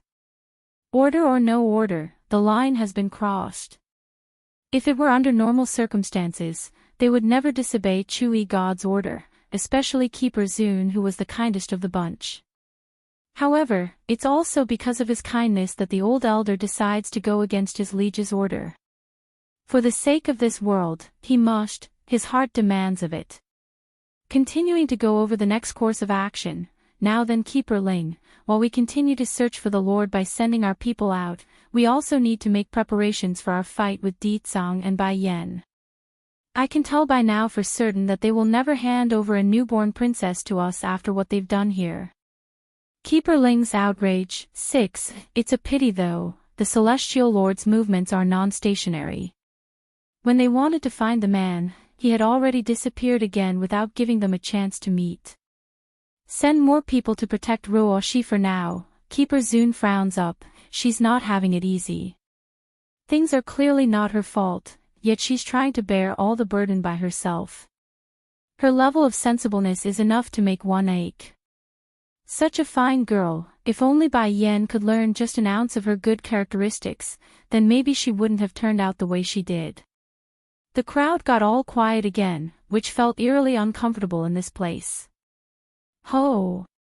But Keeper Ling clearly thought otherwise in comparison to his comrades. You all think it's strange that Ruoshi couldn't win the Lord's heart, right? Then think of it this way. With Ruoshi's kind and aloof personality that doesn't connive after worldly affairs, do you think she can fight against Bai Yen who is cunning and sinister?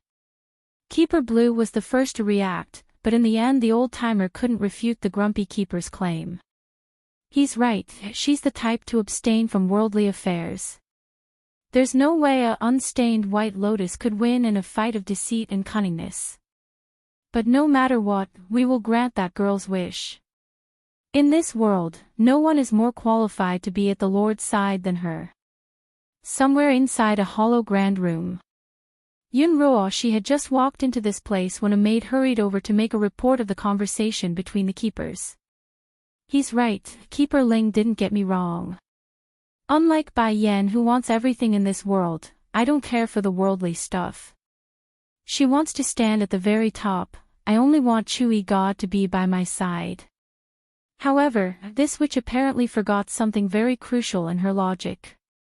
Unlike herself, Bai Yen would only use her own powers and strength to reach the top, while she herself would use underhanded means and lies to get what she wants. Everything that she has right now, everything she owns, it's through the mean of ripping it away from someone else. But, a smirk draws itself into that face. I remember the last time I saw that woman, she seems to be pregnant. Even if it's just a quick glance, nevertheless. Yun Ruoshi still managed to make out that uneven belly. Then with the recent attack, she clearly saw that bump was gone. It's evidence that the woman's given birth. If Bai Yen gave birth to a daughter, then those keepers will definitely go after the baby. By then I won't be able to escape from the fate they have in store for me. Darkening in her expression over the thought again, she turns to the maid nearby. Go investigate for me, I want to know if Bai Yen gave birth to a daughter or not. If she did, then come back and report the news to me. If there's no mistake on her part, Keeper Ling also recognized Bai Yan's pregnancy, that's why he suggested the plan to drain the child of her blood. There's no way Ruoshi could stand idly by and do nothing, she must kill that baby before the keepers get their hands on the thing. To trick a child. 1. All of you leave me, I want to be alone. Yun Ruoshi the deceitful witch orders. Yes, milady. The maids in the room bowed and retreated with haste. Bai Yan, you can't blame me for this, so you better pray that your next child is a boy as well and not a daughter. She mutters to herself with no recipient in mind.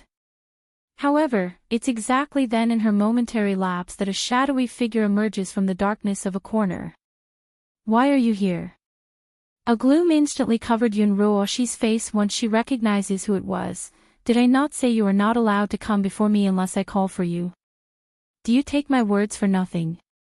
Emotionlessly standing there like a statue, the black-robed figure didn't budge and replied smoothly with his hoarse crackly voice. I'm here to tell you I've located the Celestial Lord's whereabout. I know where he is. Tensing up immediately, the look along the lady's face couldn't be hidden. She's extremely excited over the good news. You know where he is. Since that day where Chu-Yi God returned with a warning, telling them to stay firmly away from Bai Yan and Di Tsang, the man never once appeared before them again. It's like unless he wished to found, no one would be able to find him. However, there's no way Yun Ruoshi would be able to accept this fact, hence her reasoning for sending someone out to search for the man's whereabout. What she didn't expect though was that she really did find that wondrous person, and before the keepers at that. Alright, I understand then, you can go for now. The man in the black robe slightly raises his head over that dismissal, allowing his face to finally emerge from the darkness. His contour would be considered extremely handsome by any standards, it's just that unlike the powerful impact one would expect, he's rather soft and frail looking. Ruoshi, why can't you let him go? As long as you can put him down and leave this place, I will guarantee a lifetime of peace for you. Sinking into a gloom along her face, the deceitful witch snapped at the busybody. What qualifications do you have to meddle with my affairs? Don't forget, you're nothing but a dog that I saved off the streets. In comparison to Brother E God, you are nothing, so why should I leave with you? Don't forget, you're just a dog I saved off the streets. The remark stung the black-robed man, causing his hands to clench up in frustration.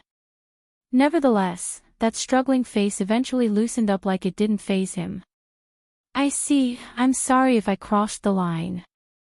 When saying that, the person's voice sounded bittersweet, like there's infinite pain hidden underneath. Also, from now on forward you are to find my maid only if there's anything to report. I don't want to risk having those keepers discovering your existence. After all, you're someone that can't be seen in the light of day. Drawing a thin line across his lips, the individual didn't refute that claim, only staying quiet as he stood there willingly.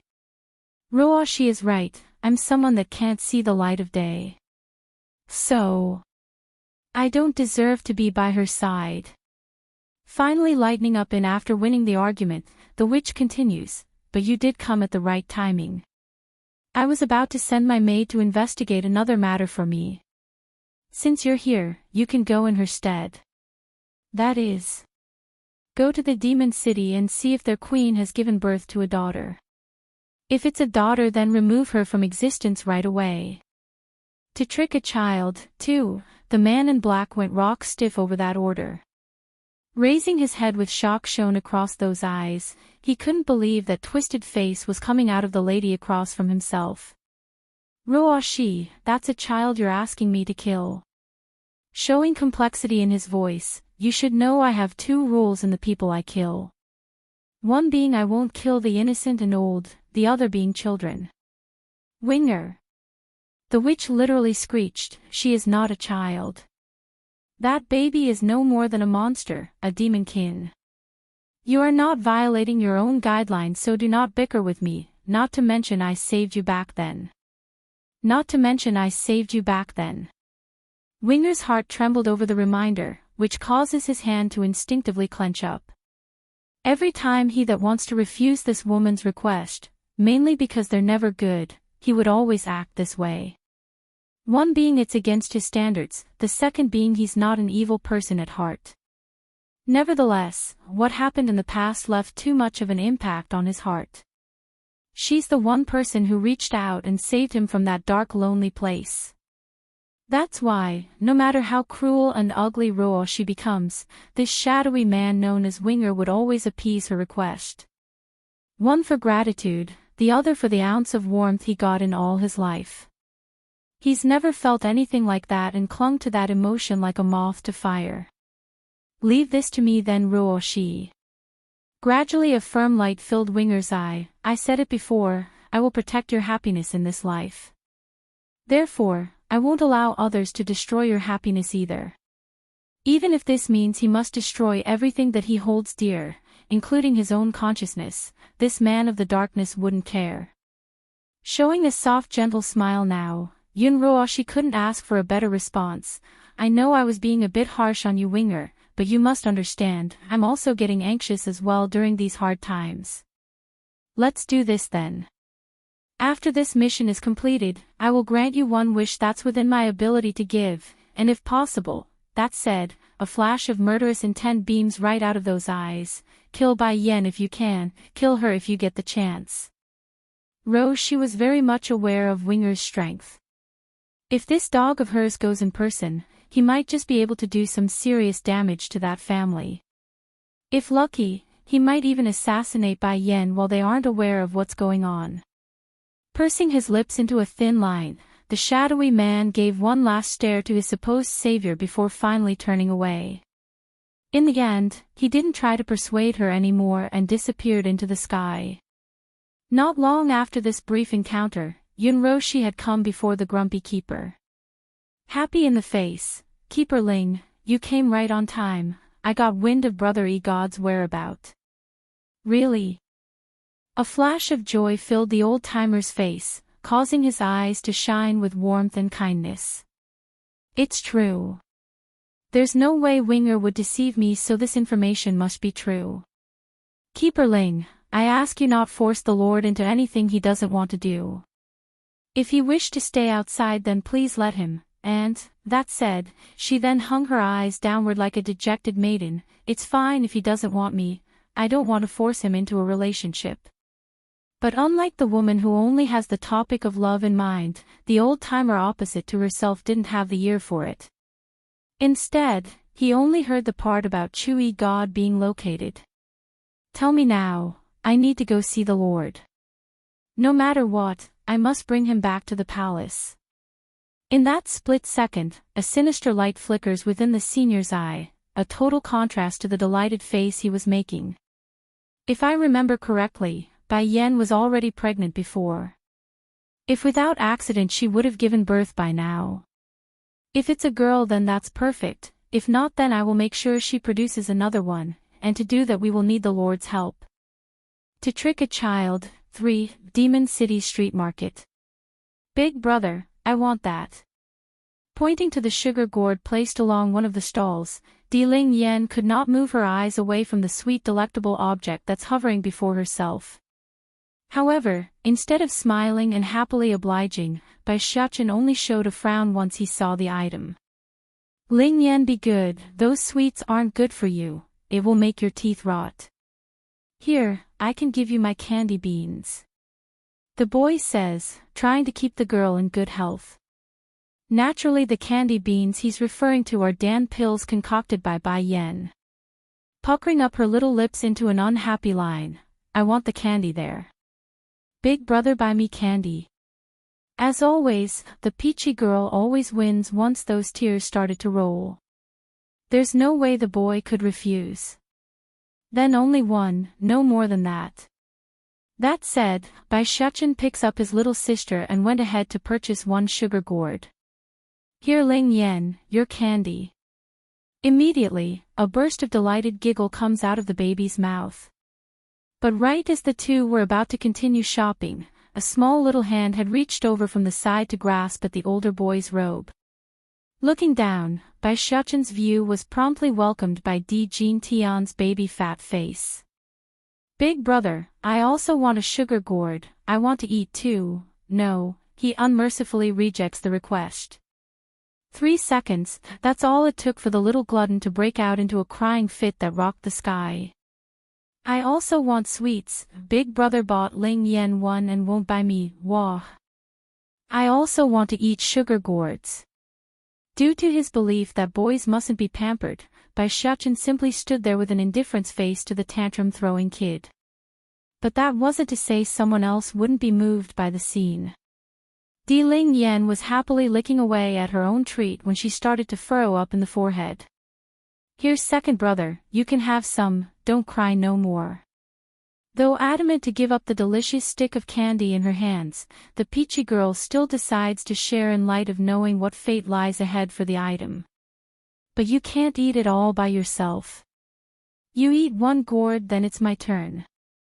We are sharing, so no hogging everything. But a child would always be a child.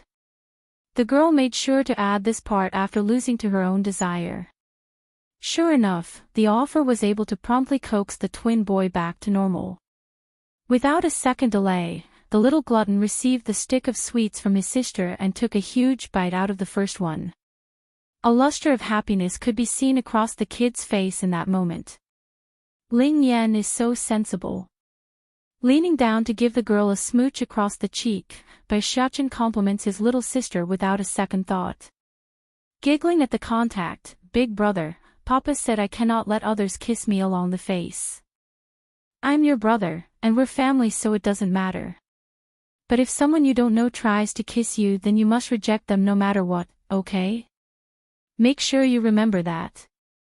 This would be the boy's way of teaching his sister on how to avoid being abducted by other men. It may not be the most effective, but it's one way to educate her from a young age. Blinking in misunderstanding, the girl clearly didn't quite get it yet. Then what about second brother? Can he hug and kiss? To trick a child, for he can hold you, but not kiss. A light flashed in the overly protective brother. Oh. Ling Yan nods in a seemingly understanding manner. Though it's contrary to what she really thought, it doesn't stop this girl from believing everything Bai Xiaochen says. Meanwhile, on the other end, Jin Tian, the little glutton, continues to tear away at the stick of sweets in his hand. For him, the conversation was unimportant and only food remains on his mind in this case. Perhaps maybe in the future, the twin boy would eventually realize he's been conned in so many ways, but by then it's already too late for regrets. Then suddenly, the little glutton who's been preoccupied until smelled something even more delectable. Turning around, his eyes locked onto the fragrant smell coming out of a nearby restaurant. Slowly but surely, he toddles over to the source.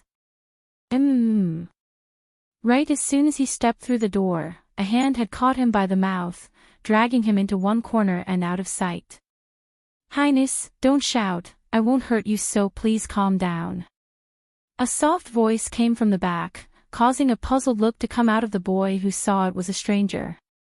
"My mother doesn't let me speak to strangers," Jin Tian says, his lips puckering up in displeasure. He didn't forget what Bai Yan taught him. Strangers are bad, and he needs to be a good little boy. "Prince, I'm not a stranger, I'm a maid from the leopard tribe, also someone your father picked to care for your sister and you." The woman's face softens up as she explains, "I have a lot of food, so why don't you come with me?" Truth was, this maid who's trying to kidnap the gluttonous boy wasn't doing it out of malice, rather she's also under duress. Prior to Mu Shue's escape from the palace, the wretched girl kidnapped this maid's younger brother and threatened to kill him if she doesn't do as that traitor says. Now she had no choice but to carry out this plan. Food. A light blooms out of Jin Tian's eye over the idea of food, which also causes him to drool in kind. But he didn't forget his mother's words either. As a result of that, a tired expression promptly took hold along that face. Moments later, under that anticipating look of the maid, the little glutton shakes his head. "Mother won't let me strangers' food." Although he does want to eat it very much, but he much rather not see Bai Yan be unhappy. "Like I said, I'm not a stranger." The woman's face went slightly white, rousing a sense of urgency in her voice. Oblivious to the change, Jin Tian continues, "But I don't know you." That reply was a huge stickler in the woman's chest, making her want to suffocate from frustration. Didn't Mu Shue say this little prince is very gullible and easy to trick? Why is this guy so hard to persuade then? Getting a bit hard in the face now, "Prince, I have been ordered by your mother the queen to take care of you." Come with me and I'll take you to eat something very nice. There are many things you've never tasted before. That tidbit at the end definitely had an effect on the boy's mind. He looks even more tired, but in the end he still turned away for the outside despite how much he wants to stay. My mother said, "Those who try to lure me with food are bad people." I don't believe you. To trick a child, 5, falling into a panic as the target leaves her reach, the maid wants to reach out to grab at the little glutton's arm but stopped once she noticed the figure coming over. Jin Tian. Bai Shuchen calls out as he hurriedly chased over with Di Lingyan in tow. He was very much afraid he might have failed in keeping an eye out for his siblings. But then that fear turned to rage at the sight of the chubby baby's clueless face. "Where did you go?" Scratching the back of his head in a guilty manner, "Just now Auntie wanted to take me for dinner, but I..." He turns around towards the restaurant lobby, finding only emptiness from the rear aside from the noisy eating sounds of the patrons. This revelation brought a stunned look to the little glutton. Where did the auntie go? Frowning along his face, Bai Shuchen skeptically glances at the lobby as well. "What auntie are you referring to?" "I don't know." "How strange, she was just here moments ago. Why did she suddenly disappear?" Now tearing up along the face like he's afraid of being called a liar, the little glutton turns to look up at his older brother for help. "Big brother, I didn't lie, an auntie was clearly here." Now getting all sinister in the eye upon realizing what's going on, Bai Shuchen once again glances at the inner lobby of the restaurant. "I believe you. Jin Tian never lies. In other words, someone was trying to abduct him with food.